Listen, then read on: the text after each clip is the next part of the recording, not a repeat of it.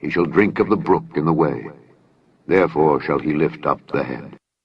מנחל בדרך ישתה, על כן ירים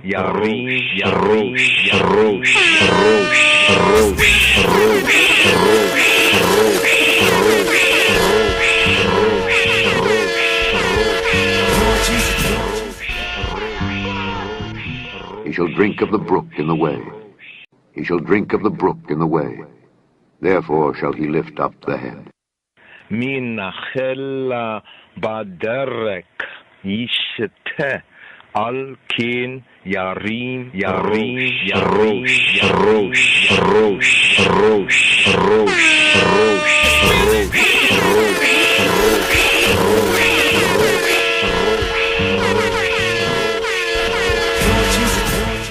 shall drink of the brook in the way. Therefore shall he lift up the head. He shall drink of the brook in the way. Therefore shall he lift up the head. מנחל בדרך ישתה, על כן ירים He shall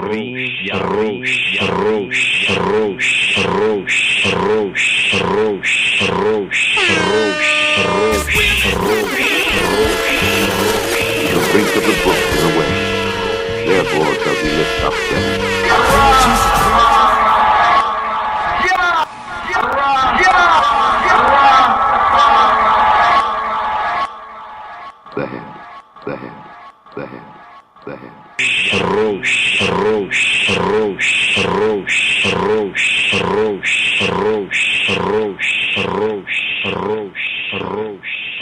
Yes. Erev Tov. Good evening.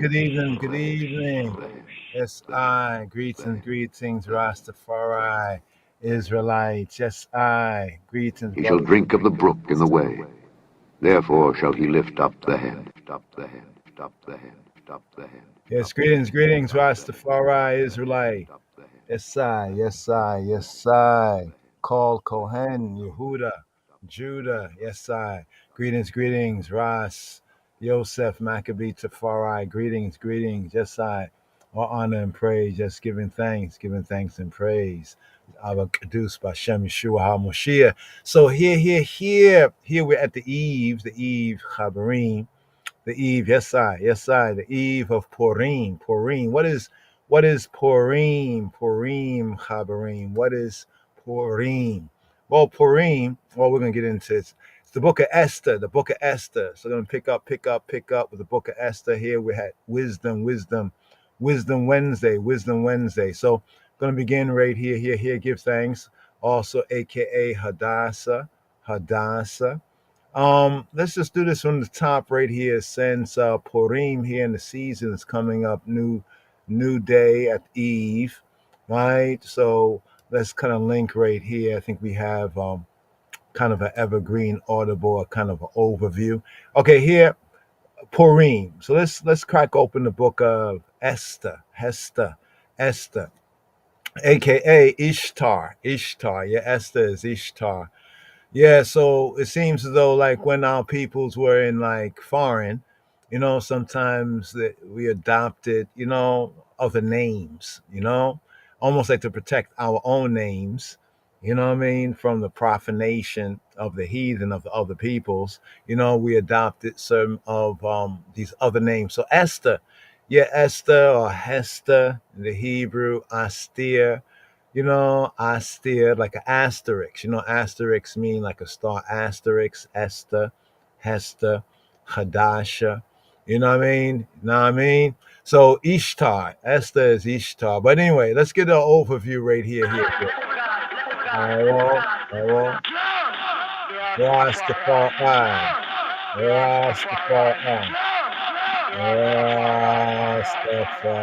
Purim Sameach Habarim Mishpacha Shelanu. Happy Purim, family. Right here. There's an intro right here. The book of Esther. The book of Hester, Astir, Ishtar, the book of Esther. The significance of the book of Esther is that it testifies to the secret watch care of Jehovah over dispersed Yisrael, over dispersed Yasharallah, over dispersed Beta Israel. The name of Hashem, the name of God, does not occur once. The Hebrew name of God does not occur once, but in no other book of the Hebrew Bible is his providence, Jehovah Jireh, Yahweh Yireh, Jehovah Iri, his providing more conspicuous. A mere remnant return to Yerushalayim, to Jerusalem. Once again, now point this to even the latter days in time, even the land grant, right, of the Ethiopian World Federation Corporation. Note this here of Jah people, a mere remnant returned to Jerusalem. The mass of the nation preferred the easy and lucrative life under the Persian rule. So we can look at this even with I of the Royal Order of the Ethiopian Hebrews, that some, a remnant, went to, as we would say, repatriate, to return to the land. But the mass of the nation, the dispersed people, preferred, by comparison, the easy and lucrative life under the Persian rule then, right? But Elohim, Hailahim, did not forsake them. But even though, right, Jehovah did not forsake them, and Jehovah does not forsake I, even here in these foreign lands, so to speak. What he here does for Yehuda, for Judah, he is surely doing for all the covenanted people, all the covenant people. So this is like an example what he did for Yehuda. Because remember, Yehuda, Judah, even with the remnant returning, they were the only ones that had returned. The 10 tribes, we could forget about it for that time, until even these later times, But it was Yehuda, it was Judah, along with the tribes of like Benjamin, because we note that there that Esther or Hadassah and her cousin Mordecai were of the tribe of Benjamin, but they are Yehudi, they are Judeans. All right, let's go on. So the mass of the nation preferred the easy and lucrative life under Persian rule. Like remember that Pato Bantan song he had, Enough Dread, I think it's called Enough Dread.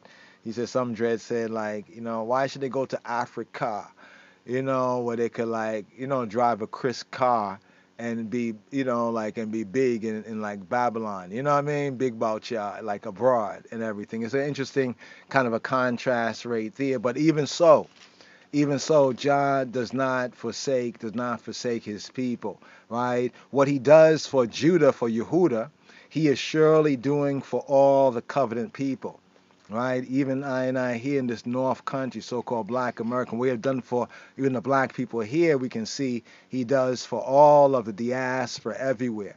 So we even gather even here in this North Country for like reasons as we have in the book of Esther. Now the book here is in 7 parts, the book of Esther. The first part is a story of Vashti, or as it's translated here, Vashti, right? That was the former queen of Xerxes in chapter 1, verses 1 to 22. The second part is Esther. Esther is made queen in Esther chapter 2, verses 1 to 23. The third part is the conspiracy of Haman, right? In chapter 3, verses 1 to 15. The fourth part is the courage of Esther brings deliverance in chapter 4, verse 1 to chapter 7, verse 10. Then we have the fifth part. The fifth part is the vengeance. Right? In chapter 8, right, verses 1 to chapter 8, verses 1 to chapter 9, verse 19. And then we have the sixth part. The 7 parts of the book of Esther is where we have the Feast of Purim. And this comes forward in chapter 9, verses 20 to verse 32. And then the 7th part is like an epilogue. And it's chapter 10, verses 1 to 3. So here on the eve right here, entering that time, and also Esther is significant because it's one of the, I think, 60 to 80 something places, depends on the version of the Bible you're reading, where we have Ethiopia or Cush mentioned. Now it came to pass in the days of Ahasuerus. This is Ahasuerus who ruled as king from India, from Hindia, even to Ethiopia, to Tobia, over 120 provinces. This is how it begins off right here. Ethiopia mentioned right at the top. So here, Shema Yisrael, Purim Sameach, happy Purim. Here. Let the righteous be glad. Let them rejoice. Let them God. Let them God. Let them God. Let them God. Jump! Rastafari. Jump! Rastafari. Jump! Rastafari.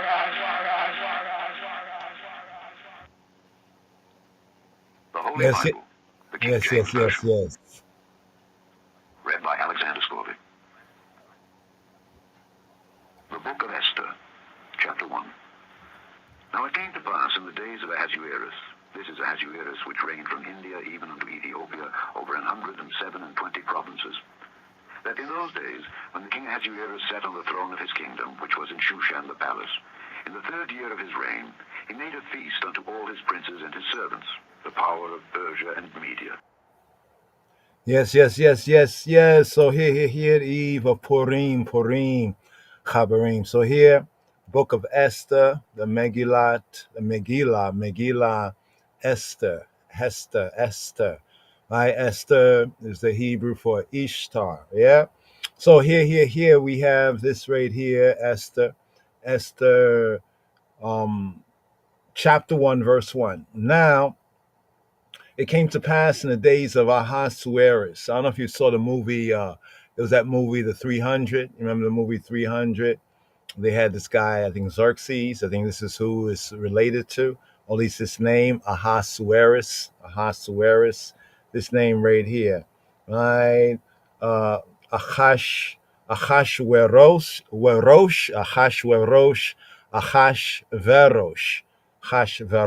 Achashverosh, or in the English, Ahasuerus.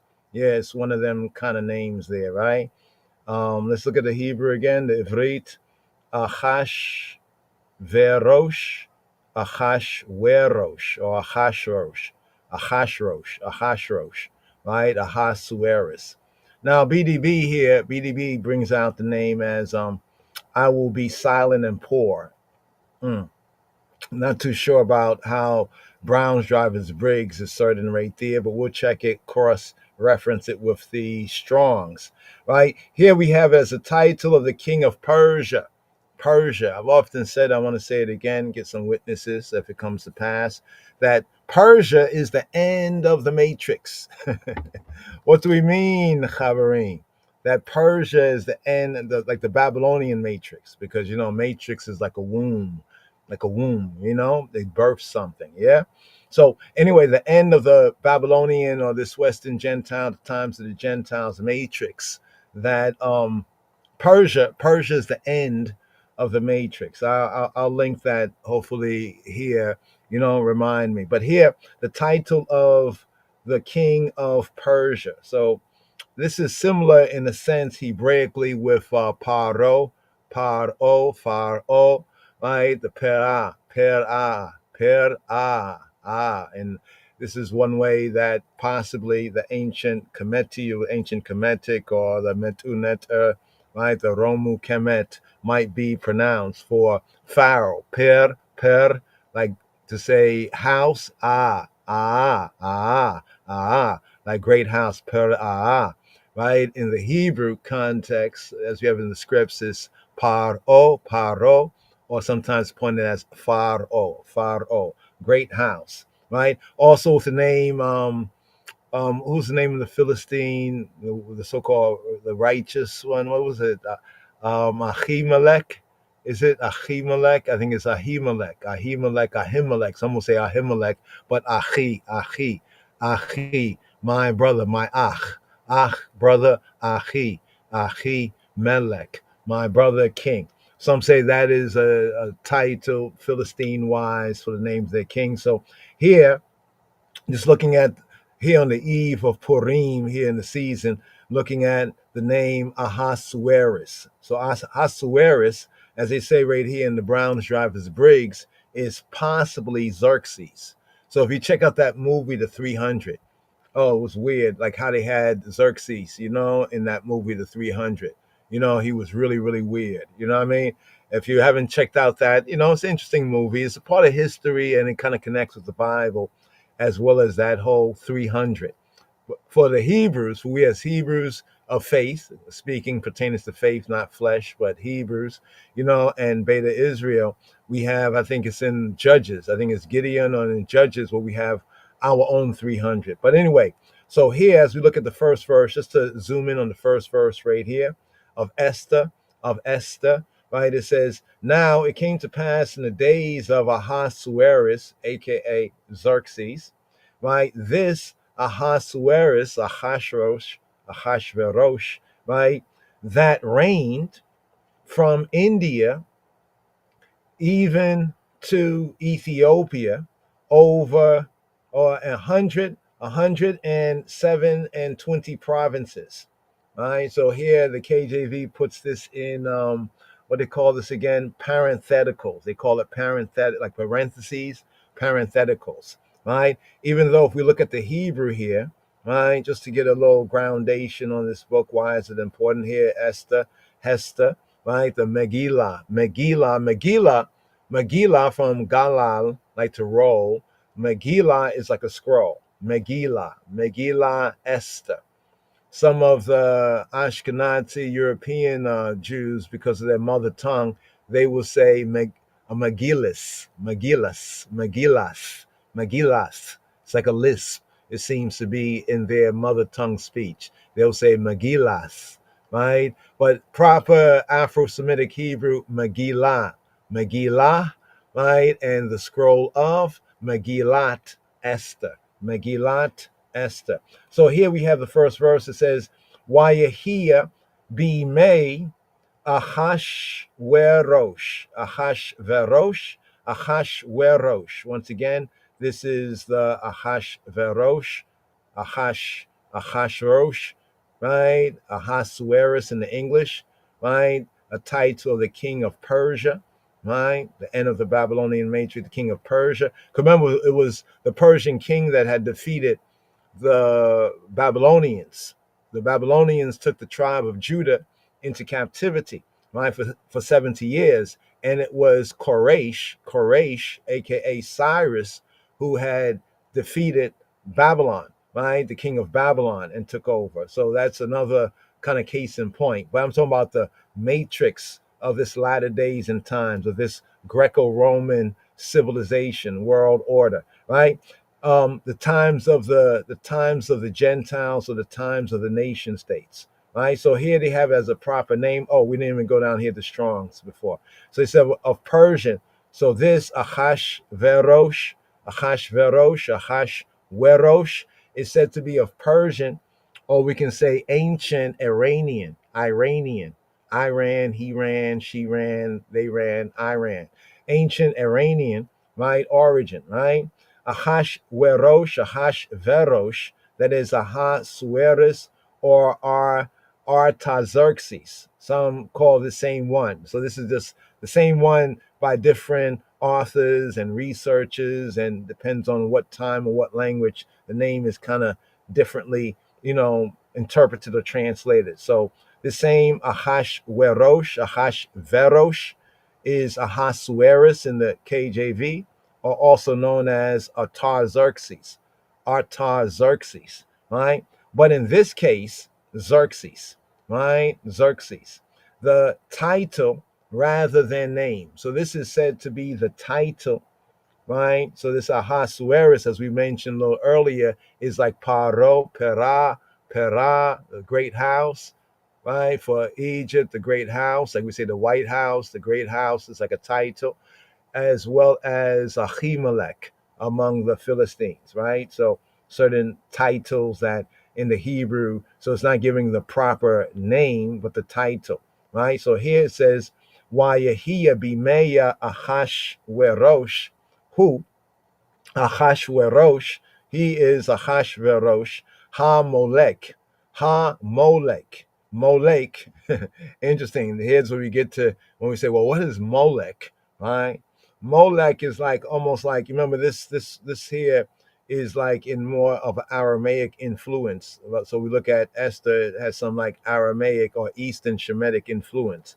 So, here, Ha-Molech, right? Molech, Yimlok, to rule, right? Ha-Molech, he ruled, to say like he is like the one who reigned. Translation, to reign, right? From Malak, right? From Malak right here to become king, right?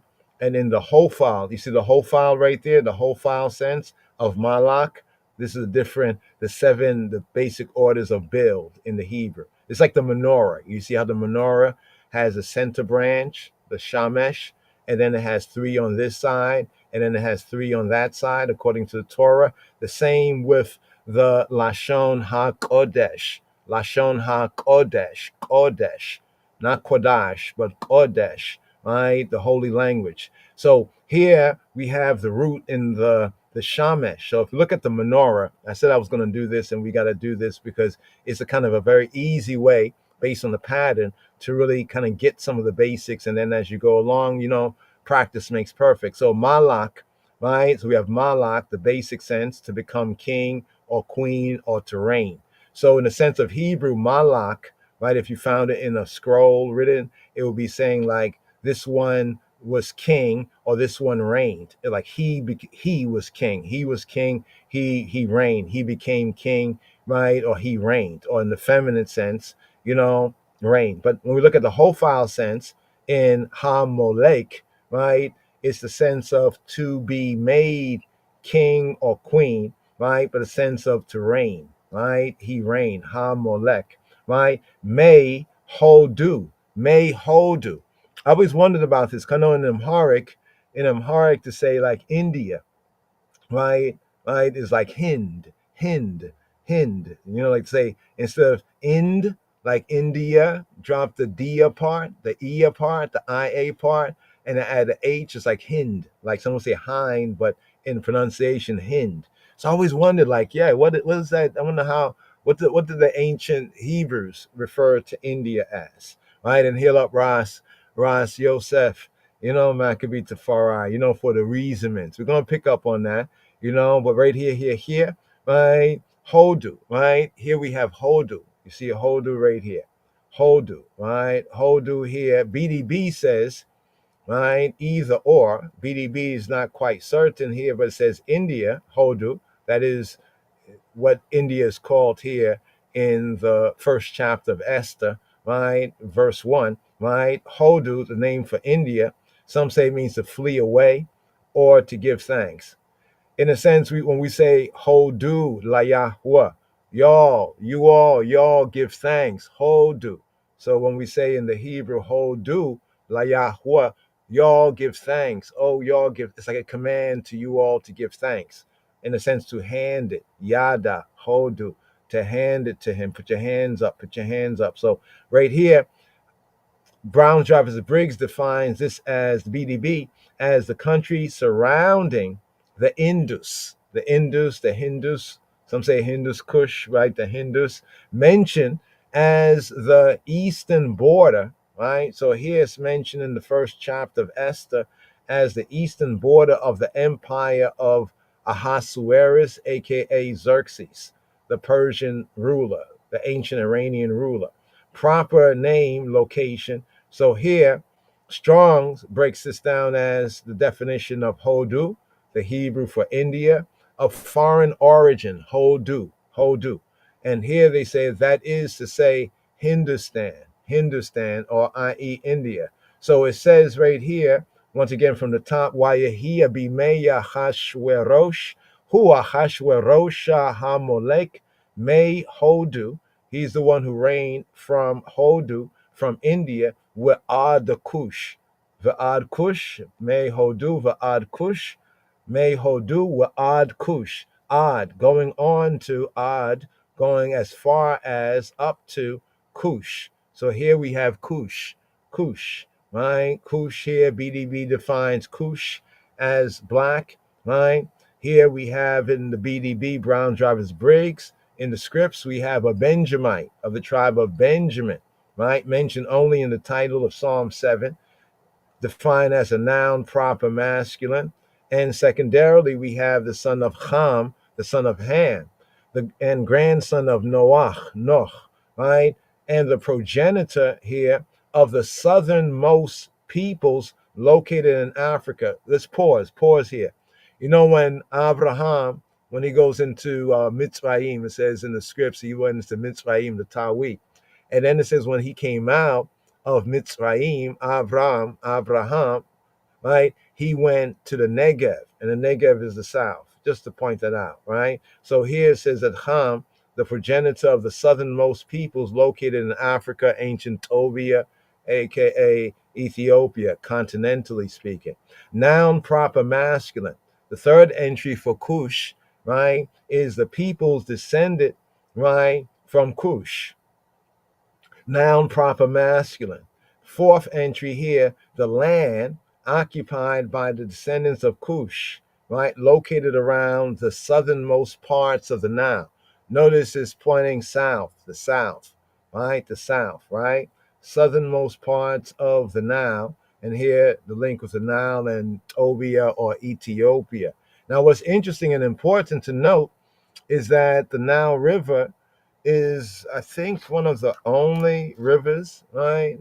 Correct me if I'm wrong, but I know one of the main rivers in the world that actually goes in the opposite direction, right? And it was from south to north, right? Which thereby proves that the origin, right, of those rivers, right, the River Nile, is in inner Africa, Tobia, Ethiopia. You check, right? So the origin, they say, I love when they say this in their definitions, their dictionaries. They say the origin, probably a foreign origin, right? Probably a foreign origin, right? Which is an interesting note if that is true, right? But here Strong's definition, right? It says Cush or Ethiopia, the name of a son of Ham and his territory. You see where it says over here, it says also an Israelite. Right. So now, as this is translated right into the King James Version, is sometimes as ch, hush and kush, hush and kush.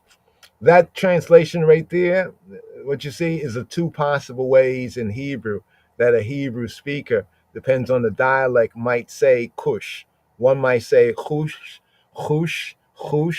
right? Hush, right? For somewhat of a syllabated K, and the other with more of a regular firm K, kush. But here, i.e. Ethiopia. So what's interesting here, when it speaks about this Ahasuerus right in the beginning of Esther, it speaks about the territory that he ruled over. Mehodu, from the Hodu or India, Mehodu, right? Wa'ad Kush, to Kush, right? Or to Ethiopia, right? But remember down here, when it speaks about Kush, it also says also of an Israelite. Check, right? So here it says Sheva, or Sheba, right? 7, Sheba, right? With Esrim. Esrim in Hebrew is actually 2 tens. Esrim. So what is 2 tens? Right? It's 20. So Esrim is 20. Right? Esrim. Right? Esser, Asar, Esser, and the Yod Meme, the Eem. Right? The Eem meaning 2 or more, but usually 2. Esrim. Right? So 2 tens, 20. So 7 and 2 tens and 20. Meya, touching on a few numbers here, right? Meya, right? Meya or Meya. So there's 2 forms of this, right? Meya for 100. Meya, keeping it a Meya. Meya or Meya. Meya, Meya, right? Meya. Usually Meya, right? So it's 100, right? Basically 100. Medina, right? Umayyah Medina. So here it says that this king of Persia, he ruled from India to Kush. Now that's just an important note right there, because I think it repeats it at least once more, right? I don't think 3 times, but at least once more in the book of Esther, right? So it says he ruled over 7 and 20 and 100 Medina. What is a Medina? Coal Medina. You know, we hear about Coal Medina, Gold Medina, Medina, right? Medina means in Hebrew a province, a district.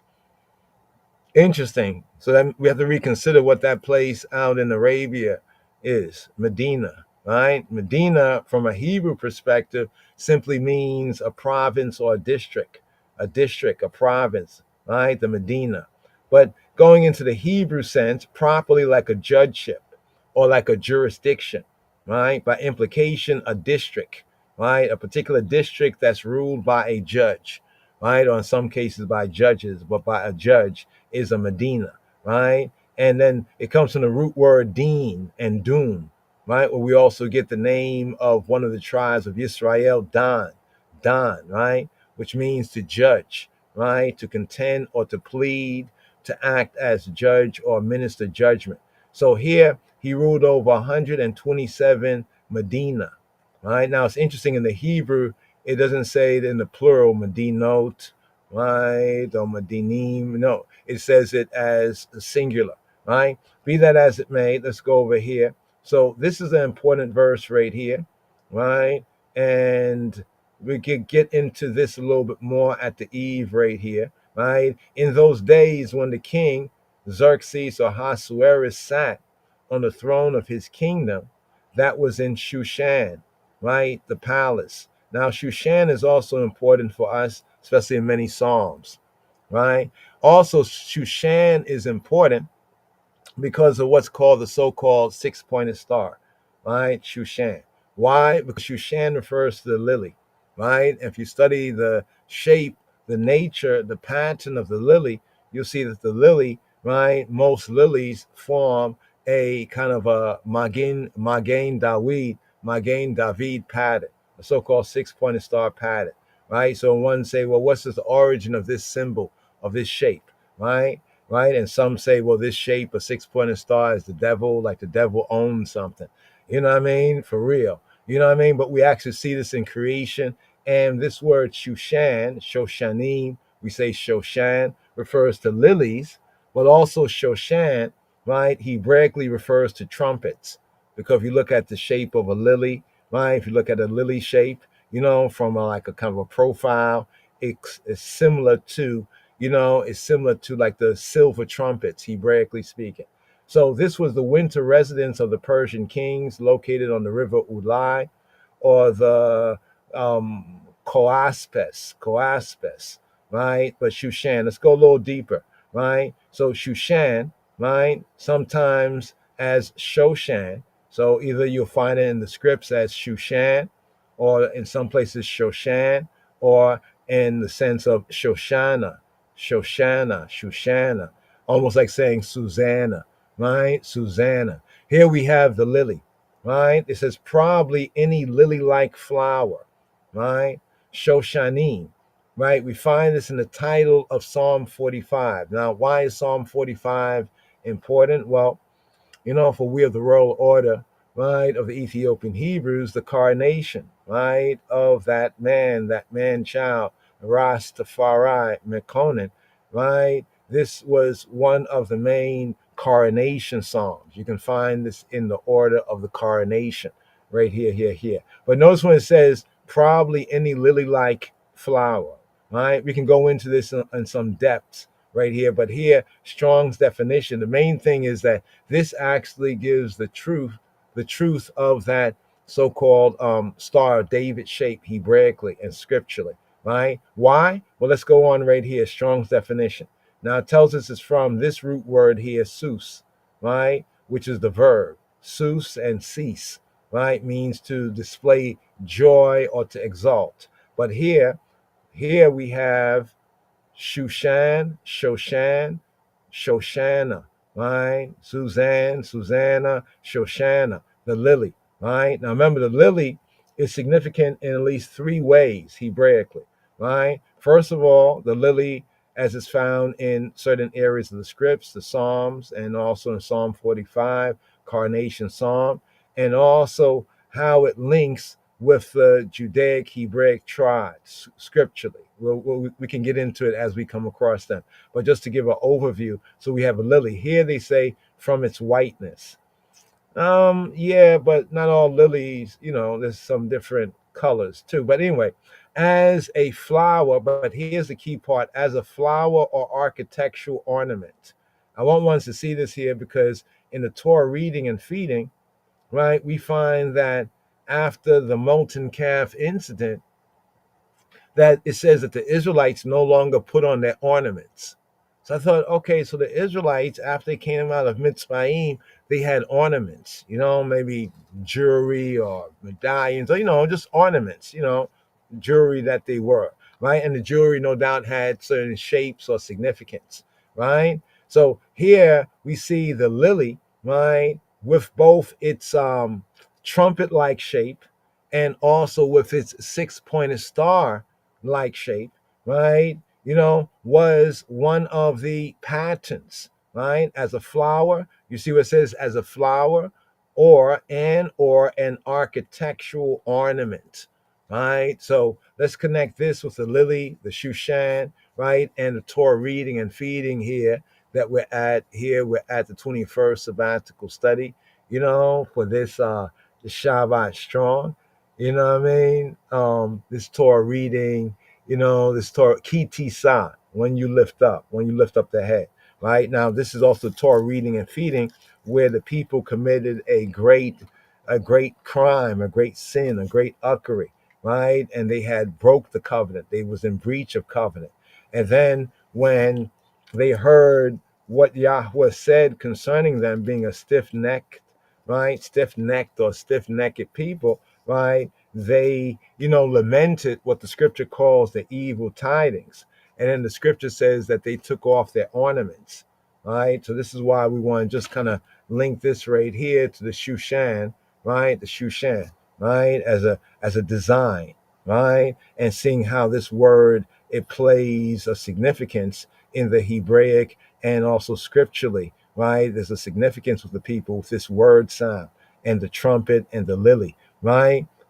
Also the straight trumpet, we have the straight trumpet, like the second of the two trumpets. There are two types of simple, basically, trumpets. One is the ram's horn, right? And the other one is the silver trumpets, right? So the trumpet from the tubular shape. So here we have lily, and also in the translations, you'll find in the scripture, Shoshanim, right? So here it's interesting, take that off right there. Here it's interesting that it notes that the throne of his kingdom, where the throne of his kingdom was a place they call Shushan. Perhaps they had a lot of lilies there. Who knows, right? The palace, right? So here we get into this a little bit more right here, brothers and sisters and brothers, because here we have the story of a Hebrew let's say heroin. But you see, when you say heroin, like a female hero, it sounds like the drug. But be that as it may. But here we have Queen Esther, Queen Ishtar, right? Queen Ishtar. So we went over the overview right there. We got a little more to share right here that we like to share with y'all right here. But suffice it to say, we also have a very important psalm. And I think that some of the main matters also come up there as well. We have today's daily psalm. We have Psalm 75. You know what I mean? Psalm 75, very, very important. Luku Batalawa. We have the fourth day's Aliyah right here for this Torah reading and feeding, right? And we have the prepping for Purim, right? What is Purim, right? And ones might ask, well, why, do we or should we, observe this thing called Purim, right? And we say yay, but would like to make the case, based on the scripts, Not just yet. No, not just yet. We're gonna share it right now. Also, recall and remember we had what was that? The Shabbat Zakor. Remember the Shabbat Zakor, right? The Sabbath of the remembrance, right? The Sabbath of the remembrance. Let's go over this like this right here, right? So we can keep it pushing right here. Okay, first things first, right? Where from the Sabbath of the remembrance, we was told that we must blot out, right, the name of Amalek, right? Amalek. Who was Amalek, right? Well, we have Amalek, right, as the son, the grandson of Esau, right? He's a descendant of Esau, and it's kind of very interesting because in the previous Torah reading and feeding, right, in the previous Torah reading and feeding, we had the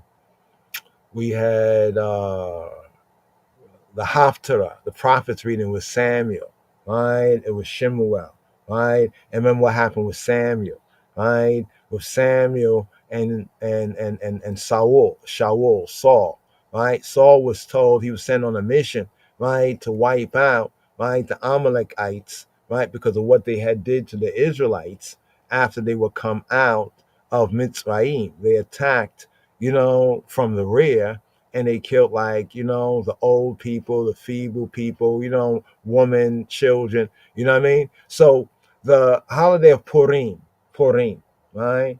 Let's touch on this right here. Let's see if we can bring this out here on the screen again for you, since we're going to just get into a couple of definitions of terms, right? Scripturally, biblically right here. All right, so it's Purim. The first thing we should ask is Purim. Yeah, that's Xing out the name of Amalek. Is Purim in the Bible, right? So here in Esther, scrolling forward to Esther chapter 9, verse 26, wherefore they call these days Purim, right? After the name of Pur, right? Therefore, right, for all the words of this letter, and that they had seen concerning this matter, and that had come to them, right? So here we have Pur.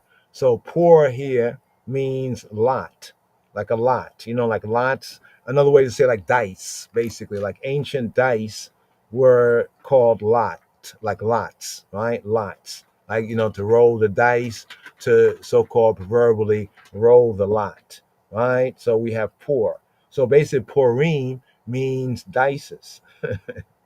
Purim means dices. So here we first find Purim is found in the scripture 5 places, 5 verses. This is the first of the 5 verses in the Megillat Esther, right, in the scroll of Esther. Therefore, they call these days Purim, right? Right, Purim, right after the name of Pur, right? So let's look at Pur right here. Pur is a singular, Purim, right? Remember Pur, Purim, right? A lot, a piece, right? Here, a special feast among the post-exilic Yehudi. So these are the Judahites, the Judeans, right? After the exile, right? To celebrate their deliverance from Haman, right? Haman's destruction, right? Through Queen Esther's heroic actions, right? Heroic actions, right? So here, Strong's definition defines a lot, right, as by means of a broken piece, because sometimes lots were different things, right? But pour as a word, right, means to break, to crush, right? To break, to crush. But pour, right, as a verb, right, to break, to crush, but as a noun, it means a lot, like dice.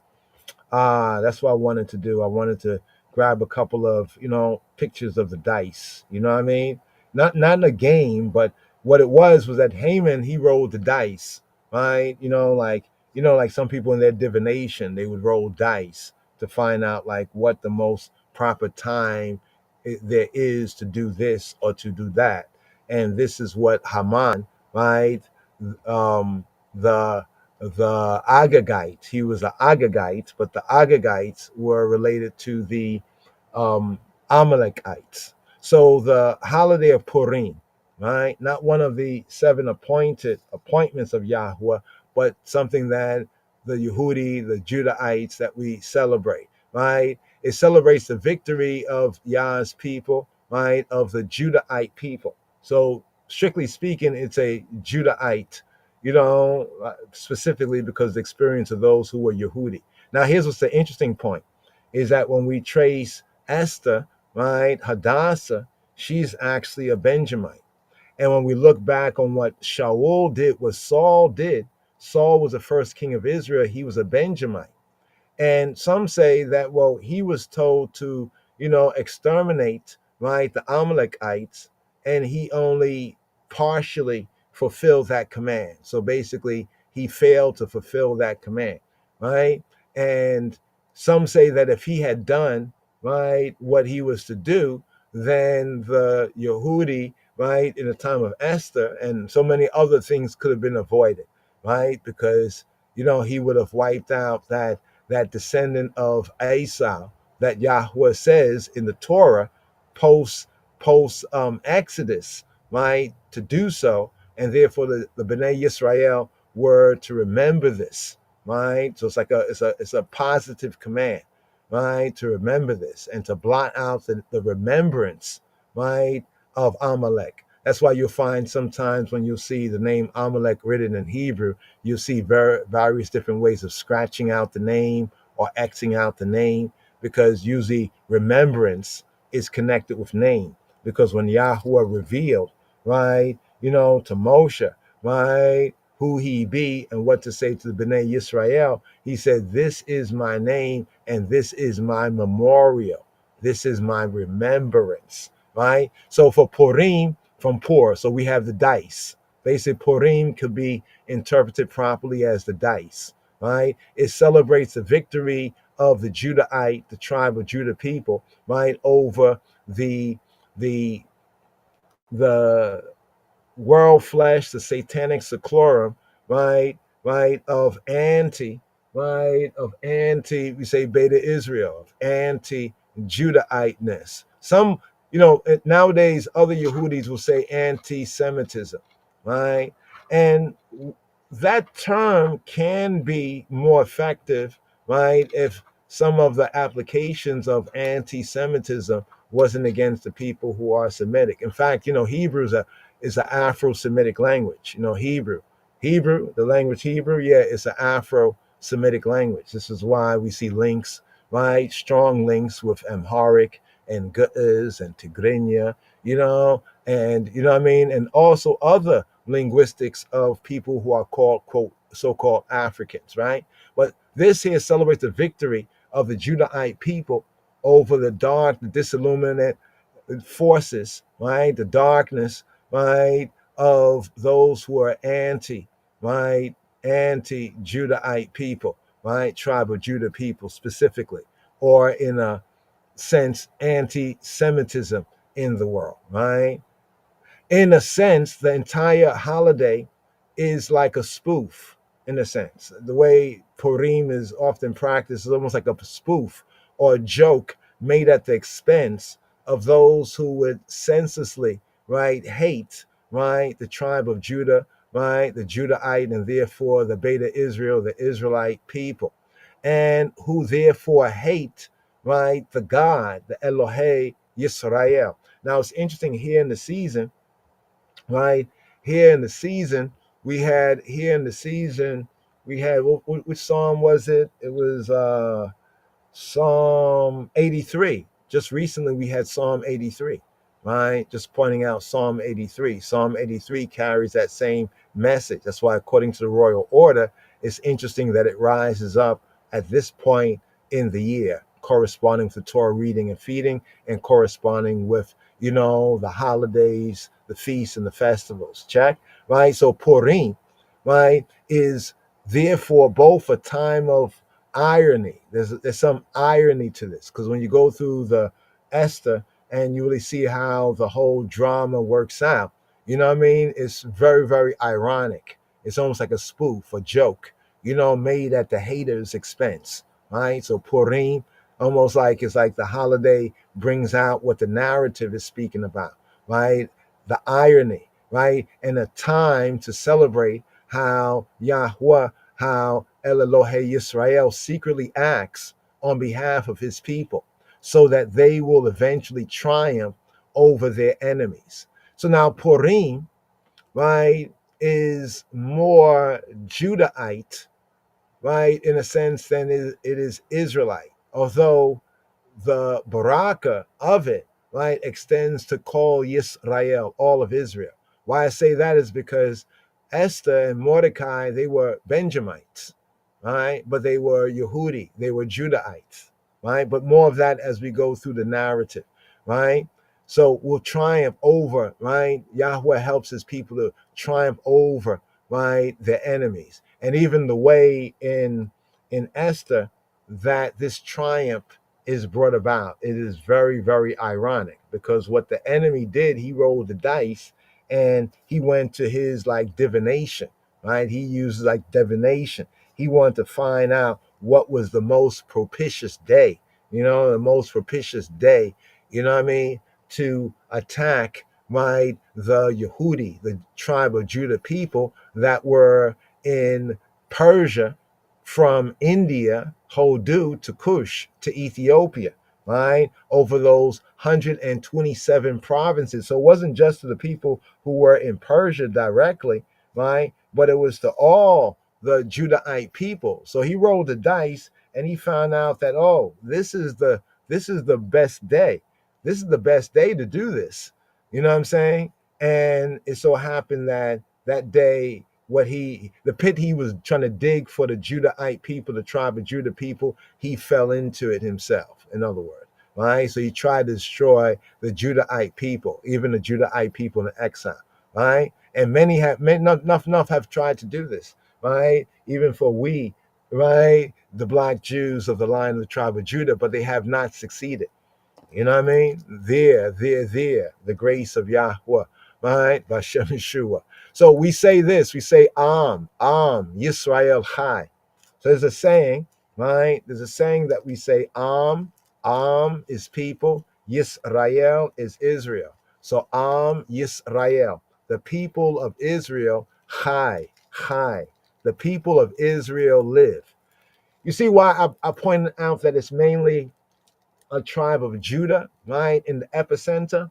It's because of what was said in the Baraka, right, by the patriarch, right, to the tribe of Judah, right? He says, Judah, Yehuda, right, you are he to whom the gathering of the people will be, right? Judah, right, you are he who your brethren shall praise, Yehuda, right? So we have to keep this in mind, because when we look at the narrative, right, Judah is like, if all of them were like Jedis, then Judah would be like the last of the Jedi, right? When you think about it, even in the new covenant sense, there was a tribe of Judah, right? And there were others who were not of the tribe, but they were also Yehudi. They were Judahites. So we have to reason on that, right? So to be a Judahite or to be a Yehudi, right? Does this mean that you have to be of the tribe, right? Because remember that Esther and Mordecai, right? They're Benjamites, but they are Judahites. They are Yehudim, right? And remember what Paul said, right? Paul said he is a Judahite. He's a Yehudi, right? Of the tribe of Benjamin. So you see that gathering of the people to Judah, how that word of prophecy works itself out. That's why I try to remind the Chaverim, my fellow, brothers, sometimes when we're reading areas of the scripture and we might see Jews there, right? And maybe we want to say Israel instead, we should at least say Yehudi, right? Yehudi, right? Or Judahite, right? Right. So here, Yisrael Chai, right, means the people of Israel live, or the people of Israel live, right? Yisrael, Israel, the Beta Israel. Let's say it. Let's say it as it is. The Beit Yisrael, the Beta Israel, is Yahweh's super sign that he is faithful to his covenant promises. His super sign, right? Yisrael is Yahweh's super sign that he is faithful to his covenant promises.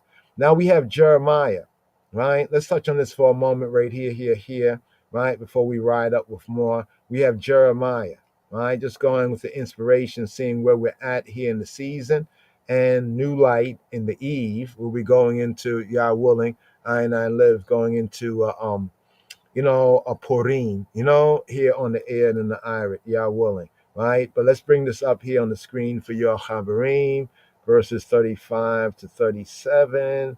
Let's get this right here. Here we go. Here we go. Here we go. Let's bring this up on the screen.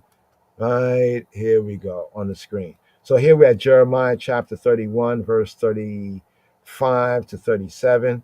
For right now, let's just put it on KJV light. All right, all right, right. Thus saith Yahweh, who giveth the sun for a light by day, the ordinances of the moon and of the stars for a light by night, that divideth the sea when the waves thereof roar. Yahweh Tsebaot, Yahweh Jehovah, Yahweh of hosts, of armies, Shemo, his name. Now remember also the connection of that name, Yahweh of hosts, Yahweh Tsebaot, right, with the ark, right? We learned this in our deeper study of Psalm 24, right? Remember the Psalm 24, the Melech HaKabod, the King of Glory Psalm right there. There's a connection with the use of the names Yahweh Tsebaot. I think that this compound name, Yahweh and armies, Tsebaot, Tsebaot, I think it first rises up in the time of Shemuel, in the time of Samuel, right? So it's also important to study how different, some might call it compound names, right? Right, of he who be, who he be come about. But this also is connected with the ark. That's what I want to just remind myself and remind the eye right there, right? Here, verse 36, just these three verses. If those ordinances depart from before me, saith Yahweh, he who be, we be, Hakadosh, the Holy One, Baruch Hu, blessed be He. The seed, which is the race, right? So a lot of people say, oh, there's no race in the Bible. Or there is race. The proper word for race is seed, right? The proper word for race is seed, but racism has kind of messed that up too, right? But the seed of Israel, right? The race of Israel, right? Also shall cease from being a nation before me forever. Verse 37. Thus saith Yahweh, if heaven or the heavens above can be measured, right? And the foundations of the earth searched out beneath, right? So it's interesting. They've been trying to go out into outer space, what they call outer space. So what is this? Inner space? They're trying to go into outer space, right? To measure, how big the so-called galaxy, the universe, all of that, the red light and everything. Yeah. And the foundations of the earth. And the what? The foundation of the earth. We even said that they've seemed to have allegedly searched more of so-called outer space than they have of inner space in the depths of the ocean. Notice how verse 37 says, and the foundations of the earth search out beneath, right? That's going down deep. He says, I will also cast off all, he says, all the seed, right, of Yisrael for all that they have done, saith Yahweh, right? So right there. So these three verses here, right? So why do we bring out these particular three verses here? Because it connects with the theme of Purim, right? And now when Purim rises up, right? When it rises up in the year, we know that Passover, right? Pesach is near, right? So those who have faith in the Moshiach, Yeshua, right, whether they call themselves Christians, Christian, Nazarenes, but those who have faith in the King of Kings Christ, Getach and Jesus Christos, the Moshiach, Yeshua, right, likewise can and should trust that Yahweh's sovereign hand, right, his sovereign hand, right, works all things for good, even if at times, right, things appear or things seem, how things may seem, Chaverim, right? But what did Robenu, what did I Rabbi, the Rabbi of Rabbis, Yeshua HaMoshiach, what did he say? He said, don't judge by appearances, judge by righteousness, right? Yeah, appearances have their own relevance, of course, but don't judge. See what I'm saying? Judge by appearances, but judge by righteousness. So here we have Romans 8 and 28. Right? So likewise, so for Yisrael, for those who identify as Yisrael or of Yisrael, right? And the called, chosen, and faith for those who are Christians and trust in the King of Kings Christ, I, Rabbi, the Rabbi of Rabbis, Yeshua HaNotzri, Yeshua HaMoshiach, the high priest of I profession, confession, you know what I mean? Then they know that his sovereign hand works all things together for good, even if at times things seem or appear, bleak, right?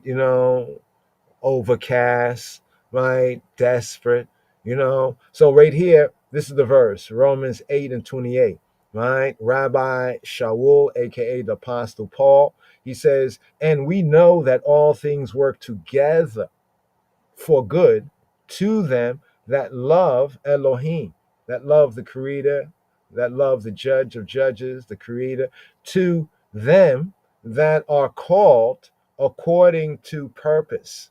Right? I read that specifically. I didn't read his purpose. I know we read his purpose there, even though we see the italicization, and then we have to ask, well, why that word is italicized? Well, those words that are italicized are not really there, or they're not there. Let me say, not really, they're not there, right? Not there. So prothesis, right? Like you go to school and they say, okay, write your thesis on such and such and such, right? Notice just in studying the scripts, right? We're as wise as the collegiate because, look at this prothesis, right? A prothesis. You have a thesis and you have a prothesis. What is a prothesis, right? Two words, pro, right? Beforehand, right? To go before, right? First, front, and thesis. So Thayer definition defines a prothesis. Remember, it says according to prothesis. So he does all things according to prothesis. Now, notice how interesting this is. Now, here we're just looking at the Koine Greek, right? The Koine Greek here, right? Because if the truth be told, and the truth should be told, right, that even the Greek that we have is informed by the Hebrew, right? So the Greek, I can say the ones who wrote these things, the majority of these things, like Rabbi Shaul, was conversant and learned, right? After all, he was a rabbi, you know what I mean? In the Hebrew, right? As well as in the language, the lingua franca of the intellectual language of the time, you know what I mean? The Koine Greek, the common Greek. So he chooses this word purpose, right? Right? And let's see what this word purpose is, right? Here, prothesis is defined as a setting forth of a thing, placing of it in view. Notice what it says, brothers and sisters, when what we're studying here, these past 3 Torah reading and feedings. We had Teruma, contributions, the offerings, the 19th. We had Tetzaweh, the 20th. Here we had the 21st, right? Kիթսա, when you lift up, and talking about the tabernacle. Remember, he says, see that you do all things according to the pattern. Can we recognize a pattern here, right? Even in this word of comfort, right? And admonition and encouragement. It says that the purpose, right, is what has been set forth, right? Remember, he says, see that you do all things according to the pattern that was shewed to you, right? That was shewed. So if you show something to somebody, you set it forth, right? You set something forth, a thing, a word, a matter, an idea, placing of it in view. Notice the example here for prothesis, right? So the shewbread, right, is actually, right, according to the language, right, a prothesis, right? It's a thesis. What kind of a thesis? It's a prothesis, right? Something that has been set forth, right? 12 loaves of wheaten bread. You notice that right there? It says wheaten bread. So we also have to pay attention. In some cases, there's no leaven to be offered. And in other cases, there must be leaven. I want you to check that because a loaf is a loaf. It's not the matzah, it's a loaf, right? You know what a loaf is. It's puffed up, right? Of wheaten bread. This corresponds, this is what was in the Kodesh, right, in the first room of the tent, right, corresponding to the number of the 12 tribes. The loaves were offered to Elohim, right, to Elohim Ha'ab, God the Father, the Creator, every Sabbath, every Shabbat, and they were separated into 2 rows. They lay for 7 days upon a table placed in the sanctuary or front portion. This is in the first room of the tabernacle of the tent. And afterward, first it was a tabernacle, the tent, and later on it was a temple, or the Beit Mikdash, the stone building known as the temple. Afterward, the temple. Notice what it says, a purpose, right? A purpose.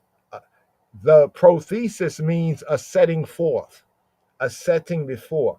Prothesis, right? Let's go over here, right here. Prothesis. Pro-te-themai, right? To place before, to set forth, right? To expose to view, to expose to public views, right? This is forensic. You've heard the term forensic, right? Forensic, that's what forensic is. It's like you set it forth, the forensic, you're setting it forth, right? To set, before, right? Oneself, to purpose to oneself, to purpose to determine, right? Just to get a clearer idea of this, to propose, to determine, to exhibit, to show forth. When it says over here, it says setting forth, that is figuratively a proposal. So a prothesis, what kind of a thesis is it? It's a proposal. It's a proposal of what? Of intent, right? In the tabernacle sense, so the same thing that we can take in an intellectual or even a business sense is applicable in the tabernacle in the form of the pattern. Look at the pattern in the tabernacle, specifically the shew bread, or the bread of the faces, the bread of the presence, right? In the temple and in the tent, as exposed, right? As what? Keyword exposed, lifnei Elohim, before Elohim, lifnei Eloheinu, before I and I Elohim. So the word purpose here is also linked with shoe, in the sense of the shoe bread, right? Isn't that interesting there? And we know, notice the key operative word, we what? We believe. It says, do we believe? Do we guess? Do we hope? It says, we hope that all things work. No, it says, and we know, right? Know, right? What is the word know, right? This is the interesting word, ado. Ado. Look at what the word means. Look what the word means, y'all. Look what the word means, ado. Translate as, and we know. Even in the Greek, when we say in the Greek, the New Testament, we got to do these studies because, as we begin to study, we can see it clearer, right? And hopefully apply it better, right? Here, ado, eado, eado, right? Ado, eado, right? Means to see. Seen, sight. Remember he says, how many times he says to Moses, see, look, see, I have set this, see, look, see, that you do all things according to the pattern. He says to Moshe, see, right? Literally says, see, look, perceive with the eyes, see. Why he had to perceive with the eyes? Because something shown to him. He could see it, right? While he's up there in the mountain, right? To perceive by any of the senses.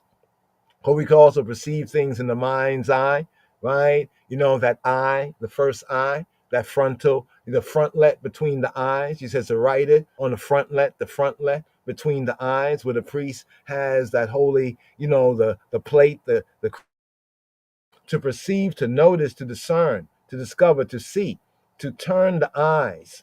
So to see with the eyes in the Hebraicism of it all means like the mind, the attention of anything. Because you're not just seeing with your 2 eyes, but you're also seeing with the first eye, with that the frontlet, right? That's between the eyes, the minds. They call that the mind's eye.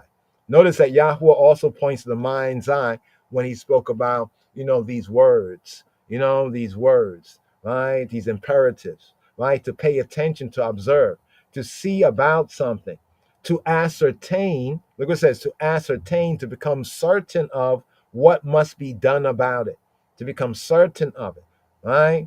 To inspect, to examine, to look at, to behold. Look what it says, to experience any state or condition. right? In fact, sometimes in the translation in the Bible says in Kohelet, in Ecclesiastes, it says Shlomo, Solomon says, and I considered, right? And you know what I mean? And I perceived, in the Hebrews, actually, I saw the same seeing, like an I saw, but the sense of seeing, you can see something with your eyes, right? Right? Or you can see something with the eye of the mind, to experience any state or condition, to see, to have an interview with, to know. Now, look at the secondary sense, right? Now we can actually kind of link this with what Rabbeinu said, right? And our Rabbi Yeshua, what he said, Hanotri, what he said in Matthew chapter 13, where he says they will hear with their ears and they will see with their eyes and perceive, and get to know. You see that connection there? To know of anything, right? To know, to get knowledge of, to understand, right? To perceive of any fact. You see, it says fact. People say, oh, the Bible's about belief. Here, this is talking about fact. This is talking about experience and fact. Right? If you experience something, you experience something. Fact. Right? Now, hopefully your testimony is right and accurate. The force and meaning of something which has definite meaning. You see what it says? The force and the meaning of something. It's not vague. It's not, well, it could be a little like this. It could be a little like, no, it's definite meaning. To know how. To be skilled in. You know what know-how is? Know-how is wisdom, right? Yeah, this is Wisdom Wednesday, but know-how, right? Know-how is wisdom, right? Because you can know something, but you don't know how to. You don't know how to. You might know, but you don't know how to, right? Know how to. You know what I'm saying? We kind of put this together from our studies, give thanks to Abba Father, Bashem Yeshua HaMashiach. You don't know how, right? To be skilled in, to have regard for, right? Notice the sense of the key words that keep coming up. To pay attention to, right? Pay attention to, right? So, but literally, basically, properly is to see. So notice the word, and we know, and we eado, and we see, we perceive, right? We perceive with the eyes, we perceive with the eye. Remember Yeshua said, unless our eye be single, be single, right? Because we have the two eyes and we have the first eye that they falsely, they call it falsely, the third eye. When I hail up Ron Seymour right there for that reason, he was reasoning on like the so-called third eye, but it's the first eye. And then when he reasoned that, I immediately got to see, get it? Got to see what Deuteronomy chapter what? Chapter 6, verse 4. Need I go there? Maybe I have to go to chapter 6, verse 4. I think it's at verse, between verse 4 and verse 9, where it says, and to write them upon our hand, right? And on the front let between our, it says what? Between our what? Between our eyes. So, and we know, right? So we perceive this with the eye of the mind, the mind's eye, that all things work together, right? That all things work together, right? For good, right? For good, right? It says, praise Yahuwah ki tob, for good. It says, to praise Yahuwah ki tob, for good, right? To them that love, look what it says right there, love Elohim, right? That love Elohim. It didn't say to them that say they love Elohim. I mean, we all could say that, but there's a qualification in that scripture as well, right? It's a gracious qualification. It's a beautiful qualification, right? That love Elohim. How do we know we love Elohim, right?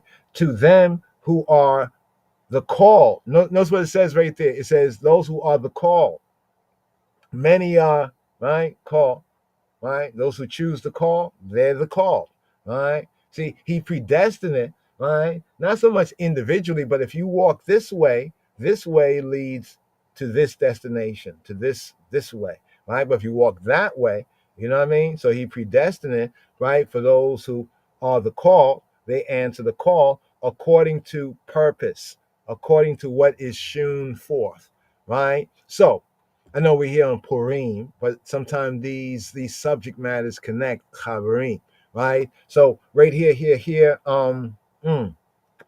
Let me go here. I just got to share this right here with you all right here. Since we're talking about, people say, oh, you're talking metaphysics, you're talking new age spirituality. No, I'm not talking new age.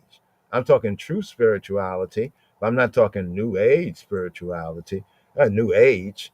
It's the same in every age, right? For all ages, to time out of mind, right? When there's no more ages. Anyway, Exodus chapter, before there was ages, it was true, right? Exodus chapter 13, verse 16.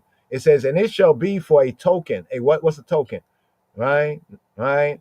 Oath, for a sign, a signal. A distinguishing mark, a banner, like a flag, a remembrance, right? Notice how all these words are connected in the spirit of the Hebrew. Miraculous sign, an omen. And it doesn't mean a bad thing. You know, we think the omen is woo, woo, woo, woo, it's the omen. No, omen is just a warning, right? A token, an ensign like a flag, a standard, a miracle, proof. So if you say, do you have proof? Do you have proof? Right? The sense of appearing, right? Do you have proof? Appearing, signal, right? Flag, beacon, monument, omen, prodigy, right? Evidence, right? And it shall be for evidence. Look at that, look at that, look at that, look at that. It shall be for evidence upon thine hand. Because the hand does what? The hand does work.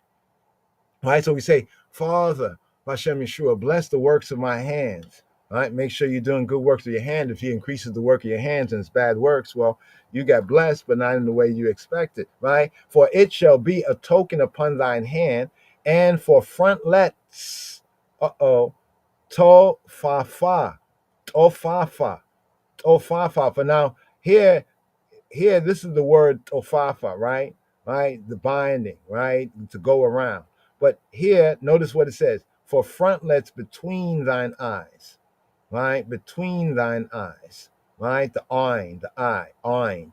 What is the eye here, Hebraically? The physical eye, of course, from low degrees to high degrees, from the earthly to the heavenly, right? The physical eye, yeah, right?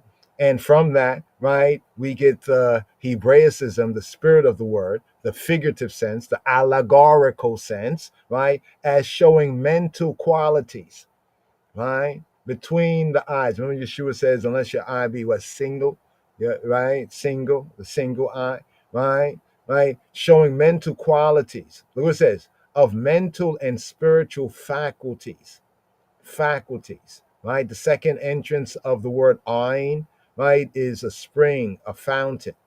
And this word is shared in the Amharic, the Ge'ez, in the Arabic, and the Aramaic, is shared in all of the Afro-Semitic languages, right? The Afro-Asiatic languages, yeah? Right? I, literally or figuratively. So some say the Bible's all allegorical. No, right? But it is literal and figurative, right? By analogy, right? By analogy, a fountain, as we touched on before, the eye of the landscape. So the same word is sometimes used in Hebrew, like ein dor, indoor, ein dor. You know what I mean? For the word fountain, the fountain of the, of the forest, right? Between the dwelling, fountain of the habitation, the dwelling, between thine eyes, right? That's the first eye, the same eye that Yeshua spoke about. So was that new age spirituality? No, that's true spirituality, right? It's true in the old age, in the middle age, in the new age, and old age, you know what I mean? Right? When there's no ages, it's still true. For by strength of hand, right? Notice what it says, for by strength of what? Check this out. Exodus 13:16. It shall be a token upon thine hand, a sign on your hand, and for frontlets between thine eyes. Now, is this speaking literally? For by strength of hand, by strength of what? Hand. The same hand where, notice, it shall be for a token upon like eye and eye hand, right? And then it says, why? For by strength of hand. By what of hand? By chozek. Chozek from chazak. Chozek. Chozek is strength.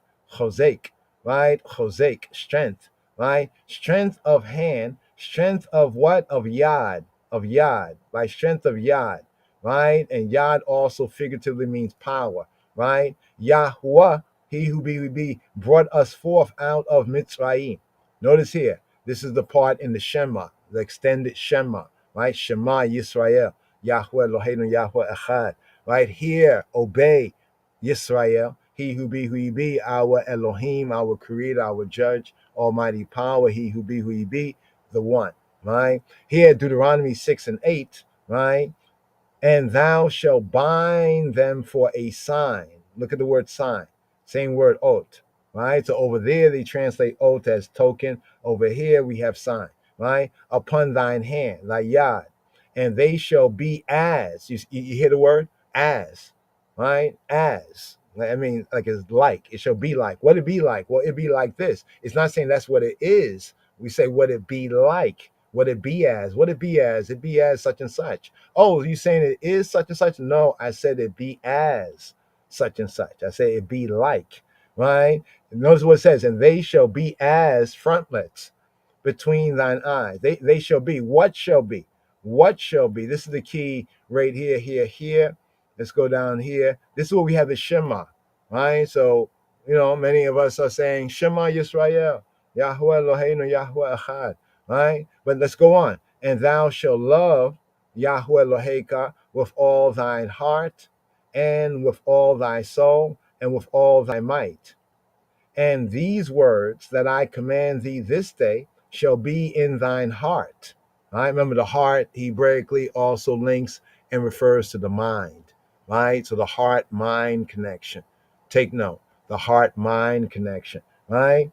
And thou shalt teach them diligently. Right? Diligently. The Hebrew sense of this is interesting. Shanan is to sharpen. Look at the word sharpen. So when it says diligently, it's like sharpen them, right? Sharply, not vaguely, right? But sharply, specifically, right? To sharpen, to wet.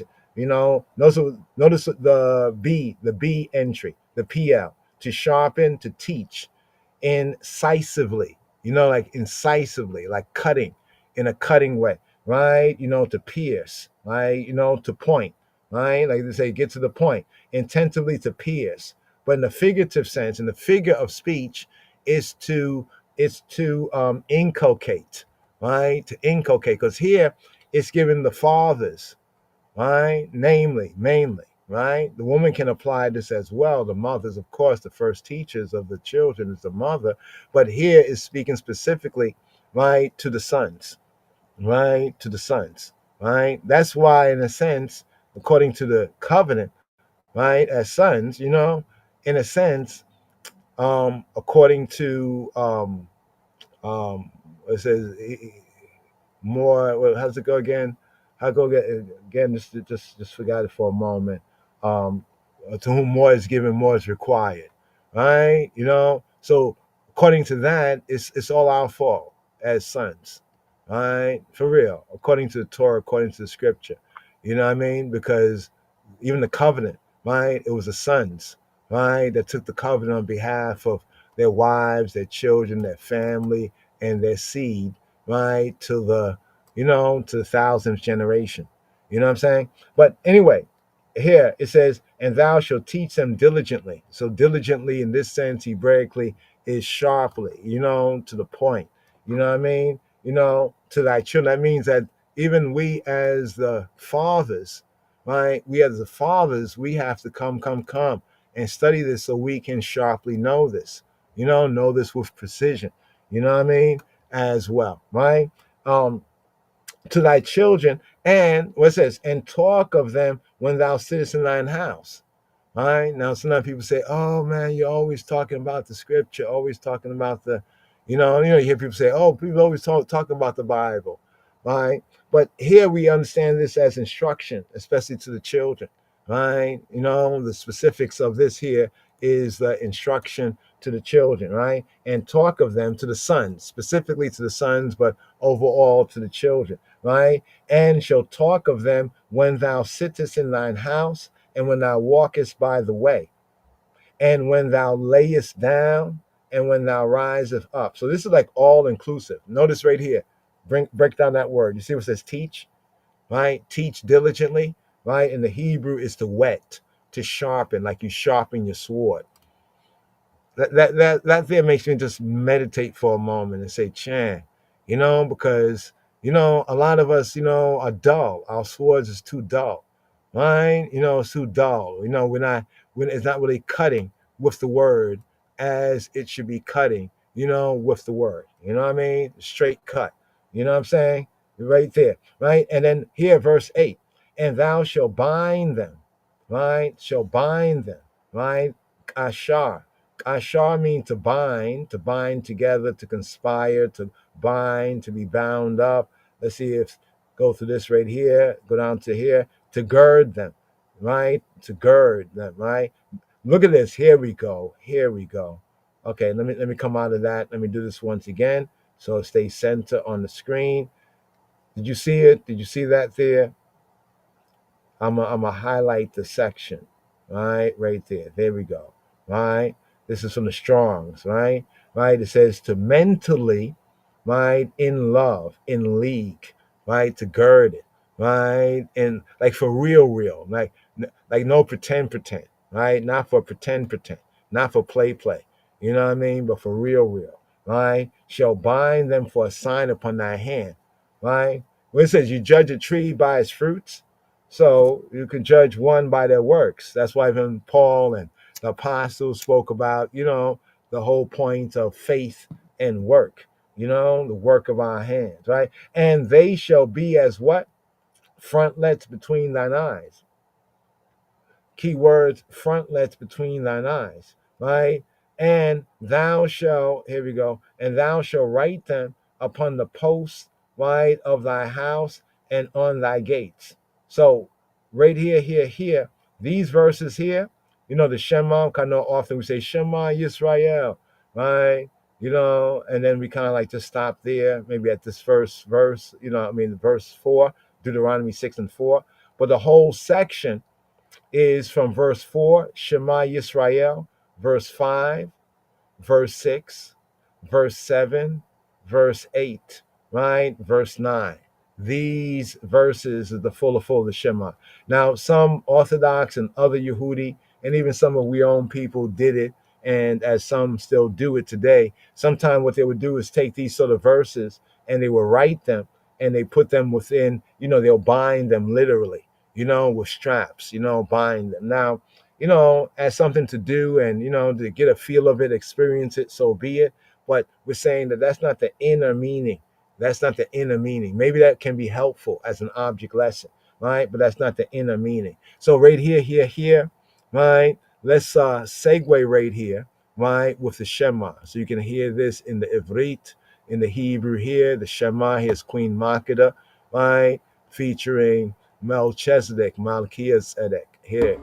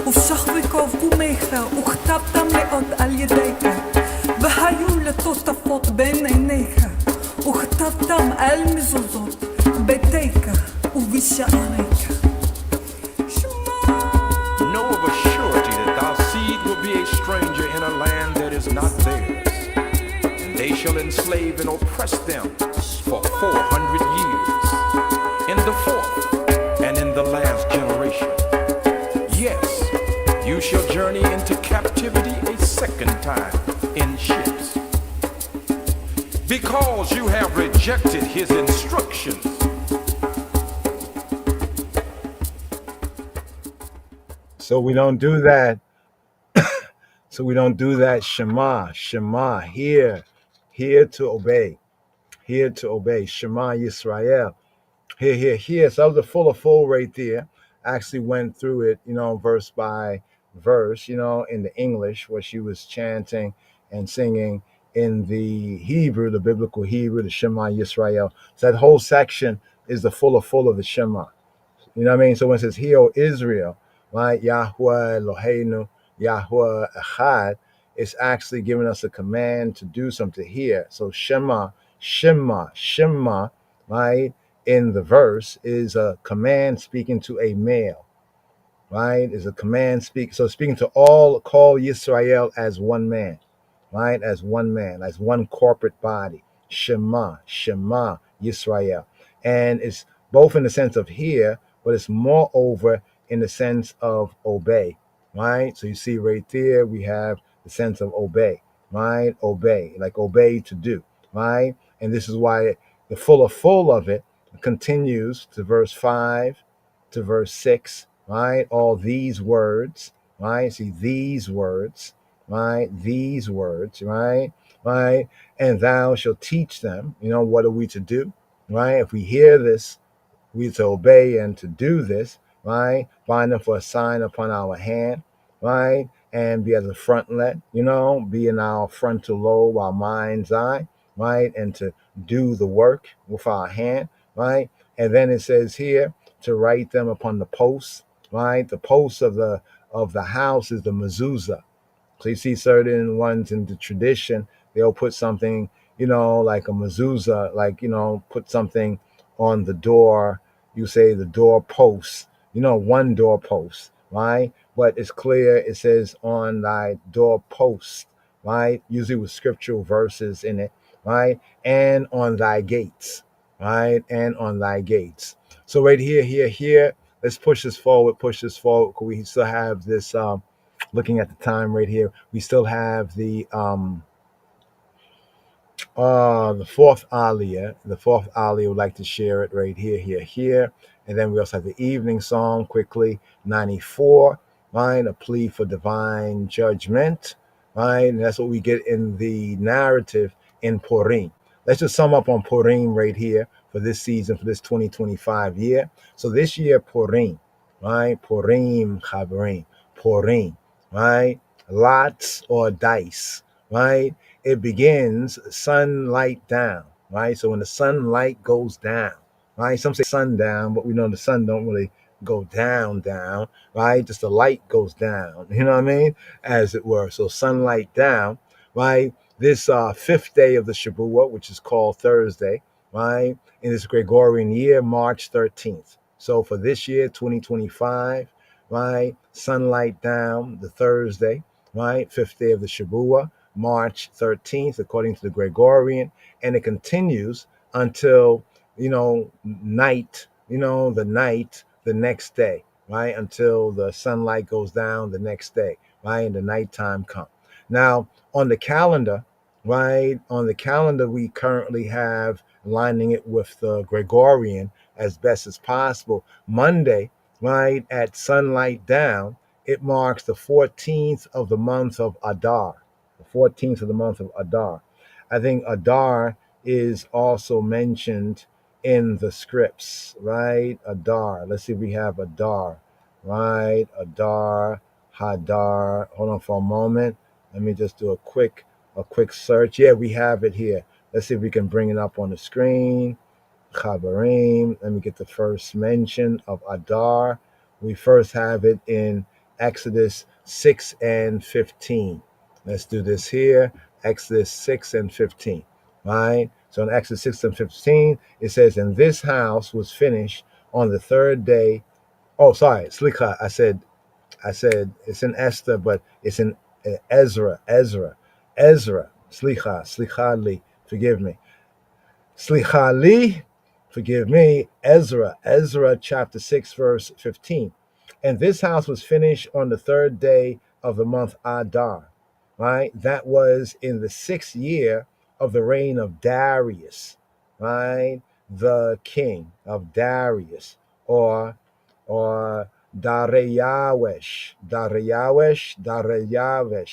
right? Dariyawesh, right? And then we go to Esther chapter 3, verse 7. It says, in the first month, that is the month Nisan. Now, Nisan corresponds with Abib, right? Which is coming up, the March, April time, right? So you see it right there, the March, April time, right? Touch on that. In the 12th year of King Ahasuerus, they cast what? Poor, right? They cast poor, right? A lot. They like roll the dice, right? That is a lot, right? So a lot in the Hebrew is goral.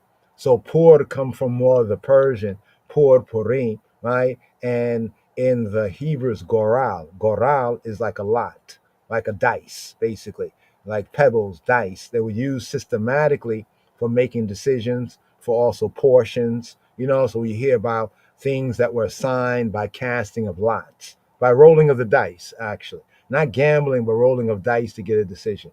You know what I mean? Yeah. Recompense, retribution, also lots. That's like a rough stone, right? Rough stone, right? In a figurative sense, the small stones being used for that purpose, right? Figuratively, it's like a portion or a destiny. The sense of it is something that is determined by lot, something that is determined by lots, by dice, or by pouring, by rolling, get that decision. So before Haman, so here's the adversary Haman. Haman, right? Haman right there. Who is Haman? He was the chief minister of Xerxes Ahasuerus. He was the enemy of Mordecai, right? Now Mordecai was his, you could say his Persian name, Babylonian Persian name. Mordecai actually refers to Marduk. So even among some of the Hebrews, right, when they were in certain foreign lands, they had their Hebrew name, right, but then they also adopted, foreign names. Some say to keep the sanctity of their Hebrew names. But Marduk, Marduk was one of the Elohim Acharim, right? So Mordecai is Marduk and Esther is Ishtar, right? And the Yehudis. But this enemy, Haman, he was the enemy of Mordecai and of the Yehudim, and he plotted to kill the Yehudim, even we, the black Jews of the tribe of Judah, right? However, he was foiled by our queen, our sister Hadassah, right? AKA Esther, right? Ishtar, right? And he was hung, and his whole family and his, I think it was 10 sons, was hung as well on the gallows. So he had made these gallows to lynch, right, Mordecai, right, and others and other Yehudis.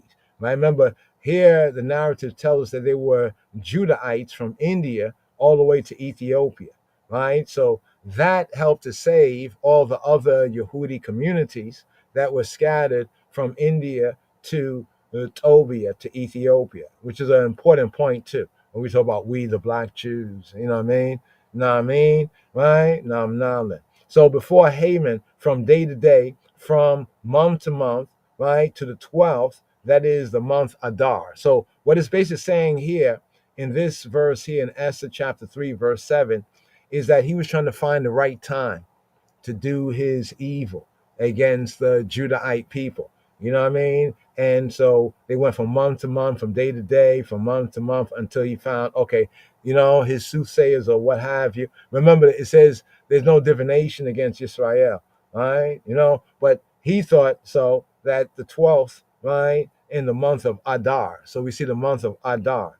So it's about this month right here. So you can see where it says that Adar, right, is the 12th, right, is the 12th month, right? So right here, according to the lunar solar calendar, we are in the 12th month, right? So the Monday past, the second day of the Shabua, at sunlight down, it marked the 14th, right, of this month, right? The month that's called Adar, Adar. You know what I mean? The day after Haman's roll of the dice, right, indicated, right, that the 13th of Adar was most propitious date to exterminate the Yehudi, right, the Yehudim of Persia, right, and then hopefully he wanted to exterminate them in other provinces. But here, Shanaim, right, 2, right, here it says the 12th, right, Asar, 10, right, let's see, 10 and 2, here the 12th, right, the most propitious time,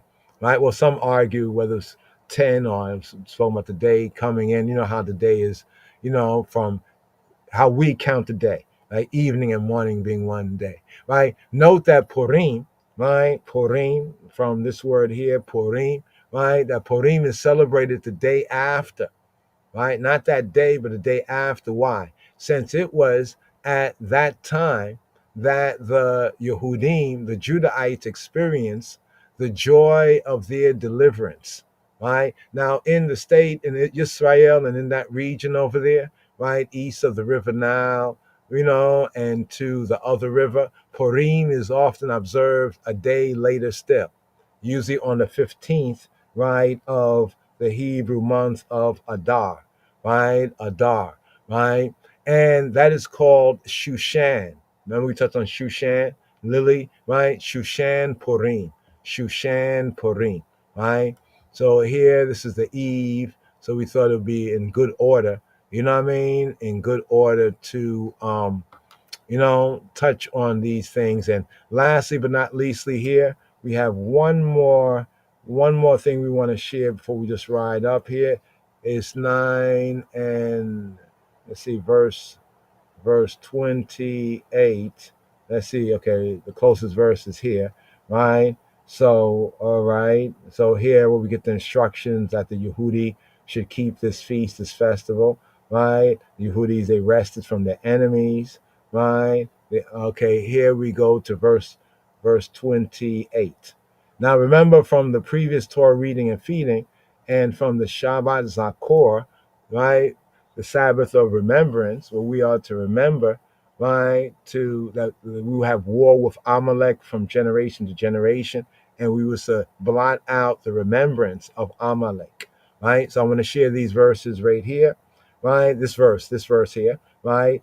Esther 9:28, and these days remembered and kept throughout every generation, every family, every province, every city, right? And these days of Purim should not fail from among Ha-Yehudim, among the Judahites, nor the memorial of them perish from their seed, from their race. So here, right, fail, right, say pass, right there, perish, be ended. So right here. So the remembrance, right? So here, calling to mind. So this feast, this festival, we can say Chabarim is like, a memorial, right? And get into the study here. It's very interesting, the spoof, the irony against the haters. So right here, let's bring out the Hebrew of this and seal up on this subject here. All right. Okay, with ha-yamim ha'ela, and these days, Nizkarim, again, where hayamim ha'ele Nizkarim, where nasim bekol ador wador. Right. So the first part, and these days to be remembered and kept in every generation, or in a generation and generation. First line up there at the top, where hayamim ha'ele, and the days, these days, where hayamim ha'ele Nizkarim, they are to be remembered. Nizkarim, right? Where na'asim, and kept and done, right? Bekal in all door, in all generation, wador, and generation, in all generation and generation, right? In all generation and generation, right? In all generation and generation. Where are we right here? Okay. Here it says Misha Paha, Mishpacha, right? Family, Mishpacha, right? Family. So Mishpaka, some would say Mishpacha, Mishpaka, family, or Mishpacha, family and family, clan and family clan, mishpacha and mishpacha, right? Medina Medina, and Medina and Medina, and province and province, and Medina, right? Medina, right? Where Ir, and city town, right? And city town, right? Where Yemei HaPurim, right? And the days of Purim, Ha'ele, these, and these days of Purim, let's bring up to the top right there, We may ha purim.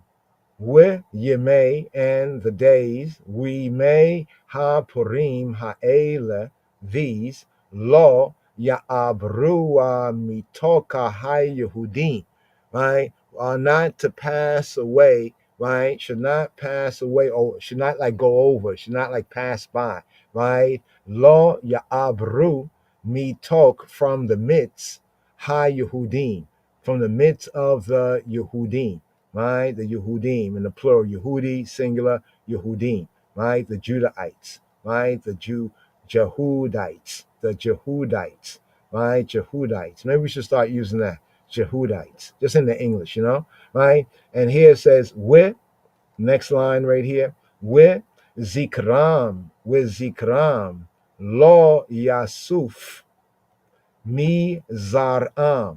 And so lastly but not leastly, it says we zikram, and their memorial, their zeker, zikram, their memory memorial with zikram, lo yasuf, shall not cease, suf, the ein sof, no beginning, ein sof, right? Suf means like to come to end, right? Lo yasuf, shall not cease, right?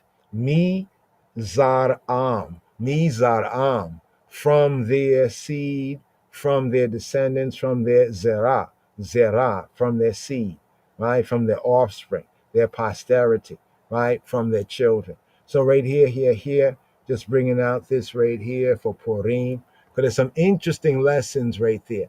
And also it kind of shows a divine, balance, here having, a queen, a sister, that stood up for the people, and, use what she had righteously. Yeah.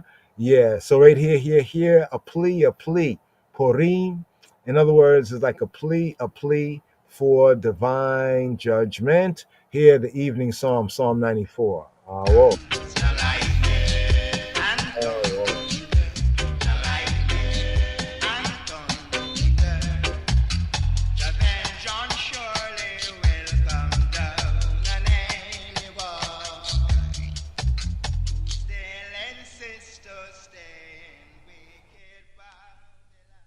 Psalm 94.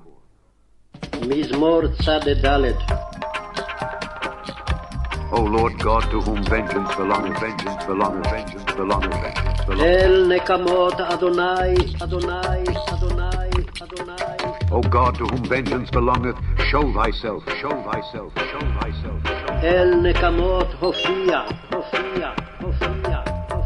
Lift up thyself, thou judge of the earth, judge of the earth, judge of the earth. הנשא שופט הארץ, הארץ, הארץ, הארץ. Render a reward to the proud, to the proud, to the proud.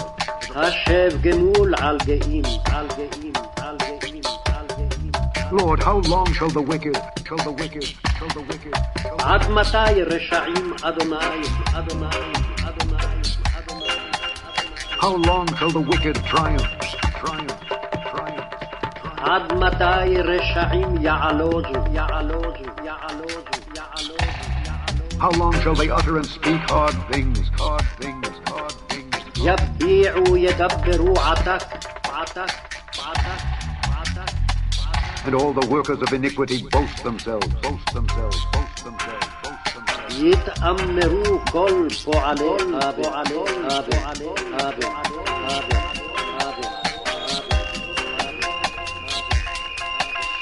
They break in pieces thy people, O Lord, and afflict thine heritage. They slay the widow and the stranger, and murder the fatherless. Yet they say, the Lord shall not see, neither shall the God of Jacob regard it. Understand, ye brutish among the people, and ye fools, when will ye be wise? He that planted the ear, shall he not hear? He that formed the eye, shall he not see? He that chastiseth the heathen, shall not he correct? He that teacheth men knowledge, shall not he know? The Lord knoweth the thoughts of man, that they are vanity. Blessed is the man whom thou chastenest, O Lord, and teachest him out of thy law, that thou mayest give him rest from the days of adversity, until the pit be digged for the wicked. For the Lord will not cast off his people, neither will he forsake his inheritance. But judgment shall return unto righteousness, and all the upright in heart shall follow it. Who will rise up for me against the evildoer? Or who will stand up for me against the workers of iniquity? Unless the Lord had been my help, my soul had almost dwelt in silence. When I said, my foot slippeth, thy mercy, O Lord, held me up. In the multitude of my thoughts within me, thy comforts delight my soul.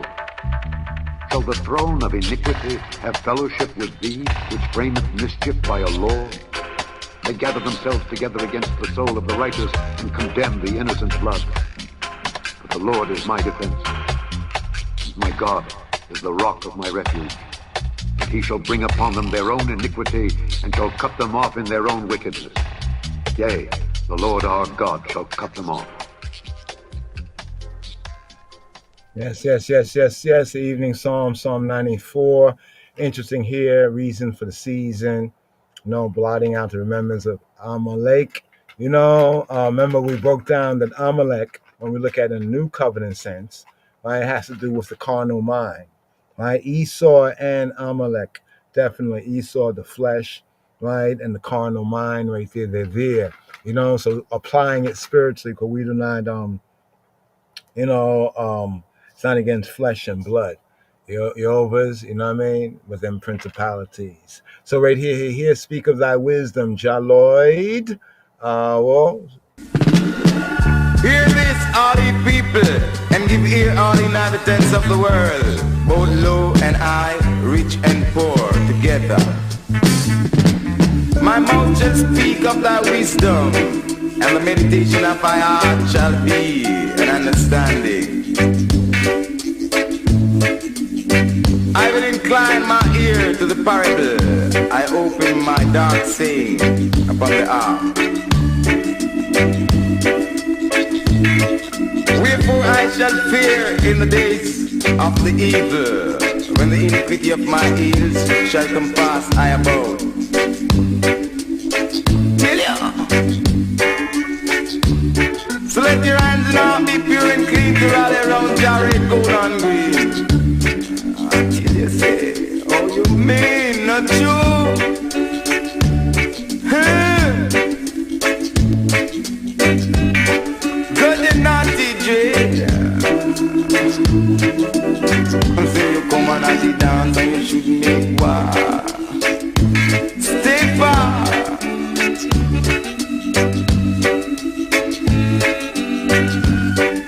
This I say to the people. Give ear, all inhabitants of the world, both low and high, rich and poor together. I, my mouth shall speak of wisdom, and the meditation of my heart shall be an understanding. See you. I will incline my ear to the parable. I will open my dark saying upon the arm. Wherefore shall I fear in the days of evil?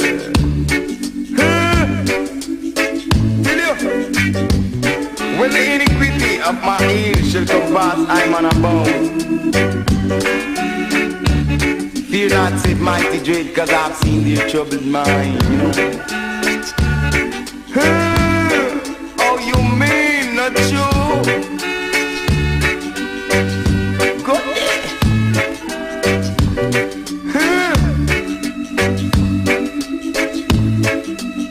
And not the path to room and him think to stone. And not he broke off the comb. And not the path to room and him think to stone. Till you not he broke off the comb.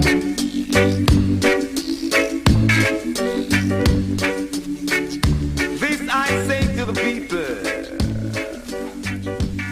Give ear all inhabitants of the world, both low and high. Yes. Purim, Sameach, Chaverim. Happy Purim. What is Purim? Book of Esther. So they keep that on the screen right there. Yeah. I want to share this right here. This is four main mitzvot. Like mitzvot is like a commandment, like doing a commandment, like keeping a command, like doing a good deed.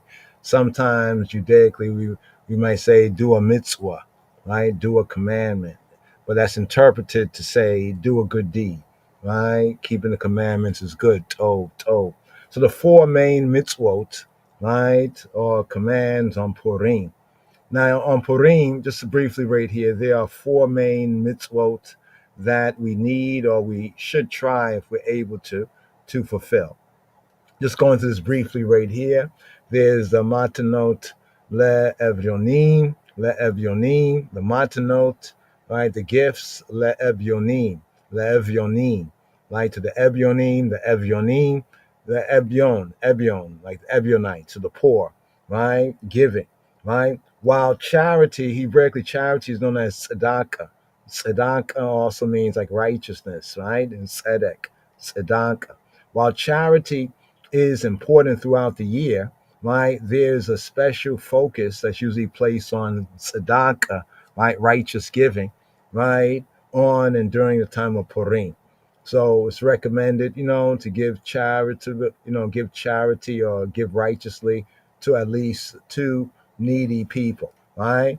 The second one of the main mitzvot on Purim, right, is known in the Hebrew as mishloach manot, like sending portions, right? Mishloach manot, right? Like food to friends, right? It's interesting because David also did this, King David, like food to friends on Purim, right? Yehudim, Judahites, and we Rastafari Yehudim, we seek to celebrate and cultivate like unity, right? And love for, fellow, Yehudi Israelites, royal order, right? So give at least two types of ready to eat food, right, to at least one person. These are the suggestions, recommendations in that sense of good things to do and things, based on the long trod and tradition among various different Yehudis that put together. These are like the best, right? Here the Megillah. Megillah is the word for scroll. Here the Megillah, right? And this portion right here, let me lift it up here so you can see it, is knowing the story, right? Knowing the story right here, knowing the story. Here it says we don't ever seek to forget, right, what the evil Haman, right, and evil doers like that decreed upon us, upon I and I, even in every generation. And it was always those madmen, right? And how Hashem, let's say Yahweh, the name, how Hashem saved I and I, how he, Hoshea, Yeshua I and I, from the hand of such evil men and people. So the third thing is like hearing every word of the Megillah, of the scroll, speaking about the book of Esther, right? Both at night and also, the next day, right? Lastly, but not leastly, is eat, drink, and be merry. You know what I mean? Eat, drink, and be merry. I know some at this time are fasting. There was also the fast. There's also a fast that was connected and is connected with Purim too, right? But here, eat, drink, and be merry, celebrating, right, I and I existence, right? Celebrate the I's existence. You know what I mean? Purim, Chaverim, is a time to celebrate the fact that despite everything and everything, despite all the nations, despite all the nations that have risen up against I and I, against us, you know what I mean? Those in the way, the truth, and the life of the King of Kings Christ, we're still here. So eat a festive meal, right? If one can, on the day of Purim, and, if you can, enjoy what you eat. You know what I mean? Yes, I, Rastafari. So right here, I'm going to segue right here, just for continuity purpose. We do have a psalm here, Psalm 75, but we also have a Torah portion reading and feeding. Now, we spend some time, going through some of the Purim, some of the main points about Purim. What is Purim, and why do we observe it? Well, from one point of view, I could say, well, You know, when it said from India to Ethiopia, and these were the Yehudi, the Jews from India to Ethiopia, I said, hey, that's significant. You know what I mean? So here. Without further ado, we're gonna pick up right here. Yeah, this is a picture of His Majesty, right? You know, it was his practice, to give coins and cash. This was like a long-standing practice of His Majesty. So here we have Godamawi Nagusa Nagas. You know what I mean? Giving. Yeah, he's giving some bur. We say some Ethiopian shekels, right there. You know what I mean? Yes. Awo, awo. So here we pick up with the third. The third is short, so we're going to have the third and fourth. This is the fourth day. We're moving rapidly into the fifth day, right? The third and fourth day, Aliyah, right here. So the third and fourth, but mainly the fourth. The main part of this is the fourth. So we pick up with Exodus chapter 33 and 12, right? 33 and 12. Now this is post molten calf incident. All right, this is the post molten calf incident. Give me a moment, brothers and sisters, right here to share the reading for day 3, day 4. Right, let's see, chapter 33 and 12 to verse 23. 33 and 12, right, to verse 23, right, of chapter 33, right? So here we have, let's see, is that correct right there? I hope so. Well, we'll see just now. All right, so right here, Shema Yisrael, right here, right, day 3, day 4. Hear this. Oh. And here, Shema Yisrael, here, Gevil Yisrael, here, for the Shalishi Aliyah, the Shalishi, the third reading, the third Aliyah, the third up offering here, for this Shabbat Kìtשא, Sabbath, when thou takest, when the eye liftest up. Here, picking up with the second book of Moshe, the Hebrew book that is called Exodus chapter 33, here at verse 12, for the Shalishi Aliyah. Here from the Sefer Shemot Kìtשא. Vayomer Moshe Eli Yahuwah Re'ei Ata Omer Elai Ha'Allah et ha'am hazeh ואתה לא הודעתני את אשר תשלח עמי ואתה אמרת ידעתיך ושם וגם מצאת חן בעיני. Moshe's prayer, Yahweh Jehovah's answer.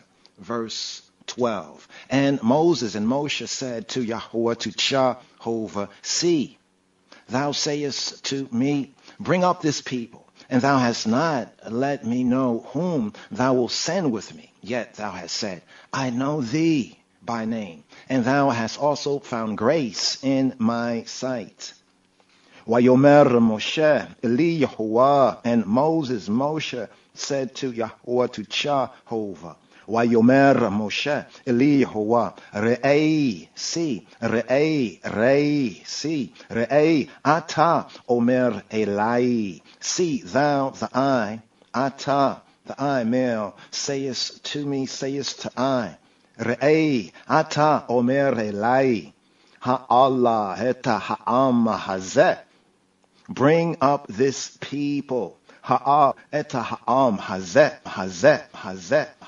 Ata lo hoda'etani et asher tishlach immi. And thou, the eye, hast not let me, made I know whom thou, the eye, wilt send with me, will send with I. Ata lo hoda'etani et asher tishlach immi.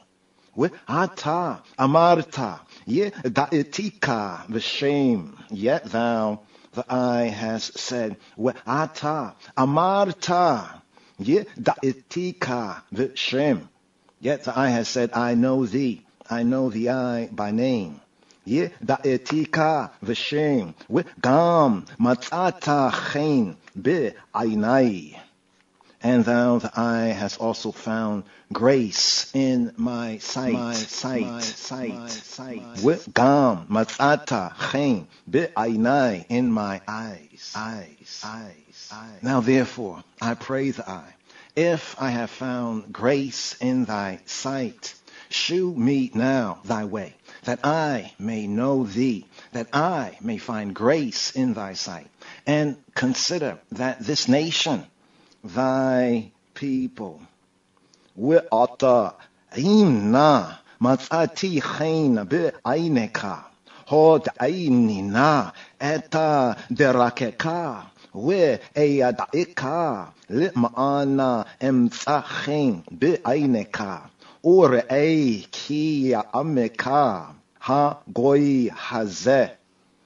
Now therefore I pray thee, I, we'ata imna, if I have found grace in thy sight, matzati chen be'aineka, in the eyes, aineka be'aineka, in the eyes. Show me now thy ways. Hoda'ainina eta derakeka. Show I now the eyes' ways. Hoda'ainina eta derakeka. We'eyadaika litma'ana ematzachena be'aineka. That I may know the eye, to the end that I may find grace, that I might find grace in the eyesight. We'eyadaika litma'ana emtzachen be'aineka, urei ki ameka hagoy hazeh, and consider that this goy, that this nation is thy people, and see, urei, and see, urei ki ameka, that this nation, thy people, ki, that ameka, urei ki ameka hagoy hazeh, and see that this nation, thy people. And he said, my presence shall go with thee, and I will give thee rest.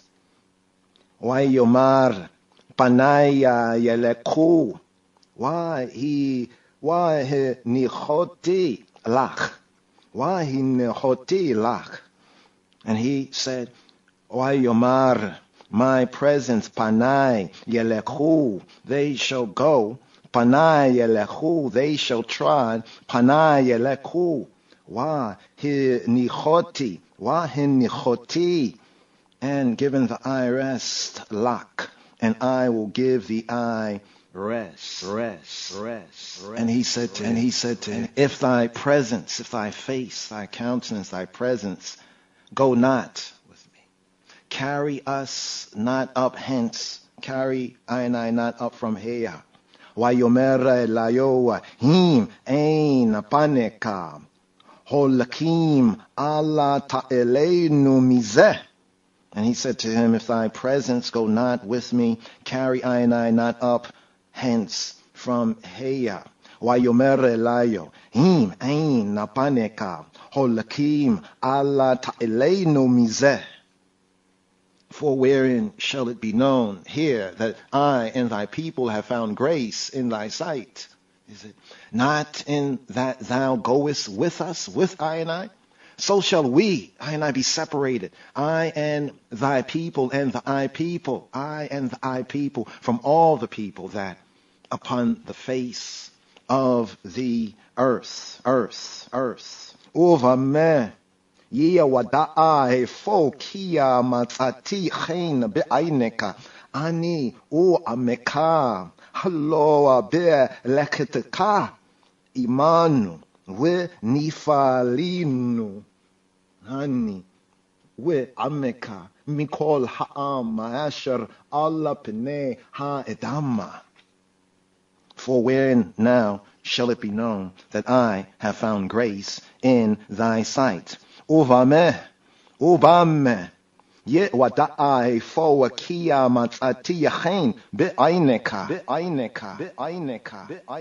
I and thy people, Ani, we ameka. I and thy people. Ani, we ameka. Is it not in that thou, the I goest with us? Hello, be lekatika. Imanu.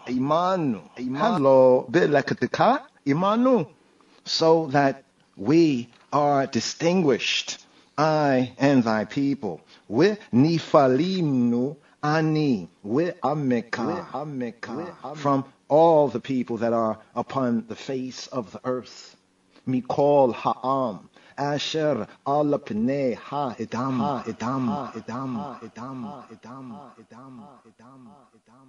And here, Shema Yisrael, here for the Rabi'i, here for the fourth Aliyah, the fourth reading, the fourth up offering, here for this Shabbat, Kìtשא, Sabbath when thou takest, when thou liftest up, here from the Sefer Shemot, Kìtשא, here picking up with the second book of Moshe, the Hebrew book that is called Exodus chapter 33, here at verse 17 for the Rabi'i, here for the fourth Aliyah, the fourth up offering, ascension offering up here for this Shabbat Kìtשא. Here picking up with Exodus 33, verse 17.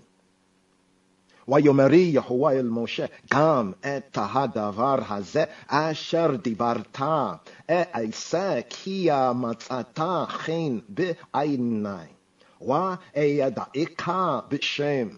And Yahweh and Jehovah said to Moshe, I will do this thing also that thou hast spoken, for thou hast found grace in my sight, and I know thee by name. ויאמר יהוה אל משה גם את הדבר הזה אשר דיברת אעשה כי מצאת חן בעיני وَأَدَعِكَ b'shem. And Jehovah said to Moshe, وَيَوْمَرِي Yahweh il Moshe, I will do this thing also. I will do this thing also. Gam et hadavar hazeh. I will do the word, this word also. Gam et hadavar hazeh, that thou hast spoken. Asher debarta, for thou hast found grace in my sight. Gam et hadavar hazeh, asher debarta e'aisa, ki matzata chen be'ainai, for the eye has found grace in my eyes. Ki matzata chen be'ainai, ve'eyada'ika b'shem. And I know thee I, ve'eyada'ika, b'shem. And I know the I by name.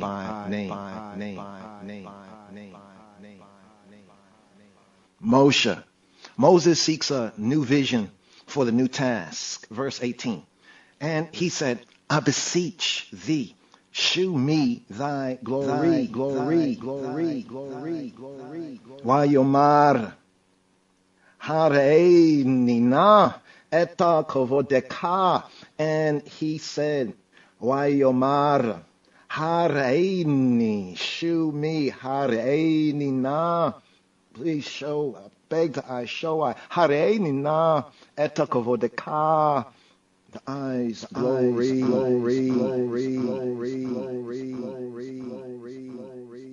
And he said, I will make all my goodness pass before thee, and I will proclaim the name of Yahweh, of Jehovah, before thee, and will be gracious to whom I will be gracious, and will shew mercy on whom I will shew mercy. Vayomer ani a'evira kola tovia ala paneka, ve'karatia v'shem Yehovah lefaneka, ve'chanotia et ashera achon, ve'rihamtia et ashera arachem. And he said, Vayomer, I will make all my goodness pass before thee. Ani A'evir kola tuvi alla paneka. I will make all my goodness to pass before the eyes, face before the eyes, perception. Ani a'evir kola tuvi alla paneka. And will proclaim the name of Yahweh, of Jehovah, before the eye. Wikarati of Shemi Yahweh lefaneka. And I will proclaim Wikarati Vishem Yahweh lefaneka. And I will be gracious to whom I will be gracious. Wichanoti eta asher achon. And will show mercy on whom I will show mercy. Rihamti et ashara irachem.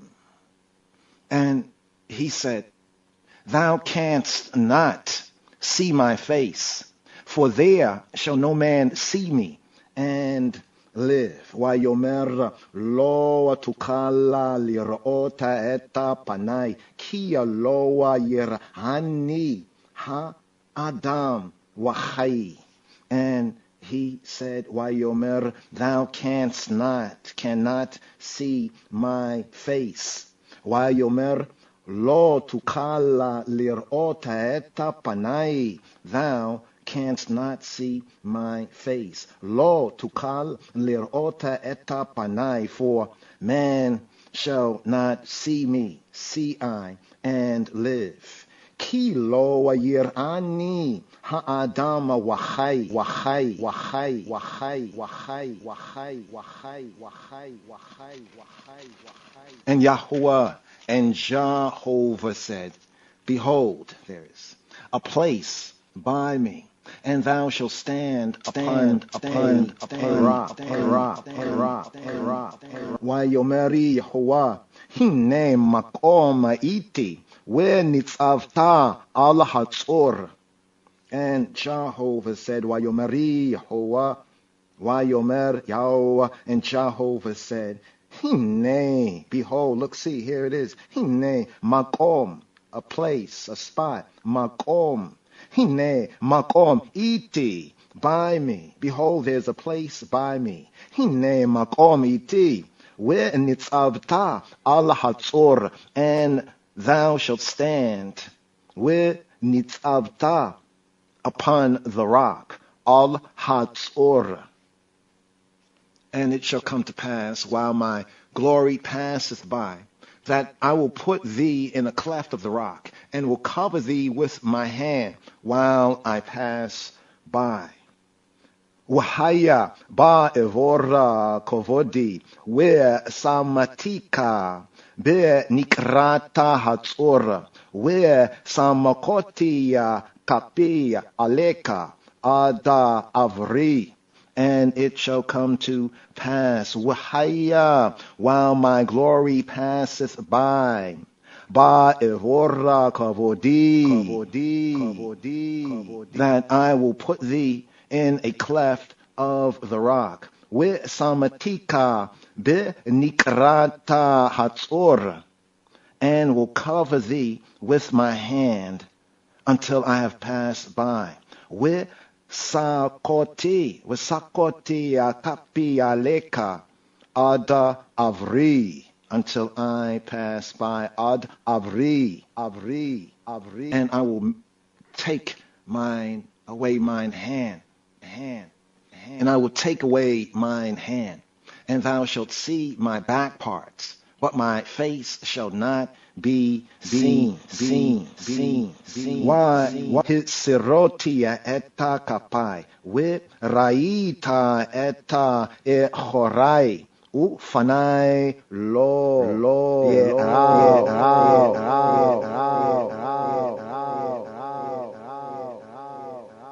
and I will take away mine hand.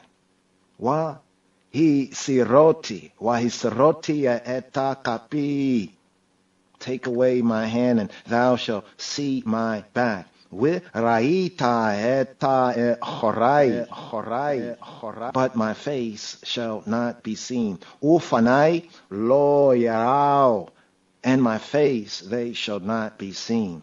Ufanai, Loya, Loya, Loya, Loya, Loya, Loya, Loya,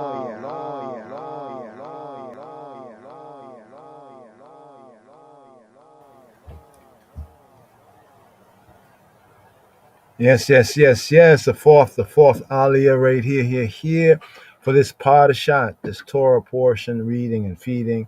Here, kìtשא. When you lift up, kìtשא et rosh, when you lift up the head. Right? Here, when you lift up the head, or translated as when you take the sum. So the head count right here in this Torah reading and feeding. Here in completing basically the instructions.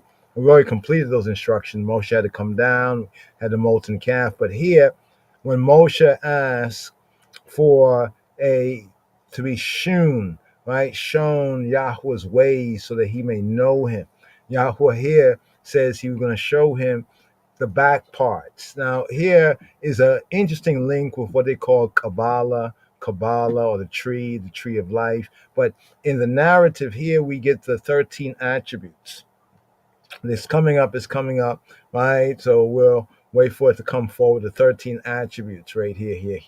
You know, but it's interesting here, this narrative here, just to touch on it before we write up the psalm here, even in this verse right here. Notice what he said. All right, remember how elsewhere it says he's a ish milchama, he's a man of war, right? And in other areas, you know, this attribute of Yahweh as a man of war, right? But then over here it says, and he said, thou cannot see my face, my faces, my aspects, my perception, for my interfaces, for there shall no man. But notice the man here is Adam. So Adam often is used in the Hebrew in the general sense, like mankind in the general sense. Adam, man of distinction, usually as Ish, right? Or husbandman, Ish. Adam and Ish. For there shall no Adam see my face, Wachai, and Chai. So remember we said for Purim and other holy days, as a saying, we say Am Yisrael Chai, the people of Yisrael Chai. You know, Bait Yisrael Chai, Rastafari Chai. Chai mean like to live. Live is living, is live. Right? You know, to have life. From Chayai. Here we have Chayai, right? The verb, right? To live, right? To have life, to be quickened, right? So it's interesting over here because here this is leading to a very, very important part, right? Notice the book of Exodus from a Hebrew perspective is known as Sefer Shemot. Shemot means names.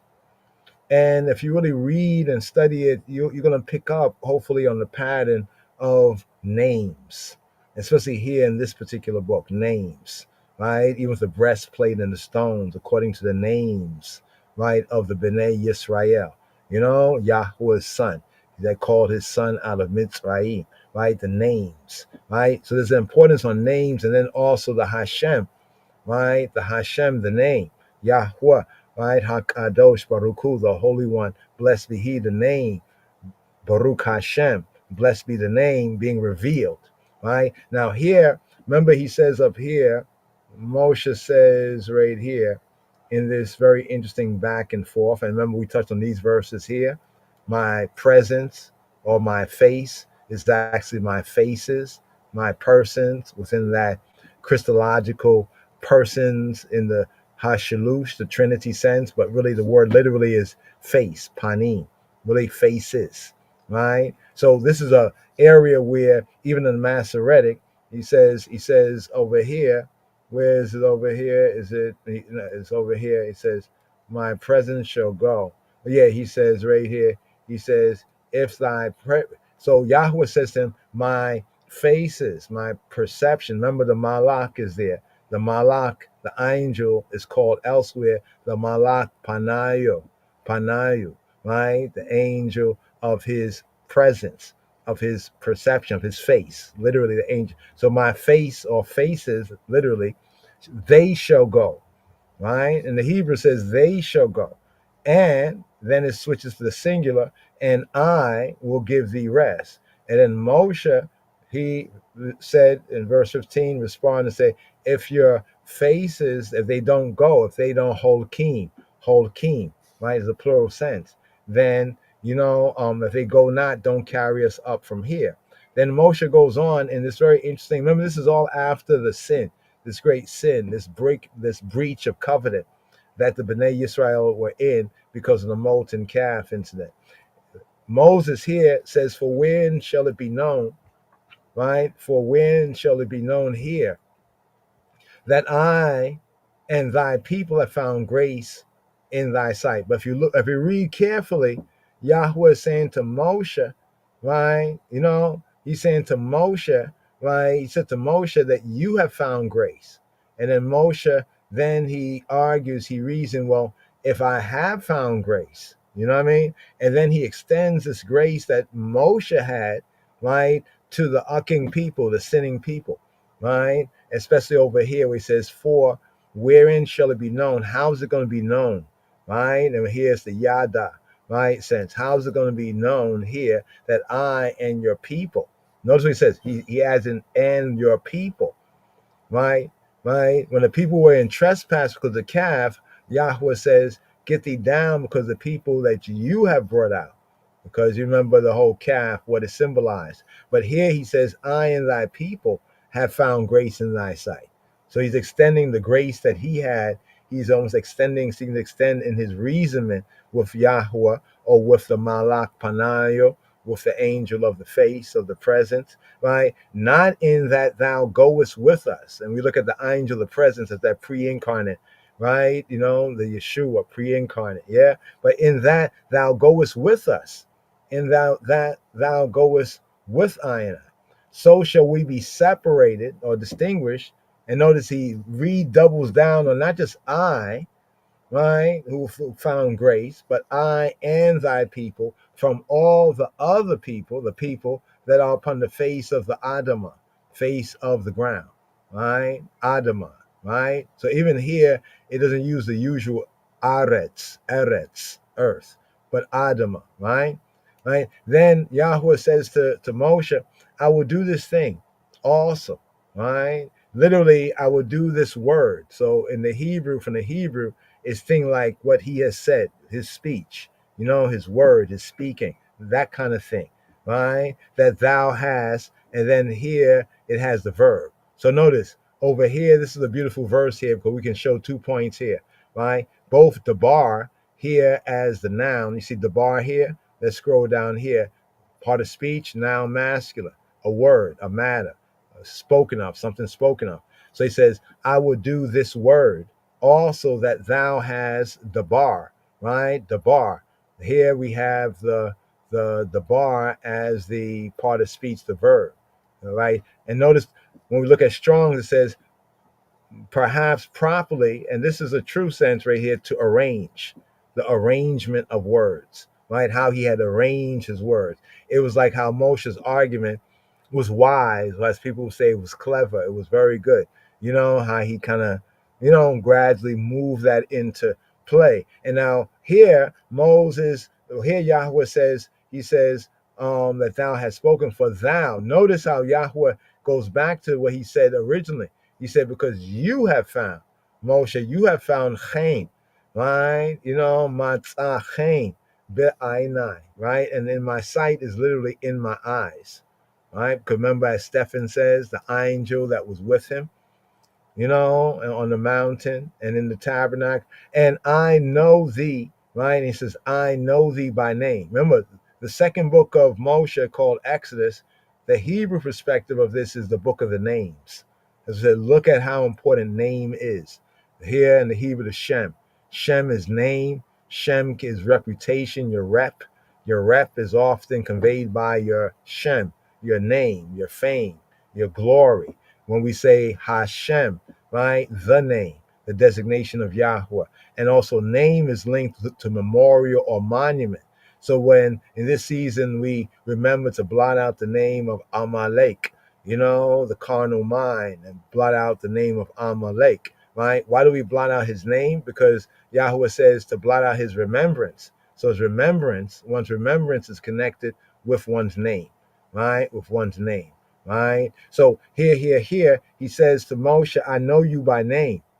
You know what I mean? Why does he say, I know you by name? Of course he knows him by name. You know, when we say, of course he, no, there's a more of a significance to it, Hebraically, right? And he said, right, Moshe said, I beseech thee, show me thy glory. Moses stepping up on his reasoning here. He says, yo, show me your glory. Show me your kabod, right? Kabod, remember, the king of glory, right? And the connection of the ark, the king of glory. Show me kabodeka. Show me kabodeka, right? And here, Yahweh here, the Malach Panayo responds and says, I will make all my goodness, right, to be. So not Tob, good is Tob, and Tub is goodness. So Tob, good, Tub is goodness, right? He says, I will make all my all my goodness to pass, right, to Abar. Now notice this word Abar is the same root of Hebrew, Ivri, the Hebrew, Abar, to pass over, to transcend, to cross over before you. And I will proclaim. Notice this. Pause on this for a moment. Note what's happening right here. Yahweh is speaking, right, to Moshe, right? Moshe is speaking with Hashem, right? And Hashem is speaking to Moshe, right? And here it says, and he said, I will make all my goodness pass before thee. Okay. And now note this here, the next phrase here in this sentence. And I will proclaim the name of Yahweh before thee. So Yahweh will proclaim his own name. This is interesting, ain't that? Yahweh will proclaim his own name. I will proclaim the name of Yahweh before thee, right? And will be gracious to whom I will be gracious, and will shew mercy on whom I will shew mercy. Dawid, no doubt, right? You know, for Abiathar and the other priests that he fellowshiped with, you know, learning Torah and studying Torah, must have picked this up from Torah, because Dawid uses the same verse, right? He will be gracious to whom he will be gracious, and show mercy on whom he will show mercy, right? Or in the Hebrew sense, Hanan is grace, favor. Remember, he said that you have found Chain. Chain come from Hanan, right? Hanan is the verb, and Chain is the noun. Chain, right? You have found Chain in my sight. And then he says, I will be gracious to whom I'll be gracious. So this is also an attribute, right? These are two attributes right here. I will be gracious to whom I will be gracious, and I will shew mercy, raham, right? The root word raham, rechem, raham is to be merciful or compassionate, but you notice the root sense is to love, to have compassion, right? To be compassionate, right? Now, this word, it links with the word that's for womb, like the womb of woman, the matrix, right? The matrix, the womb, right? So the root sense of raham, some say it means like to fondle, or the implication to love, to be compassionate, right? To show, kind of to show love, right? Mercy, right? And then he says this, and he says, thou canst not see my face. Notice. But then notice something in the script. It says, but he spoke to Yahweh as a man speaketh to his friend Panim el Panim, face to face. For there shall no man, right, see me with high and be high. He won't be high, right? He can't see him. So no Adam, right? Notice, no Adam, right? There's a distinction here. And then he says this. This is also, I want to point out this. There was a false translation, this verse. It says, Yahweh said, behold, a place by me, and thou shalt stand. You see what it says, upon a rock?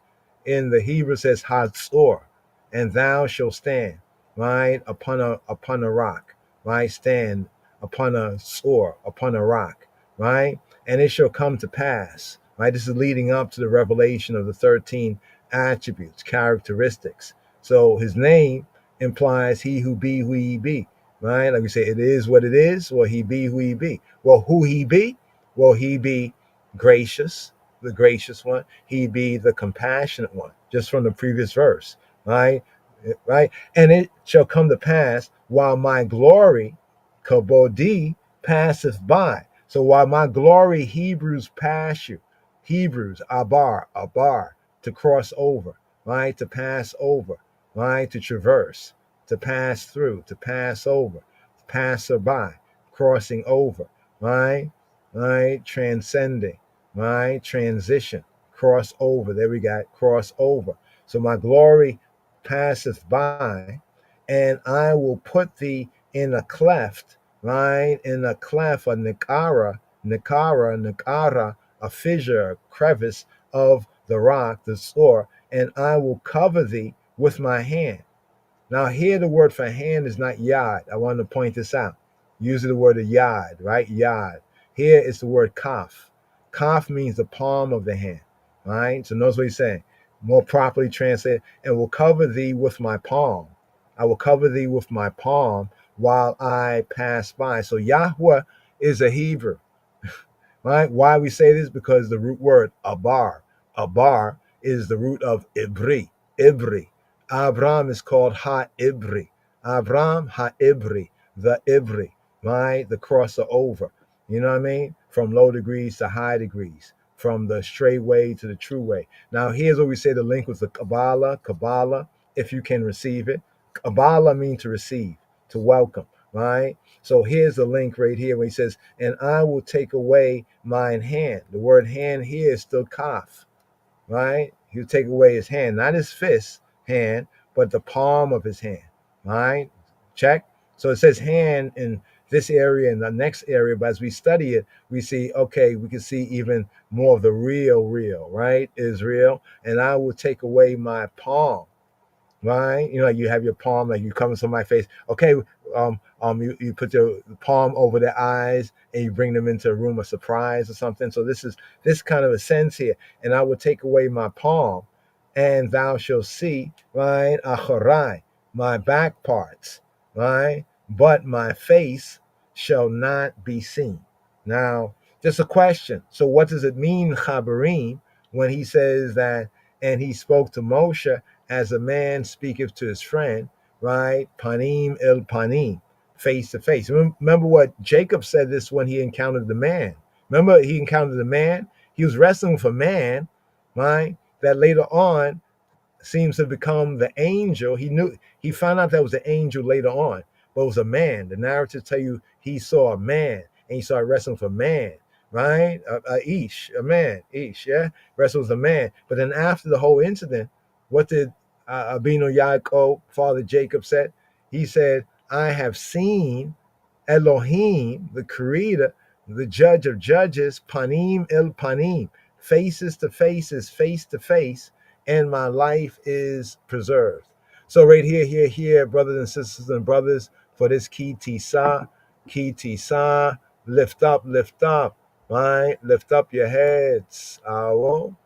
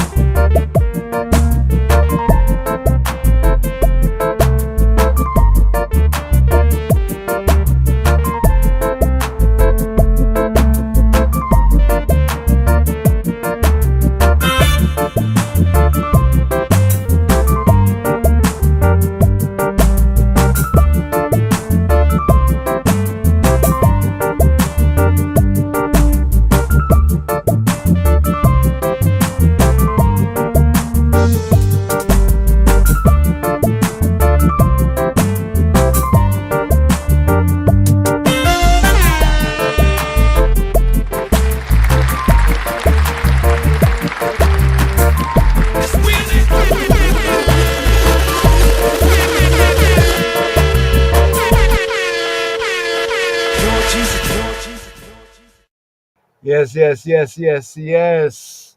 Lift up your head. Yeah. I thought that was the A side, but that was the B side, the instrumental. Everton Blender right there. Lift up your head, hold them up high. Yes, so here Kìtשא et Rosh, translated as lift up, take the sum, translated in KJV as take the sum. More Hebraically is lift up the head count, the census count, Yisrael. So right here we have today's daily psalm. Today's daily psalm, we have Psalm 75, Mizmor Ein Hey. Interesting that the Hebrew letter Ein mean I. So the word for Ein, right?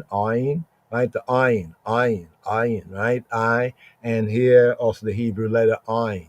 Hebrew letter, it's a hard A sound, Ein Hey, right? Hey, fifth letter of the Hebrew alphabet. So Ein, right, in the Aleph numerics of the Hebrew has a numerical value of 70, Ein, right, for the I, right? So letter Ein, I, 70. And Hey, right, Hey, numerical value of 5. So Mizmor Ein Hey, Psalm 75, Psalm LXXV. And it's themed here, the nation's gratitude, the nation's gratitude. Today's daily psalm, according to royal order, Ethiopian Hebrews, here after the order of Malachiah Tzedek, Melchizedek, King of righteousness, righteous King. So what do we have right here? The theme, the nation's gratitude. It's a little psalm, right? But very, very important right here. Let's see if we just go through some of the quick notes, right? Another theme, corresponding theme, Chabarim. Psalm 75, Mizmor Ein Hey, Mizmor or Tehillim. Sometimes say Mizmor, Psalm, Tehillim, praise, right? Tehillim, Ein Hey. Here, Psalm 75, K and D, column, delete notes, summary, the nearness of the judge. Yes. Once again, we have an Elohim song. Elohim, the title, right? The Afro-Shemitic title in relation, right, to Yahweh Eloheinu, refers to creator, as in Bereshith in the beginning, and to judge. So here, the nearness of the judge with the cup of wrath. Interesting. The nearness of the judge, Hashofet, right, with the cup of wrath. The nearness of Elohim, Hashofet, Elohim the judge, with the cup or the chalice of wrath. That for that Psalm 74 praise, right? We look at the last verse comparing the previous psalm in the order, right? Psalm 74, right? Round about verse 22. Let's check this out right here. Verse 22, right? At verse 22, it says, Arise, Yahweh, plead thine own cause. Look at this, right? The fools want to scoff at the elect of God, the elect of Xavier, at Kadamawi Haile Selassie when he pleaded, right, against the nations. But look at this here, right? Here we have Psalm, right? We have Psalm 74, right? Arise, O Elohim, Kuma Elohim, Riba, Rebecca, Riba, Rebecca, right? Plead, Riba, Rebecca, the eye's own cause. Plead the eye's own cause. Right? Kuma Elohim, Rebecca. They put Javeh there, but it's not there in the Hebrew. You know, they just added that there. Here, Kuma Elohim, Rebecca. Zikora Cherpatika, Zikora Cherpatika, Minia Nabala Kola Hayom. Basic translation, remember the reproach. Notice during the time of the season, Purim, the Shabbat Zakor. Here it says Zikor Cherpatika. Remember thy reproach, the taunt, the taunting. Cherpatika, the eyes reproach, right? Remember thy reproach all the day at the hand of base men. Mini Nabal. You know, Nabal is like in Psalm, what is it, the fool, right? The fool have said to the fool Nabal, Mini Nabal, men of foolishness, call Hayom. foolish men, worthless men all the day. That's how the previous psalm here in the sequence of psalm. So here in today's daily psalm, Psalm 75, right, the nation's gratitude, also theme the nearness of the judge, Elohim HaShofet, with the cup, the chalice of wrath, with the cup or the chalice of wrath.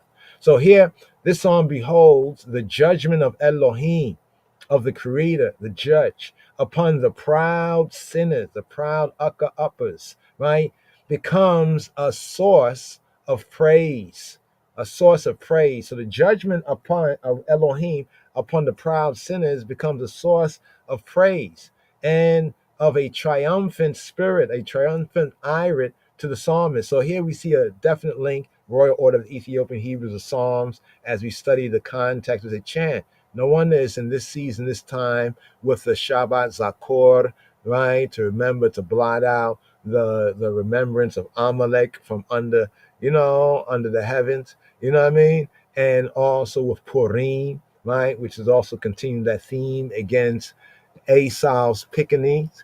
And we're not, we don't war against, it's not against the flesh, as the Brit Chadasha says, right? So we're looking at this, right, in the Brit Chadasha sense. You know what I mean? So the so-called Edomite sometimes can be a so-called pseudo-black man or a white man or any man. You know what I'm saying? When you're overseeing the Brit Chadasha sense, right? But here, right, the prophetic picture, it stands upon a lyrical groundwork of gold. It merges out of the depth of feeling, of the vibes, and it is drawn back or forward again into it. The inscription here we have in today's psalm to the presenter. In the KJV Bibles, that would be to the chief musician, La Menatzeach. Li to ha the Menatzeach. La Menatzeach. To the presenter, to chief musician after the measure, do not destroy. So there's a superscription, al tashchet. That means do not destroy. We're going to touch on that. We also have that in Psalm 57 and 1. A psalm of Asaph, a song. So both the chant is both a psalm, a mizmor, and a shir, a song, like sing jet, right? It's fully borne out. Now the Selah, it shows that the psalm as mizmor shir, as a song says, is appointed to be sung with musical accompaniment. With musical accompaniment, not a cappella, but with a musical accompaniment. And to the li asaf of Asaph, it corresponds, right? It thoroughly Asaphic. So Asaph was one of the choiristers, right? So there's the whole Hebrew holy and praise music, right? To understand who's who and what their compositions, the character of their compositions. That calls Psalm 50 to mind with a special force. But from Psalm 75, right? Psalm 75, today's daily psalm, it differs, however, in this particular, right? That a more clearly defined situation of affairs manifests itself through the hope, the expectation of the judicial interposition of Elohim, of the Creator, of the Judge of Judges, right? So it's like when they say we have to pray for the Judgment Day. Remember here in Burhan Selassie, BMW, Bob Marley, the Wailers, many others of the elders, the early proclaimers, in the way, truth, and life of the King of Kings Christ, mentioning how we have to pray for the Judgment Day. This reminds me of this verse here, through the hope of, or the expectation of, judicial interposition, that Elohim would put himself, interposition himself in what's going on, right? Here on this earthly plane. This is expressed in it with prophetic certainty. So there's also a prophetic aspect to the song. Oh, did you know that the prophets and music, there's a deep connection of the prophets and music? We'll get into, hopefully, y'all willing, a full breakdown. So when we've called certain musicians, as one might say, right, wailers or singers and players, prophets, it's actually scripturally sound, right? But according to appearances, right? It is the time, this psalm, according to what appears in this psalm, it is a time of judgment of the nations. Judgment of the nations, the same thing that we're expecting in these days and time, right? The end times, the last days of the nations, the nation states, the times of the Gentiles, right? In the person of Assyria, not, however, the time immediately following the great catastrophe, but prior to this, when Isaiah, so that here by studying, it links us with other areas of the script so we can, be better, well sharp, right? With Isaiah, Yeshaya, Isaiah's prophecy concerning the shattering, right, and smattering and flattering, right, the shattering, right, of the Assyrian power against Jerusalem had gone forth. Now, some regard this psalm as the lyrical companion of the prophecy. So some look at the prophecies in Isaiah, Yeshaya, and then if this was like on music, you'll play this music here, right, as you read, the prophet or Isaiah, right, or the prophet Isaiah. The musical version is the psalm, uttered in the presence of the ruin, right, that threatened from Assyria, and as testimony of the living faith, right? The true Hebrew faith. Hebrew truly regards the faith, not the flesh. The living faith. With that, the church, those who are called out, right? The called out at that time received the Debar Elohim, right? The word of God, right? So some assign Psalm 75 and Psalm 76. Some see in this Judas Maccabeus, so the time of Maccabees. So some link this psalm with the Maccabean time, right? Who celebrates the victory over Apollonius, right, in the one, and the victory over Saran in the other, right? Quote, we may imagine that he utters the words of Psalm 75:11 while he brandishes the captured sword of the fallen Apollonius. Okay, there we go. Apollonius, the fallen Apollonius. But the probability that it refers to the Assyrian period is at least equally balanced with the probability that it refers to the Maccabean. So it refers to these different periods of time, when these different wannabe world powers, so they talk about New World Order, they're all trying to, so-called be the power. You know what I'm saying? And they get flattered and shattered, right? Psalm 75:7 and 76:5-7. And if the time of Hezekiah, King Hezekiah, were to be given up, then we might sooner go back to the time of Jehoshaphat. So a very important theme in early Rastafari was the Valley of Jehoshaphat. And Yahushaphat, Yah for Yahweh, Yah, right? Jehovah judgment, the judgment of Jehovah. For both songs are too original to appear as echoes, and not much rather as models of the later prophecy. So from these psalms, it can be adduced that later prophecies, ones can be inspired, right, from these original, we say, prophecies, like these, like the like the Holy Grail, so to speak, what I mean, of prophecy, later prophecies. The only influence that is noticeable in today's daily psalm is Mor Ayin Hey, Psalm 75, the nation's gratitude, is that of the song of Hannah, the song of Hannah, the song of Hannah, right? So here we have a judgment psalm. The church, truly in the Hebrew, no, the Greek, let's go for the Greek. Church in Greek is ekklesia, ecclesia, like in Spanish. They say ecclesia, right?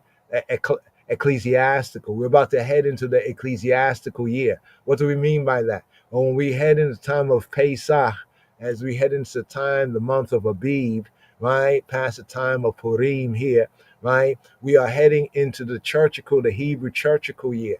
Churchical, remember, the church in the wilderness was a tabernacle, and the church is not the building so much, but it's the coming together of ones and ones, right? The church. So the church was those who were ekkalio, they were ekkalio. Kallio mean to call. They were out called, right? So those who, like Paul, was among the rabbis, the Pharisees, and he came out from that.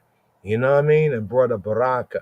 You know what I'm saying? And as others were called out, even later on, from among the other Yehudi that hated on and did not receive Yeshua as that prophesied Moshiach, according to the prophecies, they had to come out from among them, be separate. The whole idea, even in the Torah, build in the studies of separation. So the church is the outcall. So we use the term church, but not in the sense of like the building, like in churchianity, but church in the true sense of the outcall, or even in the Torah sense of the church in the wilderness, the assembly, right? In anticipation gives thanks, right? The gathering gives thanks for the judicial revelation, the judgment, the judicial, even the line of the tribe of Judah, judicial, right? Revelation of its Elohim, right?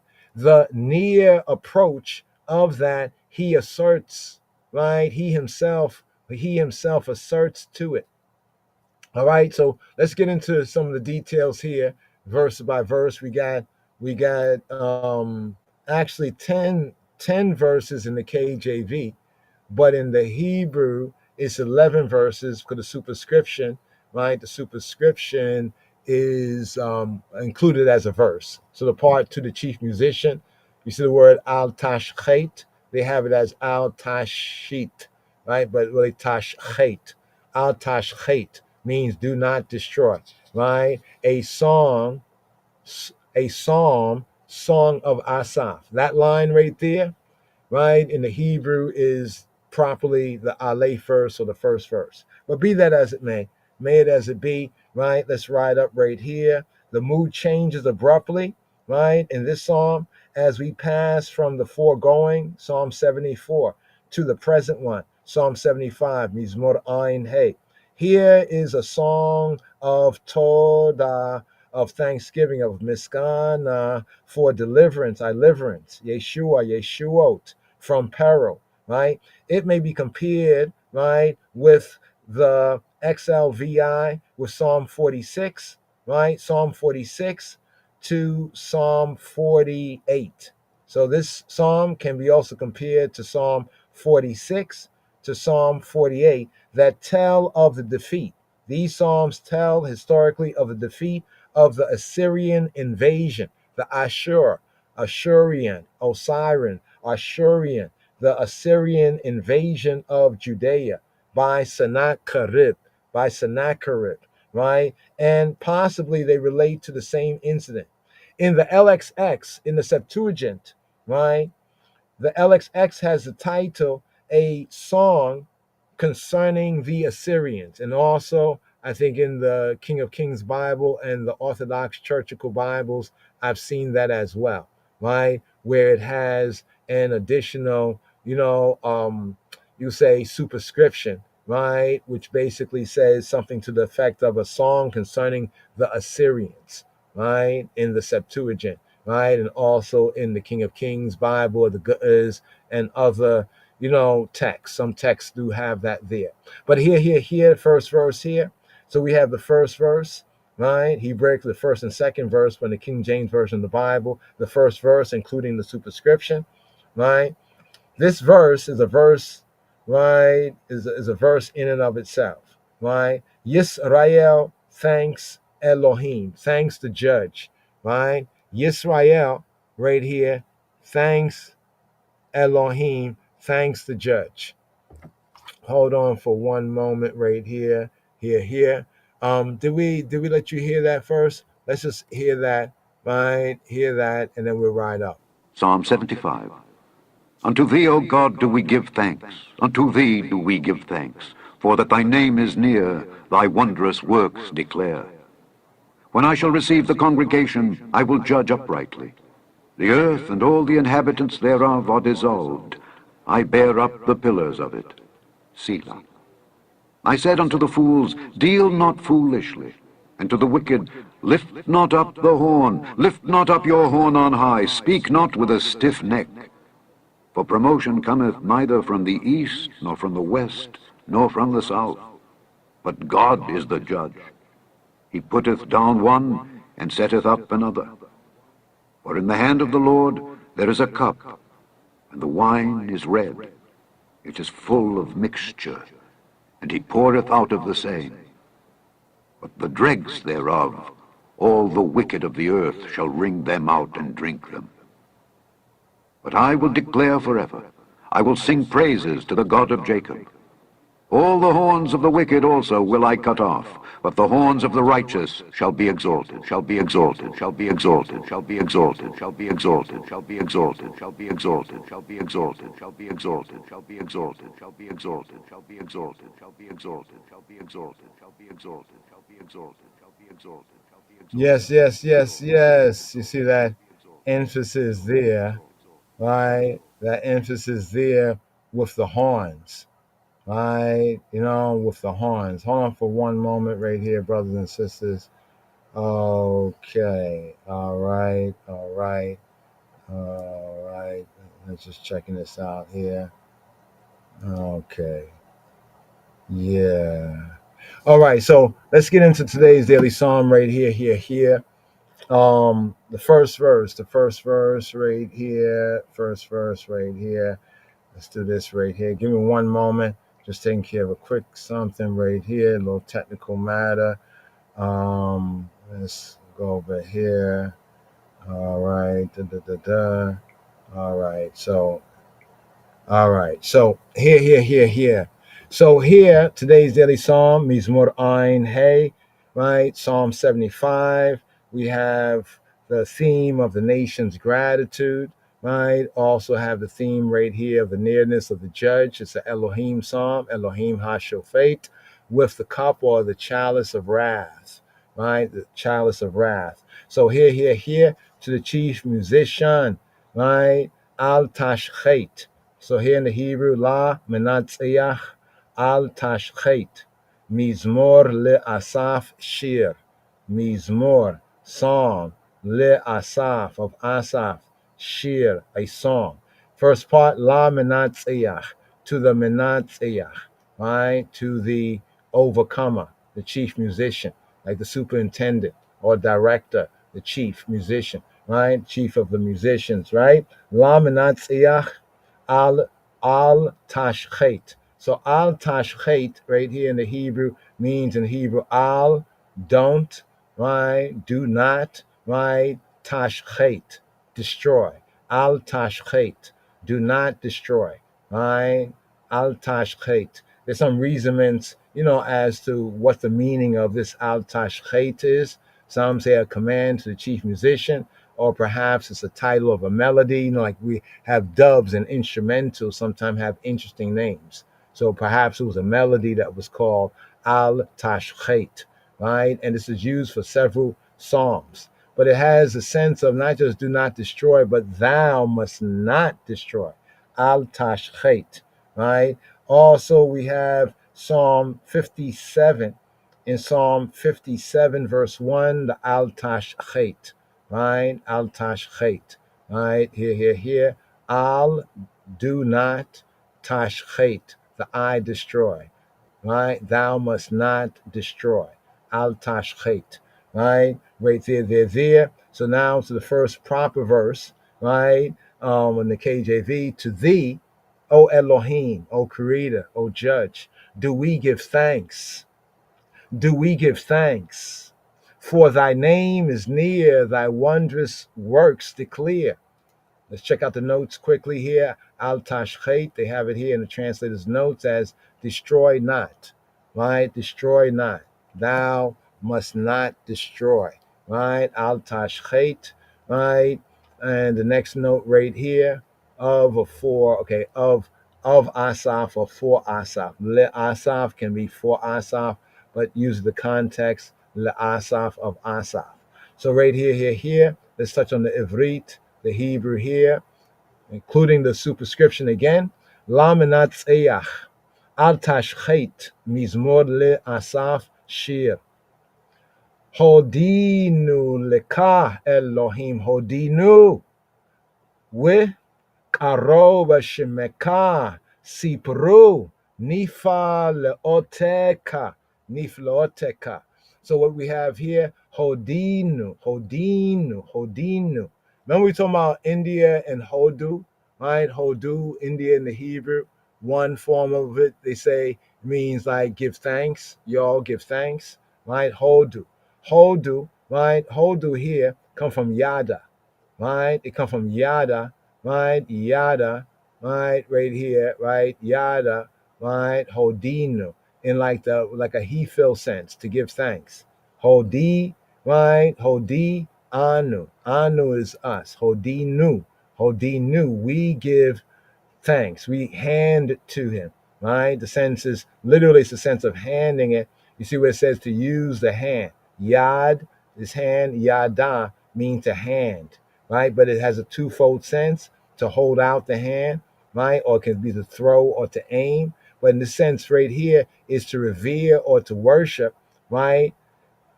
Especially with extended hands. It's in the sense that we might know it or encountered it as like, put your hands up, put your hands up, put your hands up. And we sometimes do it like as a kind of an ancient, hold on for a moment right there, as an ancient kind of unconscious thing. Like somebody comes in the room and they did a wonderful thing and we put our palms up towards heaven, like we're pushing up the firmament, you know what I mean? On that level, right? But it does have that sense. Do we push up the firmament? We hand it to Yah. We both hand it to him in the sense of giving thanks, right? With our hands. So here, Hodinu. Hodi anu, hodinu. We hand it to you. We thank lika to the eye, right? We thank to the eye, male, Elohim, O Creator, O Judge. Hodinu. We thank the eye. Wikarob. Wit and karob and near Shemeka.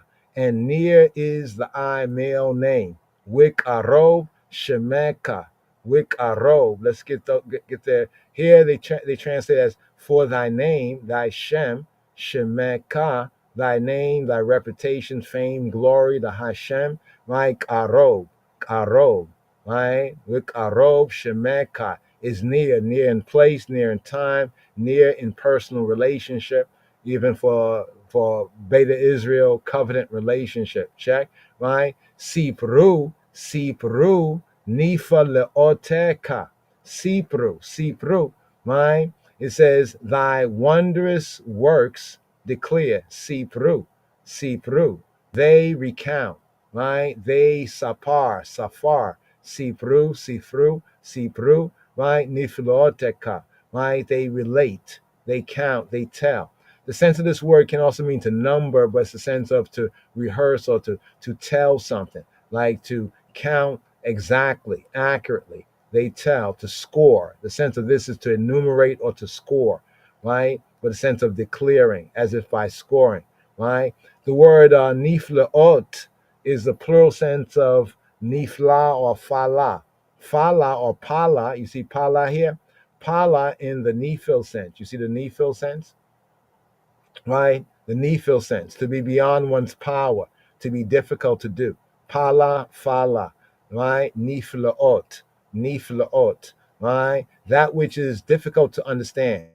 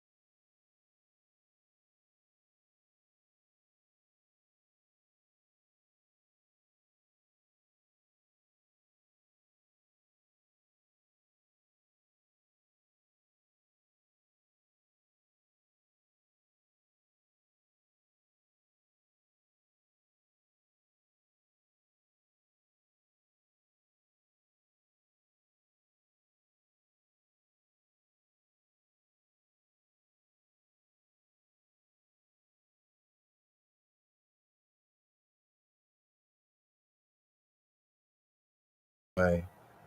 Give me one moment. Let's see. All right. Yeah. Yeah, we're being heard again. Apologies right there. Yeah. Yeah. Apologies that brothers and sisters right there. It had went out.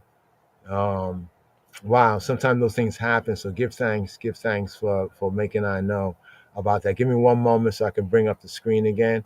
We had to refresh our page right there. So it was just the sound. There was no sound momentarily. Well, maybe for a couple of moments. I'm not too sure, but give thanks for making I know. Okay, here we go. All right, so here we was actually seeking to explain the word niflot. Niflot, right? From Fala Pala, right? That which sometimes is called wondrous works, but something that distinguishes, separates, right? I think the item get the idea, but we go with wondrous works right here, here. Once again to the verse, La menatziach ala tashchet mizmor le asaf shir hodinu leka Elohim hodinu wik aroba shemeka siparua nifleoteka. So here to the last part right here, that wondrous works, right? So what do we have here? Some keys that we have right here in this particular verse. First of all, is about the name. About the name. Now, notice in this psalm, we're calling on the attribute of Yahweh as creator, and in the context here as judge, right? And here it says, Wik Arov Shemeka.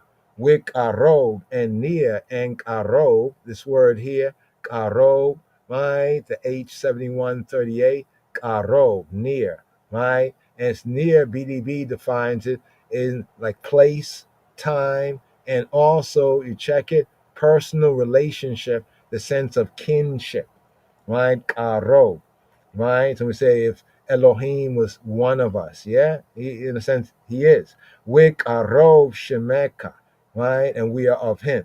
Wik arov shemeka. But here it says thy name, thy male name is near. Wik arov shemeka, right? Thy name. Elohim had revealed his nearness, right? Karo, right? To the Beta Israel, right, to the Israelite people, to Amo Yisrael, by the humiliating defeat that even he who be, had inflicted upon the enemy, right, upon the enemy. Here to this first verse, bring out this first verse, right, and it says Sipru. Sipru is interesting because Sipru is saying like they declare, the sense of men declare, right? So when it says Sipru, Nifa leoteka, your niflaot, thy male niflaot, thy wondrous, thy hard to understand beyond, human and mortal power to do, right? They safar, right? They recount, right? They relate, right? They tell the recent happenings, right, that had been widely talked about in the context here of today's daily psalm, right here. So once again, this first verse right here, right, first and second, right, La Minatzeyach Al Tashchet, to the chief musician, the presenter, the overcomer, Al Tashchet, thou must not destroy, Mizmor, a psalm, a chant, Le Asaf, of Asaph, Shir, a song. Hodinu leka Elohim hodinu. Wik arov shemeka sipru nifleoteka. Here. Moving it forward. The next section right here, verses 2 to 3. These two verses here, the bait verses, but this is a next section right here. That first verse is Yisrael, right? The Beta Israel, thanks Elohim, thanks the Creator, thanks the Judge, right? Here in verses 2 to 3, right? 2 to 3, right? We have Elohim upholding the moral order, right? Elohim upholding the moral order in the universe, right? So here, second verse, Psalm 75, when I shall receive the congregation, I will judge uprightly. This is a very interesting verse. I always thought it was. When you read the psalm, we give thanks to the I, O Elohim. Hodinu leka Elohim. We give thanks, Hodinu, right? Wikarov Shemeka, and your name is near. Thy male name Shemeka is near. Sipru Niflaoteka, and they tell of thy wondrous works. Right? Then bringing us here, when I shall receive. A more better translation would be when I take the appointed time, right? When I select, when I take the appointed time. Now, the KJV says, when I shall receive the congregation, I will judge uprightly. We propose a little more better. When I take the appointed time, I myself will judge with equity. What do we have right here? The word receive is take a set time. So here we have the word receive is lakach. Lakach means to take. Lakach, right? Kach, take. Kach, lakach, he took, right? So lakach means to take, right? And the word congregation is the word moed. Now what's interesting, I think is Psalm, what is it, 70? Is it this Psalm? Is one of the songs when it says that they have burned up all the synagogues in the land. The word for synagogue is moed, right? Now, moed means the appointed place, like the tabernacle. The tabernacle is called the ohel, the tent, moed, ha-moed, the ohel ha-moed, the tent of ha-moed, of the moed. This is this word here, moed, right? Moed, moed, moed, moadah. Moed and Moada, right? Here in the sense of Moed, the appointed place, the appointed time. The sense of this word is like an appointment, right? Appointed time.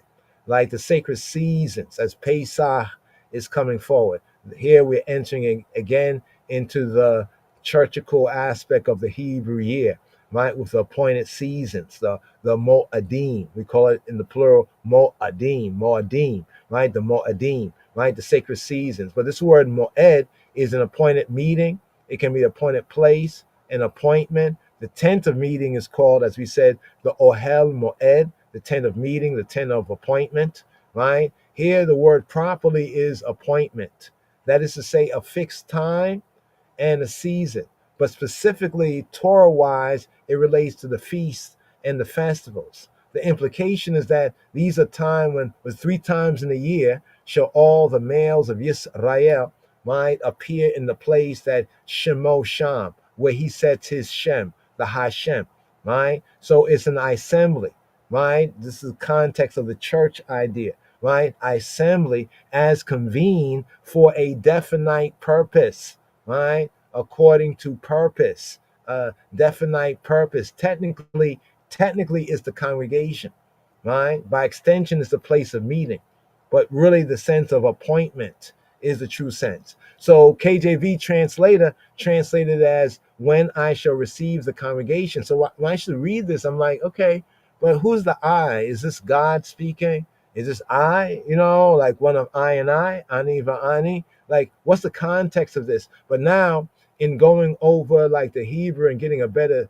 sense, here, let's bring out the Hebrew first, right? Ki ekach, ki, for or when, ki, for, when, ekach, ekach, ekach, ekach, ki ekach, when I receive, right? To say, really, when I take, the sense of lakach, ekach, when I take, when I get, when I fetch, when I lay hold of, right? When I acquire, right? Ekach. This can also be used to, like when you say he took a wife, marry a wife, ekach, right? Lakach. But here, ki ekach, when I ekach moed, when I take the moed, when I take the appointment, right? Like the appointed time, the appointed season. Ki ekach moed, Ani, I myself. Here we have the pronoun. So whenever the pronoun is there, it's usually added for it's there and it's emphatic. Like I myself, Ani, nobody else. Ani, Meisharim Eshpot. Ani, I myself, Meisharim, uprightly with integrity with Meishar. Meshar is evenness. Mesharim is the plural sense of Meshar. Mesharim, right? So here where it says Ani Mesharim Eshpot, Eshpot, right? I, right, evenly, uprightly, in a straight, in an even, a level up way, rightly with equity, right, with uprightness, integrity, right, evenness, straightness, right, Mesharim, Ani Mesharim, Eshpot, Eshpot, Eshpot, Eshpot, right, Eshpot. Eshpot means, right, I will shafat, right, I will judge. Now we have to get a sense of what Hebrew judging means so you don't confuse it with, you know, the Gentiles or others, right? Some things might be similar, but to get the specific sense in the Hebrew sense, right? It means to judge. That means to pronounce sentence, to pronounce a sentence, like to hear a case, to shema a case, right? And to pronounce word, sound, power, to pronounce sentence, right? For or against, right? For in favor of one and against the next. By implication, shafat, right, as we have here, eshpot, eshpot right here means I will shafat, eshpot, right, I will shafat, right, eshpot, right, I will judge, I will pronounce sentence for or against. The implication, I will vindicate, right, or I will punish. The extension of this word, shafat, is to govern, right? The sense is like to litigate. In the passive sense, right, is to litigate, like you litigating, like say before a judge, right, on behalf of one, right? So you're also seeking to kind of pronounce sentence based on the evidence and how you present your case. You know what I mean? So here, the more better, right? The more better sense of this right here, ki ekach moed, ani mesharim eshpot, right? When I take the appointed time, when I take the appointment, the moed, the sacred season, right? I myself, ani mesharim eshpot, I myself will judge, right? Equity, with uprightness, with level upness, evenness, right? So Elohim here is regarded as the speaker, right? So Elohim, Yahweh Eloheinu, the speaker, ki ekach moed, ani mesharim eshpot, right? When I take the appointment, the sacred season, ki ekach moed, right? I myself, mesharim eshpot, I myself will judge with uprightness, with straightness, with equity, right? So Elohim is the speaker and announces his will, right? So this sentence here, this verse here, the will of Elohim, right? Elohim is the speaker announcing his will. He bides. So what this teaches us? That he bides, even he who be who he be. HaKadosh Baruch Hu, the Holy One, blessed be he. That Hashem bides his time and chooses his moment to intervene and to interposition himself, right, against the aggressor, right? Ki ekach moed ani mesharim eshpot. Here. Let's keep it moving here. This is the section Elohim upholds, how he upholds the moral, right? The moral order, right? Oh. Too fast. Slicha. There's a couple of more gems here, right? So take, right, in the sense of select, right? Lakah, the appointed time, the moed. Once again, these are key words here, right? Moed, as it links with like the feast, the festivals, the appointment.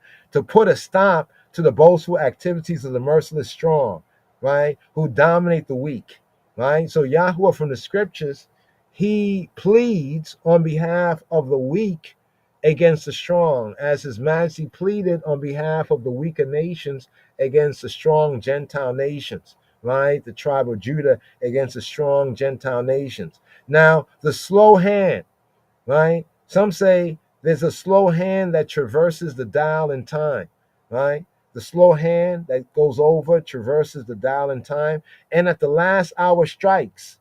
And the crash, it comes punctually. When the crash, it comes punctually at the moment, bringing out the sense right here, kiekach moed, right? So the ani, as I mentioned already, is the I, ani, the Hebrew I, right? Ani.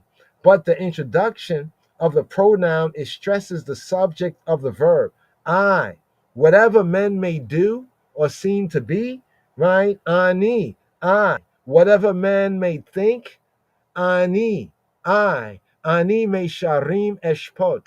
I will judge uprightly with equity, right? The equity, as we mentioned already, the Meshar, right?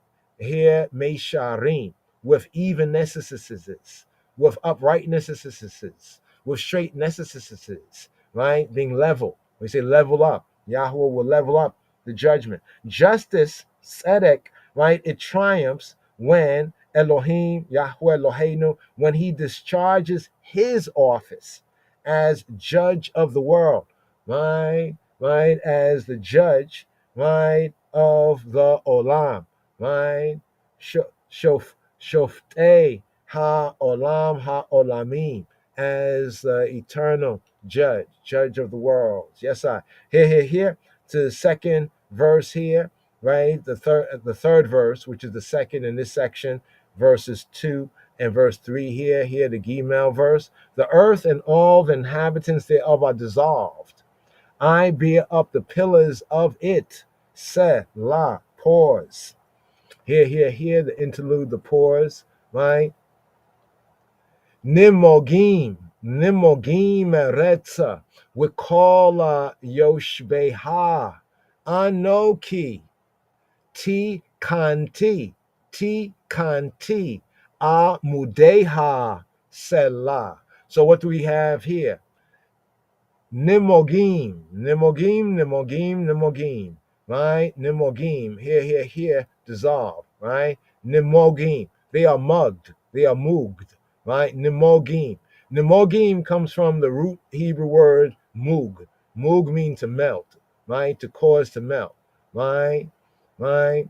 So here where it says Nimogim, right? Nimogim, they are like melted away, right? They are melted away. The Nephil, right? Nimogim, right? Here we have Nimogim. The melted away ones, right? Who are they? Melted away ones, Eretz, the earth, right? Melted away ones of the earth would call, and all Yoshbeha, and all those that dwell in her, right?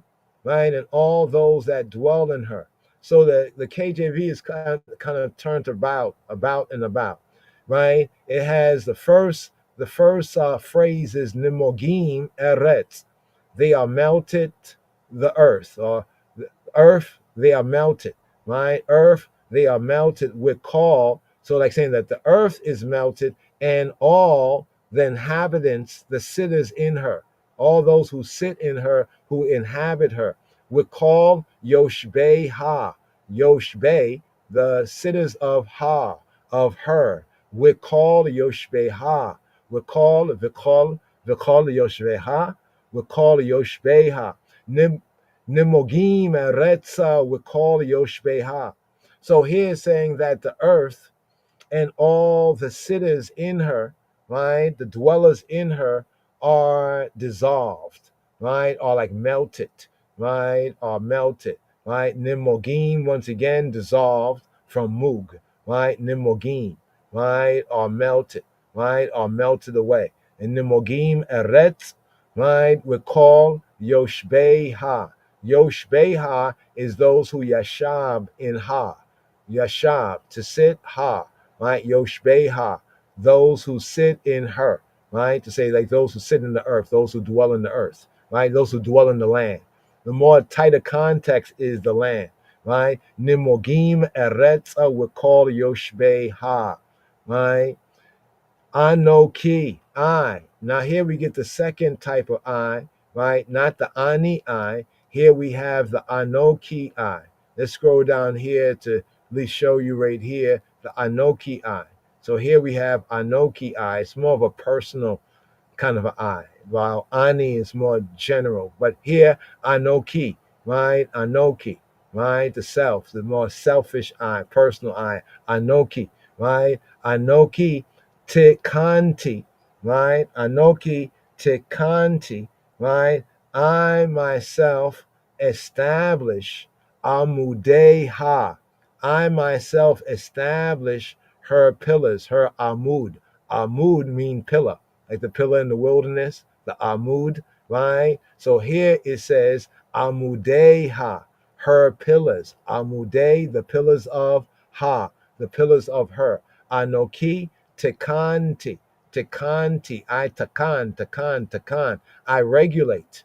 Tekanti, I have regulated. Anoki, I myself, Tekanti, I have regulated, measured, estimated, ponder, level, balance, the sense of weighing out, right? To balance. But takan is more in the sense of balance, measure. In a figurative sense, to arrange, to equalize. Through the idea of leveling, right? Takanti. Anoki, takanti, amudeha. I have balanced, equalized, leveled, right? Her amudeha, her pillars, right? So the idea of leveling. In a mental sense, when this word is taken mentally, right? This particular word right here, right? Takan, where it's taken mentally is to estimate or to test, right? So ani anoki tikanti amudeha se la, the pores right here. Give me one moment, brother and sister. Let me just go back to this verse. I didn't scroll down, right? I should have scrolled down to show you. So you see the ani, so the two eyes in Hebrew, right? There's ani and there's anoki. Ani and anoki, right? Ani. Usually when ani is there, it's for emphasis, right? Ani, right? So in the verse before, the second verse, we had ani. Ani mesharim eshpot. I will judge in equity, right? In uprightness. And now here, we have anoki, right? Another form of the Hebrew I, right? Here where it says nimogim eretza we call yoshbeha. Anoki tikanti amudeha. Anoki tikanti amudeha. Right? So here, we have the anoki, right? The ani and the anoki, right? Get into it another time, the differences, right? Suffice it to say, the anoki is more like the self, the more personal I, while the ani is more the general I, right? So like I myself have dissolved. So nimogim. So the land is dissolved, and those who dwell in her, who dwell in the aretz, those who dwell in the land, those who dwell in the earth, are dissolved, right? This is what it's saying here. When human society appears to be at the point of collapse, because its foundations, the foundation of human society, which is righteousness, has been compromised or has been undermined, right? Yahweh Eloheinu, Ha Elohim, strengthens it again. This is one kind of reasoning from this right here. When we look at it, we can see it physically, but then we can also understand the point of reference with like the foundation. What's the foundation of the land? What's the foundation of people in the land? Right? It's righteousness. So when that righteousness, right choiceness has been compromised or undermined, right? The sense of this verse here is that Eloheinu, Ainai Elohim, he strengthens it. He's able to strengthen it again. Now the Selah, which is the pause, the interlude, right? Like to the bridge right here. This brings us to the close of this section, right? Verses 2 to 3. Elohim upholds the moral order, right? Yahweh Eloheinu upholds, right? Genuine morality, right?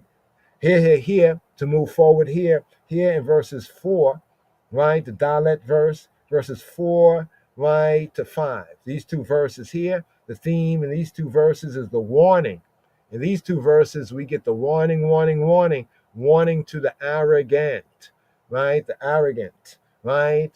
I said, or to the fools, right? I said to the fools, deal not foolishly, and to the wicked, to the defiant, lift not up the horn.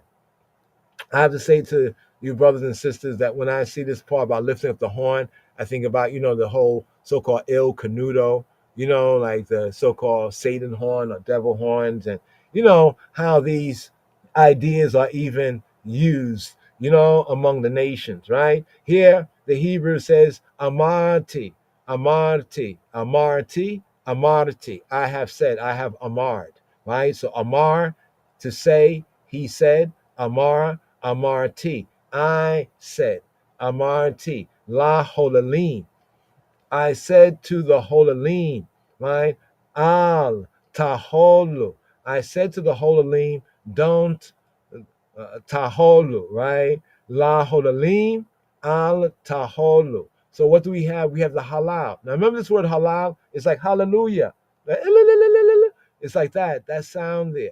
Remember this word, we touched on this before, but in the Hebrew, this is part of the name of Lucifer, right? In the Hebrew, or Latin Lucifer, but the verses in the KJV, his name Halel ben Shahar, Halel.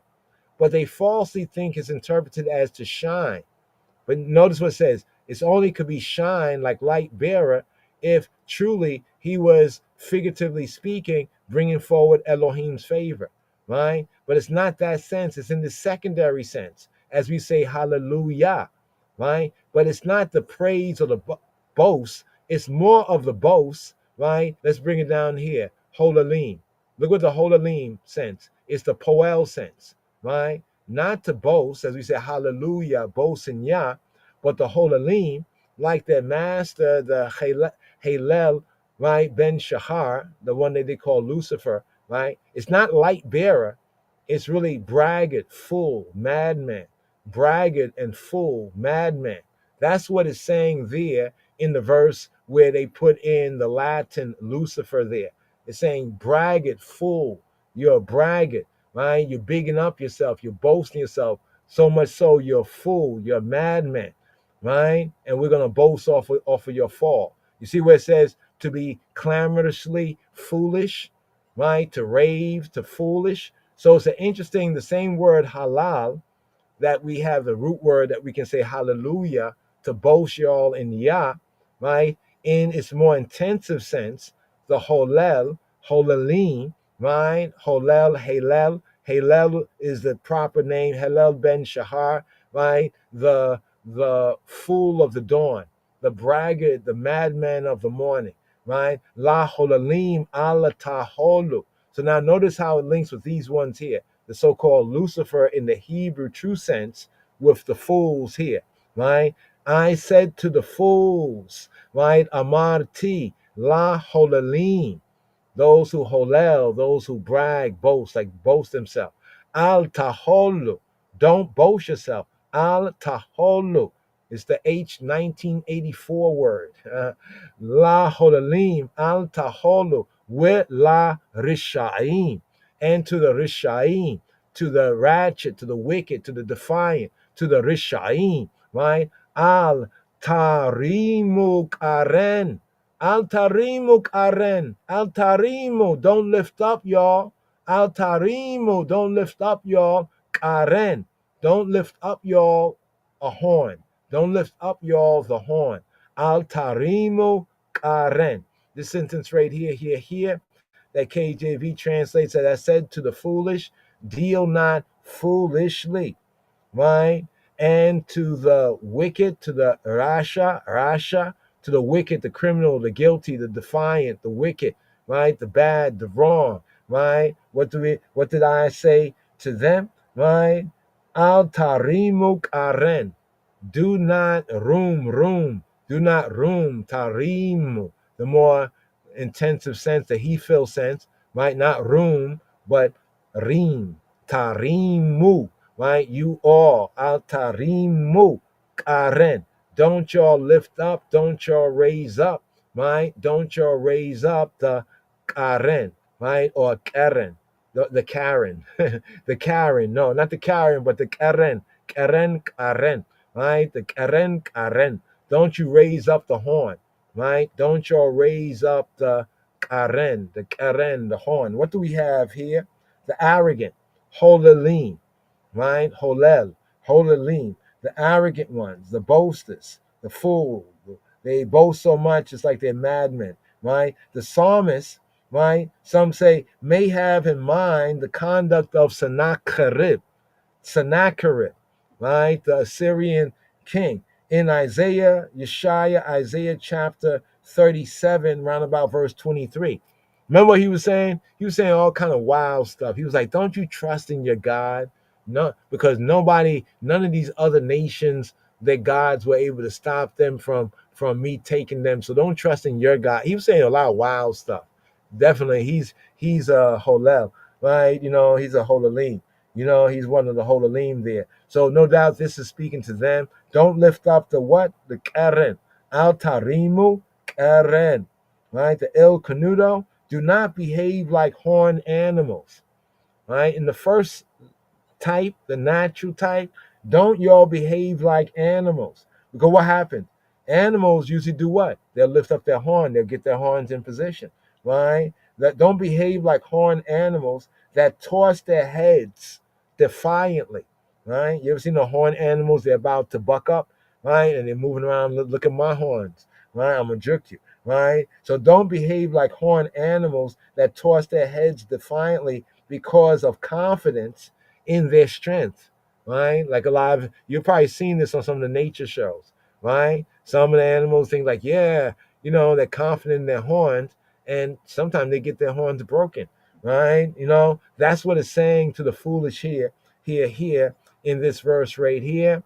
Amarti la holalim al taholu wela rishaim Al tarimu karen. Don't lift up the karen, the karen. Don't lift up Karen. No. Here, the hay verse. The hay verse, the fifth verse right here. Right? Fifth verse. Remember, this section is themed a warning to the arrogant foolish. Right? Warning to the arrogant fools. Right? Lift not up your horn. See how this idea is repeated here in the next verse? Lift not up your horn on high. Speak, right? Right? A stiff neck. Mm, mm. Wow. You see where it says right here, it says speak in the KJV, the italicized words, not with. What's the principle, Chabarim, fellow Talmudim? Those words are not there, right? Those words are not there, right? Maybe once in a blue, right? But so far, I don't remember that blue, right? Like a blue moon, but most times those words not there. Let's prove it here. Let's go through this verse. Al tarimu ala marom. Al tarimu, don't y'all lift up, right? La marom, right? To the height, like marom, right? Marom. Don't y'all lift up to the marom, to a height, to an elevation. Now notice this right here. You see the word marom. This is from the verb here, right? Room, to rise, right? So don't lift it up to a height, right? Don't lift it up la marom, to the ha marom, to the height, la marom. Al tarimu la marom, karnikem, kar karnikem, the karen of kem, your horn. So it's like saying all of they, like male, have like one, right? Y'all have like one horn. Karnikem, right? Karnikem, right? It says tidabru, right? Tidabru, speaking, y'all. Y'all are speaking tidabru, Be sawar, sawara atak, sawar atak, sawar atak. You're speaking with a sawar atak, right? So the first word right here is sawar, sawar, the neck. Sawar, the savar is like the neck, like the back of the neck, right? The savar, the neck, right? One of the words for neck, right? The neck, right? That is attack, that is forward, that is bold, that's arrogant. Usually this is use of speech, right? In the sense of license. Today we'll call this entitlement. Like you speak in the sense of entitlement, attack, right? Bis avar attack, bis avar attack, bis awar attack, right? But now notice something here, here, the sense of license, of impudent. But if you strike out the italicized words, read it again. Lift not up your horn on high. Speak, right? A stiff neck. Speak a stiff neck. The context here is that y'all are speaking, right? A stiff neck. That what you're speaking is stiff neck, right? Not with a stiff neck. It doesn't say don't speak, right? It says don't lift up your horn to speak, right? Right? Stubborn arrogance. ISV actually brings out the kind of spirit of the Hebrew there, right there. So here once again, al tarimu lamarom karnekem, tedabru beas awaratak, right? Haughty neck that thrusts the head upward. You know, you can see it among animals and even people, right? Right? A haughty neck. Mussolini, he had like a haughty neck too. You know, a lot of these kind of politicians, Obama did a haughty neck, right? Also, Trump does the haughty neck sometimes, right? That thrust the head upward as a gesture of insolent pride, right? Of insolent pride. So here, this verse, Al tarimu la maroma karnekem tedabrua bisawar atak. Here, to the next section right here, just two more sections, small sections, short sections right here. Here, the Vav verse. Here we have the sixth, right? The 6th to 8th verse right here. And here we have man's fate, the fate of man, right? Man's fate is in, right? Elohim's hands, is in the Creator's hand. Man's fate is in Elohim's hand. It's in the judge's hand.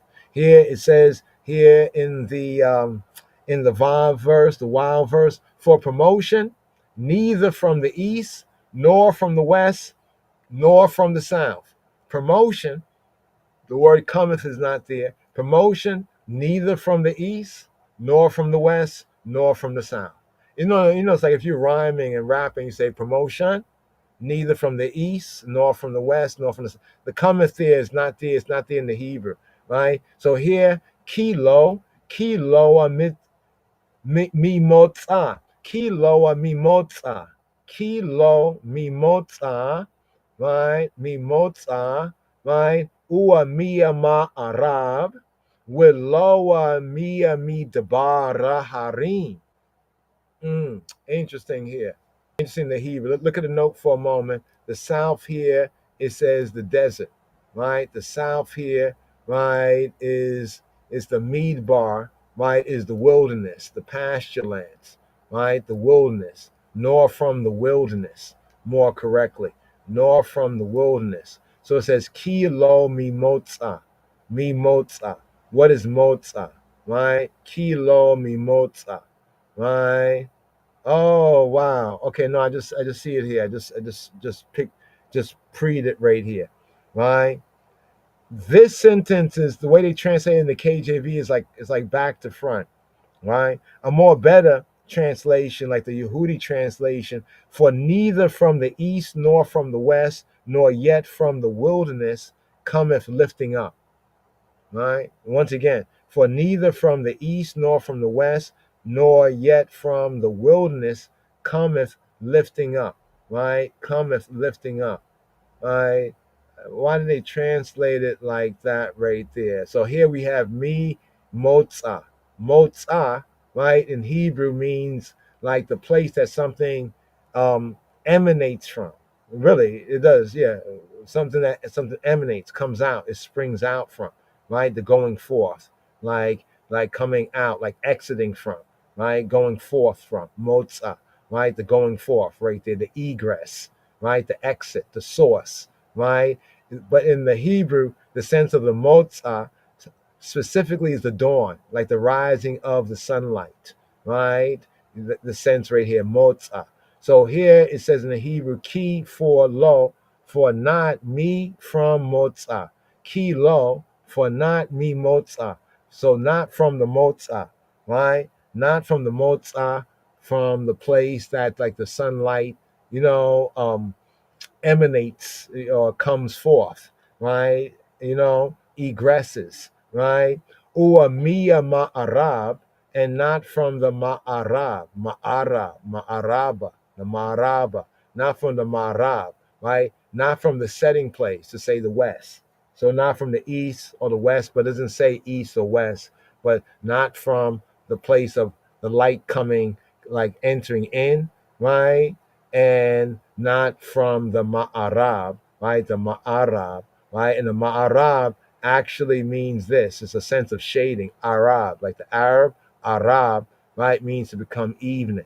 So when we say Erev, Erev Tov, Erev, Erev, some say Erev Tov is Erev is the evening. When it becomes like twilight time and get dark. So not from the place where the sunlight comes in, right? Right? And then at the end of the day, from where it like kind of exits. Kia loa mi motza ua mia ma'arab. We're low and not mi debar, and not from the Midbar. Midbar is the wilderness, Harim. So Harim here, right?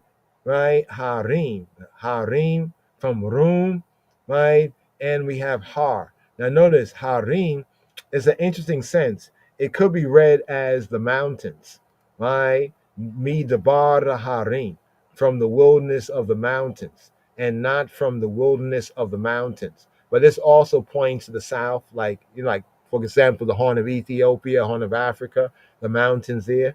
Kilimanjaro, the other mountains. You know what I'm saying? So Willoa Mia Midabara Harim. So this can be read in kind of two senses, right?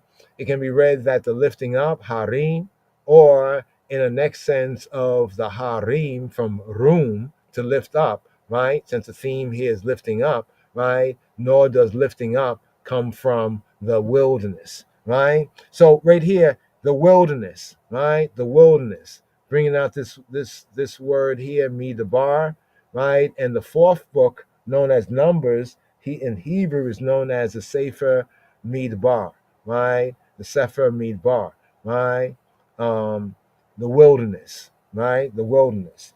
And the wilderness is not always a desert. Let me make that clear. The wilderness is not always a desert. It's just a place without, I say, civilization, without like man's things. You know what I mean?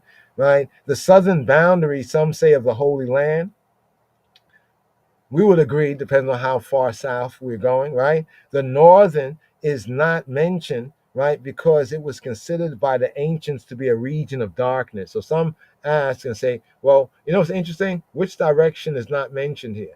The direction that's not mentioned here is the north. And it is considered, the reason why it wasn't mentioned, because by the ancients, the Safon, right, was considered to be a region of darkness or disillumination. Harim, promotion, right? Harim, lifting up. Harim, right? From no point of the compass should men, right, seek allies to establish their superiority or supremacy over others. Again, right? Where it says right here in this particular verse right here, it says, "Willow mi midbar harim, nor yet from the wilderness cometh lifting up." Right? Promotion does not come. Right? Lifting up does not come. From no point of the compass should men seek allies to establish their supremacy, right, or superiority over others, because the issue is ultimately decided by Elohim, by Yahweh Eloheinu. So right here, Kilo mi motza umia ma'arab, Wiloa mia mi debar harim. Here to the Zain, the seventh verse right here, right? They say, KJV says, but God, the judge, he putteth down one and setteth up another. The Hebrew reads, Ki Elohim, for, because of for Elohim, not but. There's no but there. Ki Elohim, for Elohim, right? For the creator, the judge. Ki Elohim Shofet, right? For Elohim Shofet is the judge, Shofet, right? For Elohim is judge. Ki Elohim Shofet. Zeh Yashpil. Zeh Yashpil. This he puts down. Zeh Yashpil. This one he puts down with Zeh. And this one, Yarim. Yarim. This one he lifts up. Zeh Yashpil with Zeh Yarim. This one he puts down, and this one he lifts up. Full of the verse. Ki Elohim Shofet. Zeh Yashpil with Zeh Yarim. Zeh Yashpil with Zeh Yarim. Here, for Elohim is the Shofet, right? Shofet from Shafat, which is to judge, right? To govern, to judge, right? To govern, to judge, right? For Elohim is the judge. Zeh Yashpil. Yashpil come from Shafal, Shapal, Shapel, Shapil, right? Shafel, right? Yashpil, Yashfil, right? Shafal means to become low, to sink, to be humble. This one he humbles. But it's like bringing low, not in humble sense, but in the sense of the verb here, yashpil, is the hefil sense of shafal, right? To lay, to bring low, to humiliate. This one he abashes, right? He says, sit down, right? He sinks, he depresses. The sense of this one is like, this one he puts down to say he humiliates them. That's what we get the sense even in when we talk about the Lucifer verse and how it links with the fool, the word for fool or madman, right? That's the sense you see in the narrative. Ze yashpil, right? Ze yashpil, yashpil. This one he puts down with ze yarim. And this one he ream, right? The ream here from the hefil sense, he raises up, right? He sets on high, right? We have this in other Psalms, right? Namely Psalm 147, right? Psalm 147, around about the fifth, verse. And in First Samuel, First Shemuel is a good example. First Samuel, Shemuel, that connects with the Hannah, right? Part of this psalm there. First Samuel chapter 2, verse 7. So here, once again, right? This same verse, Ki Elohim Shofet, Ze Yashpil, with Ze Yarim. Here, Chabarim. Here, the Chait verse, right? Here we're at the 8th verse to complete this section. Man's fate is in the hand, right, of Elohim, the Shofet, the judge of judges.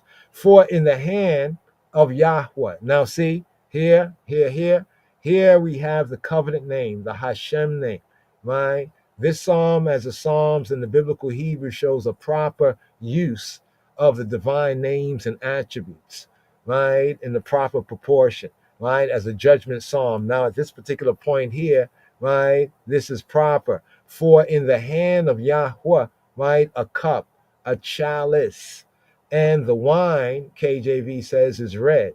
It is full of mixture, and he pours out of the same. But the dregs thereof, all the wicked, all the ratchet, the defiant of the earth, shall wring out drink, right? And that's the sense of it. The last part is drink, not and drink them, but it's like all the rats of the earth shall wring out drink. Almost like wring out what they'll do, and then you turn directly and give them a command, drink, like drink. You know what I mean? Go ahead, drink.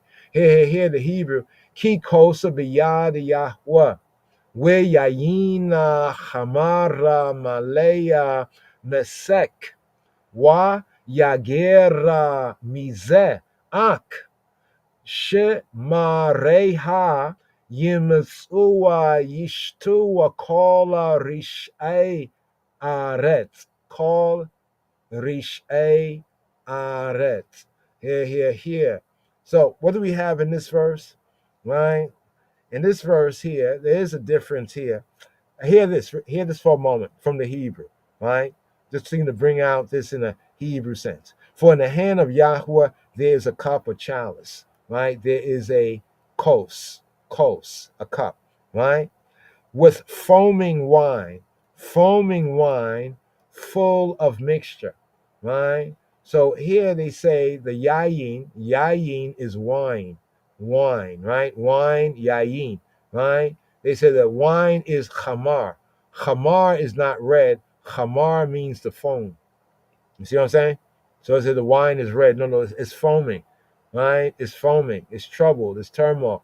In a sense, it can be reddened, but you see the sense of this word is boiling up, right? To ferment with scum, right? To ferment, right? It can have an aspect of the glow of redness, right? But hear this translation more directly from the Hebrew. For the hand of Yahweh, for in the hand of Yahweh, right? For in the hand of he who be, here kikos for a cup, the Hebrew kikos for a chalice, kikos biyad Yahuwah. When a chalice is in the hand of Yahweh, for a cup or chalice in the hand of Yahweh, yayin, and the wine, chamar, right? And the wine is foaming, chamar, right? Malaya mesek, malay, full of mesek, right? So mesek is mixture, mesek, right? It is Malay Mesek, right? It is full of Mesek, right? It is full of mixture, right? And he poureth out of the same, right? That part there, yeah, that part there. Where Yagera Mizeh, where Yagir, right? He pours out, Nagar, right? To flow, to pour, right? Yagera, right? Pours out mizeh, mizeh, mizeh. Zeh means of this, like of this. And he pours out mizeh from this. He pours out mizeh. He pours out from this. The more better in the Hebrew, he pours out not of the same, but like from this mizeh, right? Surely, ak, for sure. Ak, indeed. Ak, shemareha. Ak, shemareha. Right? Shemareha yimsu yishtu. So surely, indeed, the dregs thereof, the dregs, right? So what's the word for dregs? The shemer. Shemer is the lees, the dregs, the lees, right? The settlings, right? The settlings. You know, like what settles at the bottom, right? You know what settles at the bottom in that sense, right? Ak, for sure. Shemareha, her, actually says her dregs, her lees, right? You know, the settlement at the bottom. All the wicked of the earth shall drain them, shall like suck them, shall drain them and drink, right? Shall drain them and drink, right? This here is bringing out the Hebrew sense of ak, shemareha, yimsu. So when it says shall wring them out, that's a nice word, right? But matzah means to drain out. They shall suck, right? They shall suck out. You see, Strong's got it right? They shall suck out. Yimsu, right? Ak, indeed. Shemareha. So the dregs that are in the cup, right?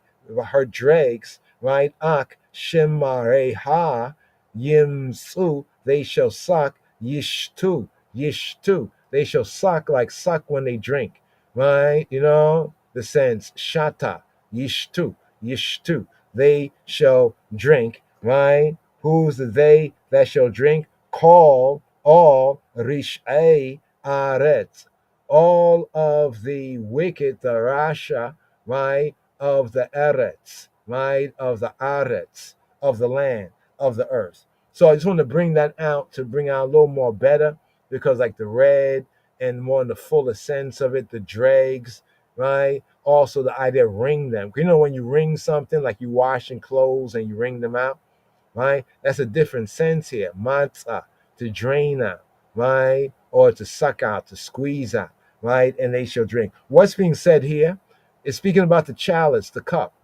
right? You know, it says that the King of Kings puts a cup in the hand of Babylon, right? You know, that Elohim puts a cup in the hand of Babylon. Yahweh puts a cup. In that is the wine of staggering, as we have in Psalm 60, round about verse 4, verse 5, rendering those who drink it mentally and physically helpless. Again, in Psalm 60, round about verse 4, verse 5, there is, and then elsewhere in the scripture, there's what's called the wine of staggering. The wine of staggering renders those who drink it mentally and physically helpless. Another key about this, it's full of what? Mixture. What is in that cup?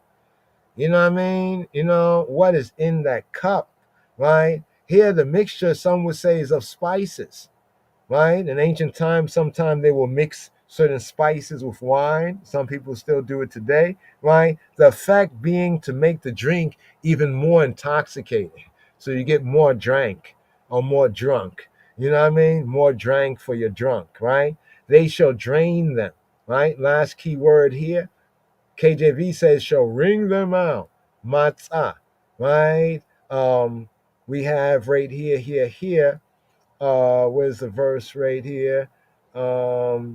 Where's the verse? Beyond Yahuwah, oh, Yimsu. They shall drain out. What do we have here? Matzah, right? Matzah, right? As a verb, matzah, right?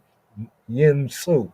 In Isaiah 51 and 17, there's a good verse in Isaiah 51 and 17, where the same imagery, the same word picture is used of Israel, right? Is used of Yisrael, even the Beta Israel, who had drunk deep, right? Israel, the Israelites, had drunk deep of the cup of Yahweh's wrath, right? Of Yahweh's fury, right? Of Eloheinu's fury. So right here, right? Once again, the full of this verse. Kikos biyada Yahweh, we yayina chamar, maleya mesek, wa yagera mizeh, ak, shemareha yimtsu, yishtu, kol rish'ei aretz, kol Yish, call Rish'e, the Rasha, the ratchet ones of the land, all the ratchet ones of the earth. So lastly but not leastly, here we have the 8th, right? Here we have the 9th to the 10th verse, KJV wise, to conclude today's daily psalm right here. Interesting at that verse there, that verse there, what was it, verse 8 in the KJV, verse 9 in the Hebrew, but the last verse there, for the hand of Yahweh, right? In the hand of Yahweh is a chalice, right? With foaming wine, full of mixture. He poureth out from this. He poureth out from this, right? Surely the dregs, the lees thereof, or surely her dregs, right? All the rats of the earth shall suck and drink, shall suck it and drink it. You know what I mean? Here, or drain it, if you please, right?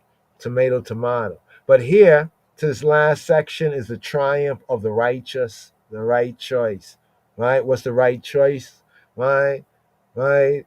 The King of Kings highway, the way, the truth, and life of Yeshua HaMoshiach. So here, 9th and 10th verse, the triumph of the righteous. Today's daily psalm, Psalm 75, Mizmor Ein, hey, the nation's gratitude. The nation, speaking about Amo Yisrael, I. Triumph of the righteous. KJV says, but I will declare, but the Hebrew is, and I, and as for I, after that last verse, he says, and as for I, wa'ani, no but I, but wa and ani.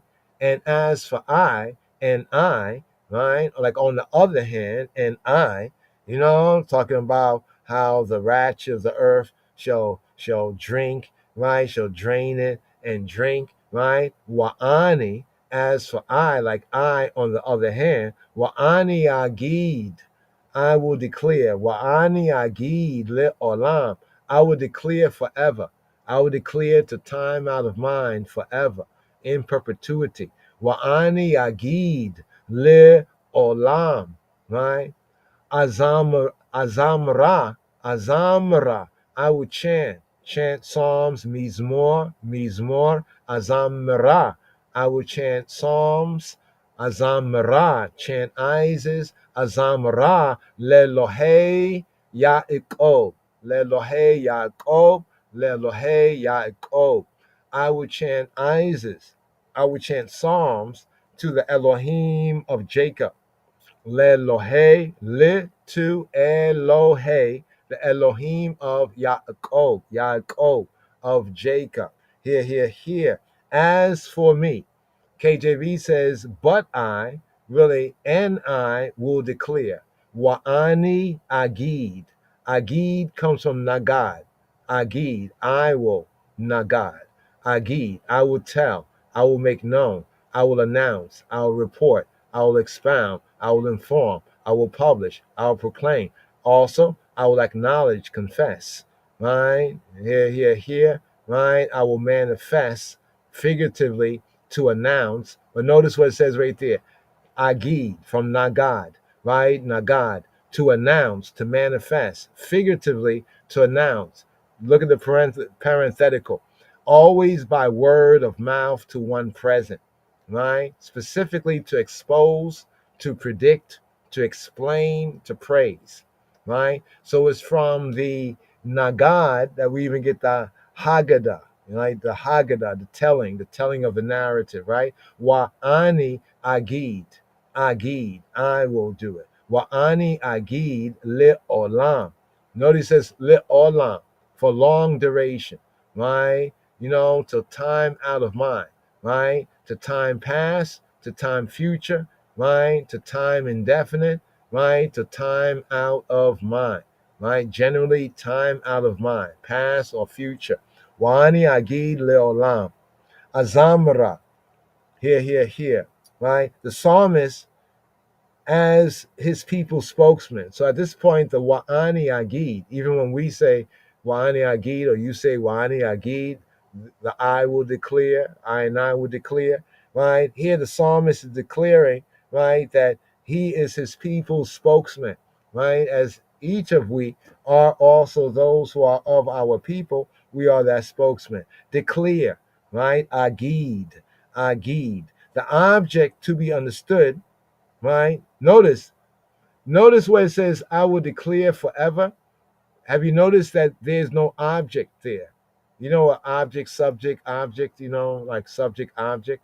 So we have a subject, wa'ani. We have a verb, agid, declare. But what's the object? Li olam just means till time out of mind, to time indefinite, the sense of forever, right? Wa'ani agid. But the object is not here. So the object should be understood in the context of the psalm, right? With the very first verse, right? Where to speak about in the first verse. It says, men tell of thy wondrous works, right? Thy male name is near. Wik arob shemeka, si peru nifalaoteka. So here, what he will declare is connected with the wondrous works, nifalaoteka. Although the object is not there. So he said, I will declare forever. Question: what will I declare forever? The beginning of the psalm, where he says about Niflaoteka, where he says, they will tell of thy wondrous works. Siparu Niflaoteka, of your marvelous works, your works past finding out, right? Hard to comprehend. You know what I mean? How does water and fire, exist in the same space? One doesn't burn the other does not wash away the other. You know what I mean? How do you explain it? Of course, you can study, right? Here, forever, as some take forever as long as one live, li olam. And that can be also applied there to time out of mind. Who knows the time? But here, even the psalmist here is still declaring. Think about it. Because as we pick up the chant, we are still declaring. So he is still declaring, even to time out of mind, right? Even past one's lifetime. But the context, some can bring out as long as one lives. Wani agid le olam, right? Azamra, right? I will chant. The sense here is zamar. I will sing, chant, right? Here's like the chant, like verses with accompanying music, right? Through the sense of striking the fingers like the harps or the twang, right? Of another musical instrument, a guitar. But this sense of chanting Isis was like accompanied by like musical instrument, right? Azam Ra le Lohe Yaakov, chant Isis to the Elohim of Jacob. Here to the fulfillment verse, the Yod Aleph, in other versions here to the 10th verse, all the horns of the wicked also will I cut off. The horns of the righteous shall be exalted. Ah, it's interesting here the change, right? Isn't it interesting here the change to the I, right? As for I will declare forever. I will sing praises, Isis, to the Elohim of Jacob, right? All the horns of the defiant, the wicked, right? The criminally guilty, right? Also will I cut off. You see that right there? Also will I cut off, right? And it says the horns of the righteous, right, shall be exalted. So here, last verse here, we're called with and call or vikol, vichol. Some say vichol, vichol karne, right? Vichol karne rishaim. We're called, right? Karne, and all the karne. Karne in the Hebrew, right, is keren in the constructive sense of karne means the horns of. So something has to follow. Karne, right? We're called and all the karne, the horns of Rishaim, and all the horns of the ratchet, the Rishaim, right? The Rasha, right? The wicked, the criminally guilty, right? Wicked, criminally guilty, the wrong, the bad. The true sense of this is like the defiant, right? The defiant. We call like Arneya Rishaim, Agadeya. He says Agadeya. What is Agadeya? Agadeya. Here we have Gada'a, Gada'a, Gada'a, Gada. To cut, to chop down, to hew down, right? To chop down, to hew down. Agadeya, right? I will chop down, like to fell a tree, like if you're chopping down a tree, right? Not like a small cut, but you're chopping down a tree. So it says, all the horns of the wicked also will I cut off. Wakal karnea rishaim agadea. Tiromamna karnota tzadika. Tiromamna, right? And the horns is in the feminine sense, right? The horns, right? The horns, the karnot, right? The horns, the feminine sense, tiromamna karno. So the horns of the righteous will be exalted. Exalted the horns of the righteous. Tiromamna, they feminine, like they female, right? Tiromamna karnot, the horns, tzadik, right, of the righteous. So the horns of the righteous, right? And here we have the word righteous here is righteous in the singular sense. I want to point that out. It's not like tzadikim. Tzadikim is like righteous ones, like when we say the righteous ones, the tzadikim. Here it has a tzadik. Tzadik is to say the righteous, right? Or righteous one in a singularity, the tzadik, right? Which is kind of interesting because it has rishaim. Rishaim, you could say rasha as a singular to qualify even many, but it has rishaim, the horns of the wicked, right? I will cut down, I will chop down, but the horns of the righteous, right? They shall be exalted. So horns, once again, horns, the two use of horns. So even the horns are not bad.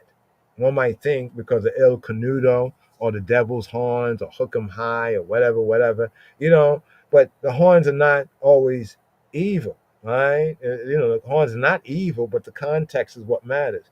the horns of the wicked. Remember earlier on they was told, right, not to lift them up, right? So they keep them up, like in verse, what was that verse? Verse 4 and 5, right? In verse 4 and 5. So here the Karen, right? The Karen, the instruments of aggressive and destructive power, right? The instrument of aggressive and destructive power. But the word is using the variety of senses here, but it's clear the context, right? The National Geographic kind of sense, of the animals going at it. You know what I'm saying? With their horns. So the horns are the instrument of aggressive and destructive power, right? So the horns of the ratchet, of the wicked, right? Agadeya, right? Here we have Agadeya, Agadeya from Gada, Gada. Gada is to be chopped down, right? Will I cut off or will I hew down, like chop down? By a sudden transition, right? There's a sudden transition that's common in Hebrew, right? Especially biblical Hebrew.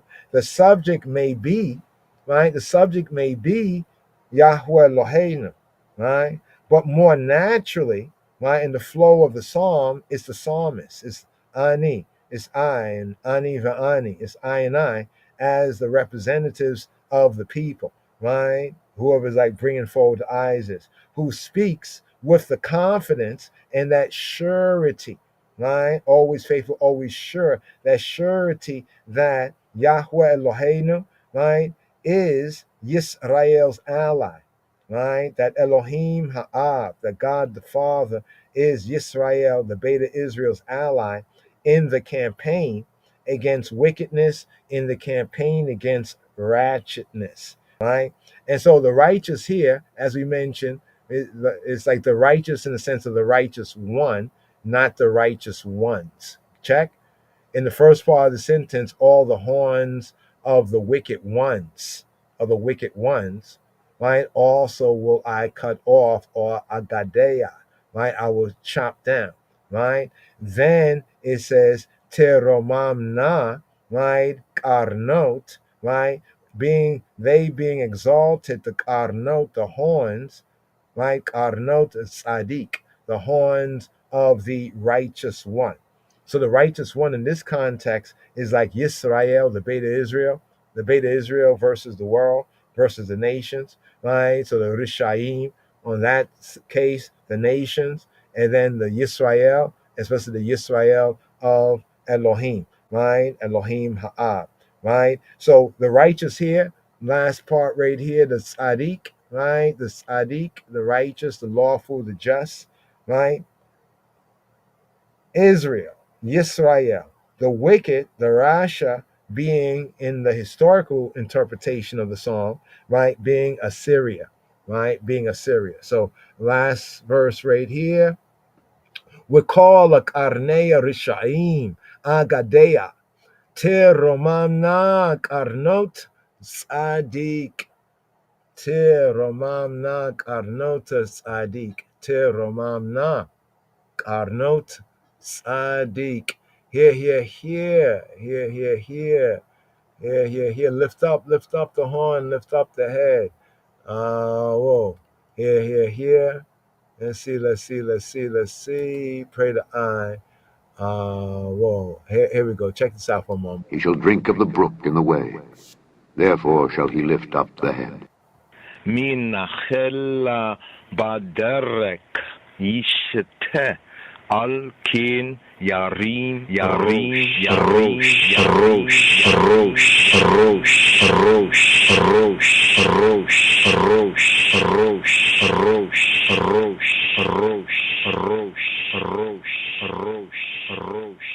He shall drink of the brook in the way. Therefore shall he lift up the head. He shall drink of the brook in the way. Therefore shall he lift up the head.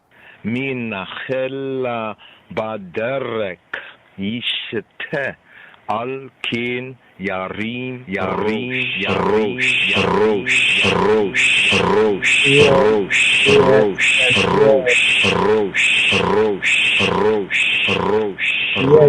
shall drink of the brook in the way.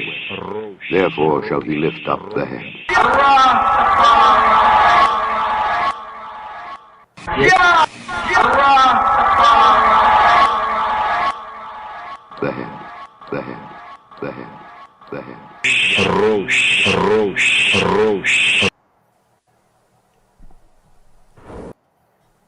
Yes, yes, yes, yes.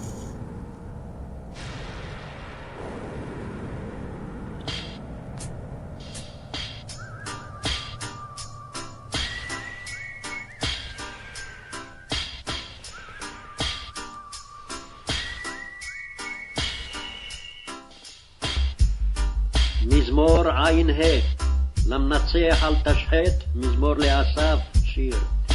הודינו לך אלוהים, הודינו וקרוב שמך, סיפרו נפלאותיך.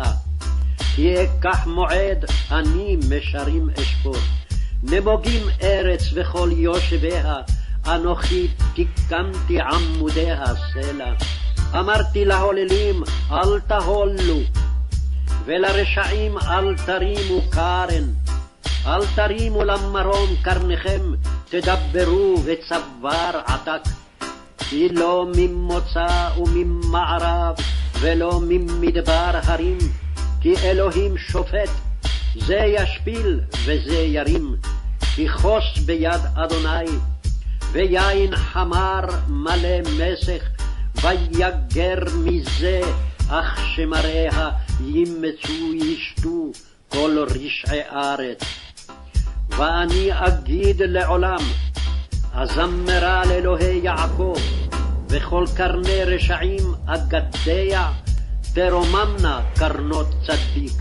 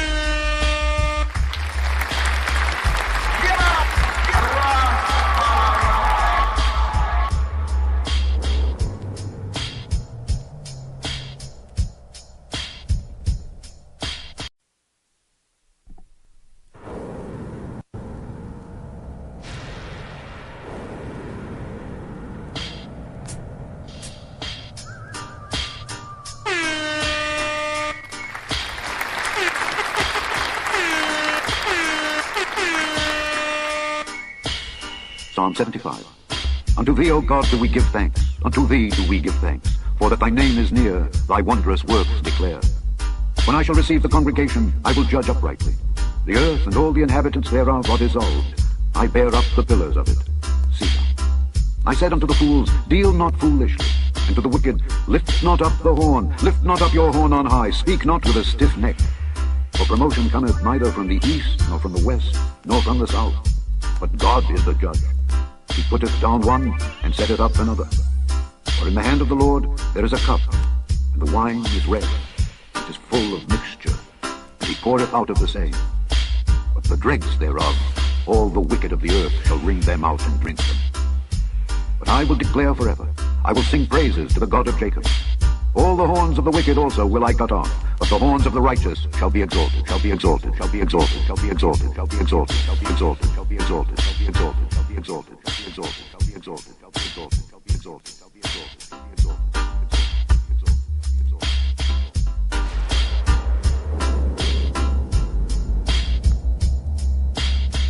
מזמור עין ה' למנצח אל תשחט, מזמור לאסף, שיר. הודינו לך אלוהים, הודינו וקרוב שמך, סיפרו נפלאותיך. כי אקח מועד, אני משרים אשפוט. נמוגים ארץ וכל יושביה, אנוכי תיקנתי עמודיה סלע. אמרתי להוללים, אל תהולו, ולרשעים אל תרימו קרן.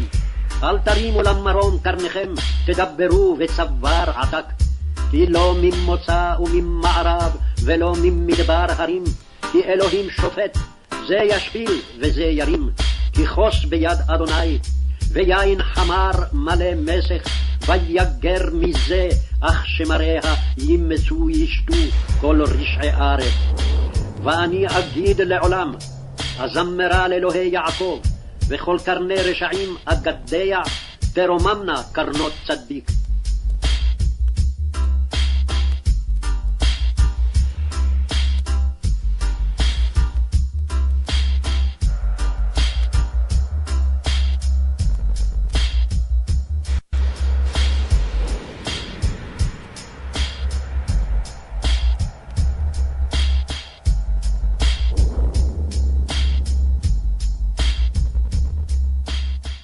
Yes, yes, yes. Lila Tov, Lila Tov.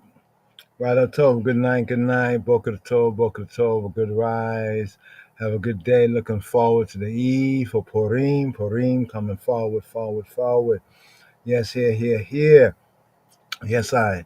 Shalom, brothers and sisters and brothers, by Shem Yeshua HaMoshiach. Here on the outro, since it's a judgment theme, Chabarim. Here's Queen, the Queen Omega. Judgment here on the outro. Lila Tov, have a good night, good rest, refresh, a blessed rise, a good day in the way, the truth, and the life of the King of Kings, Christ, Yeshua HaMoshiach.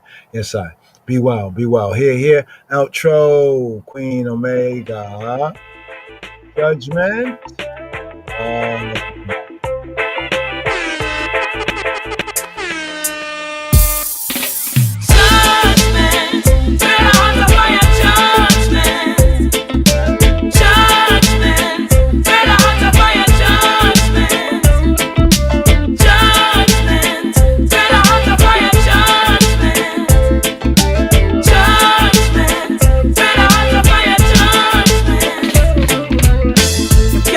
From the judgment, according to your works, you'll be paid. You can't run from the judgment. Watch your things when you do and what you say. You can't run from the judgment. Serious time, no time for play. You can't run from the judgment. Can't run, can't hide. Do unto others as you'll have them do unto you. Life is a cycle and I know it's true. Anything you do coming right back to you. Many are called, but the chosen are few. Make sure say your power with the righteous crew, or never indulge up in a pork stew. Eat the idol stew, that's not the right brew. Healthy foods keep you pure and new. Say a prayer every day just to keep you in line. Remember me tell you it's a judgment time. Open your eyes and stop being blind. Seek and search, surely will find. Selassie never wrote with abundance and sign. Work hard for yours and I'll work for mine. Show some love and be kind. Stop from your crime. Tell you good and never ever get left behind. No, can't run from the judgment. According to your works you'll be paid. Hey, you can't run from the judgment. Watch your things when you do and what you say. Hey, you can't run from the judgment. Serious time, no time for play. Hey, you can't run from the judgment. Can't run, can't hide. Things that I see done see, so it don't make sense you run. What you gonna do now your judgment come? You eat up your bread and give the youths them the crumb. You drink up your wine and have all the fun. Tell me who give the people the gun. Tell me who's gonna get the fire burn. Whether from flames or it a come from the sun. You woulda never know from whence it a come. Unlike a bomb it a fi bring back fire. Can't escape, get caught in the wire. Wicked man, full time you expire. Sucking me blood like a damn vampire. No matter what I want, can this thing deny ya? I will keep going higher. Higher like the one Jeremiah, Obadiah, Hezekiah, Nehemiah, Zechariah. What? Can't run from the judgment. According to your works you'll be paid. Hey, can't run from the judgment. Watch your things when you do and what you say. Hey, you can't run from the judgment. Serious time, no time for play. Hey, you can't run from the judgment. Can't run, can't hide. Run to the mountain walk cave ya. Run to the sea walk down ya. Run to the rocks and the rocks walk rush ya. Run to the hills, but it can't hide ya. No matter where you run, it'll find ya. Nowhere to go, nowhere to shelter. Judgment, I follow your light, a reminder. And a bad fighter get me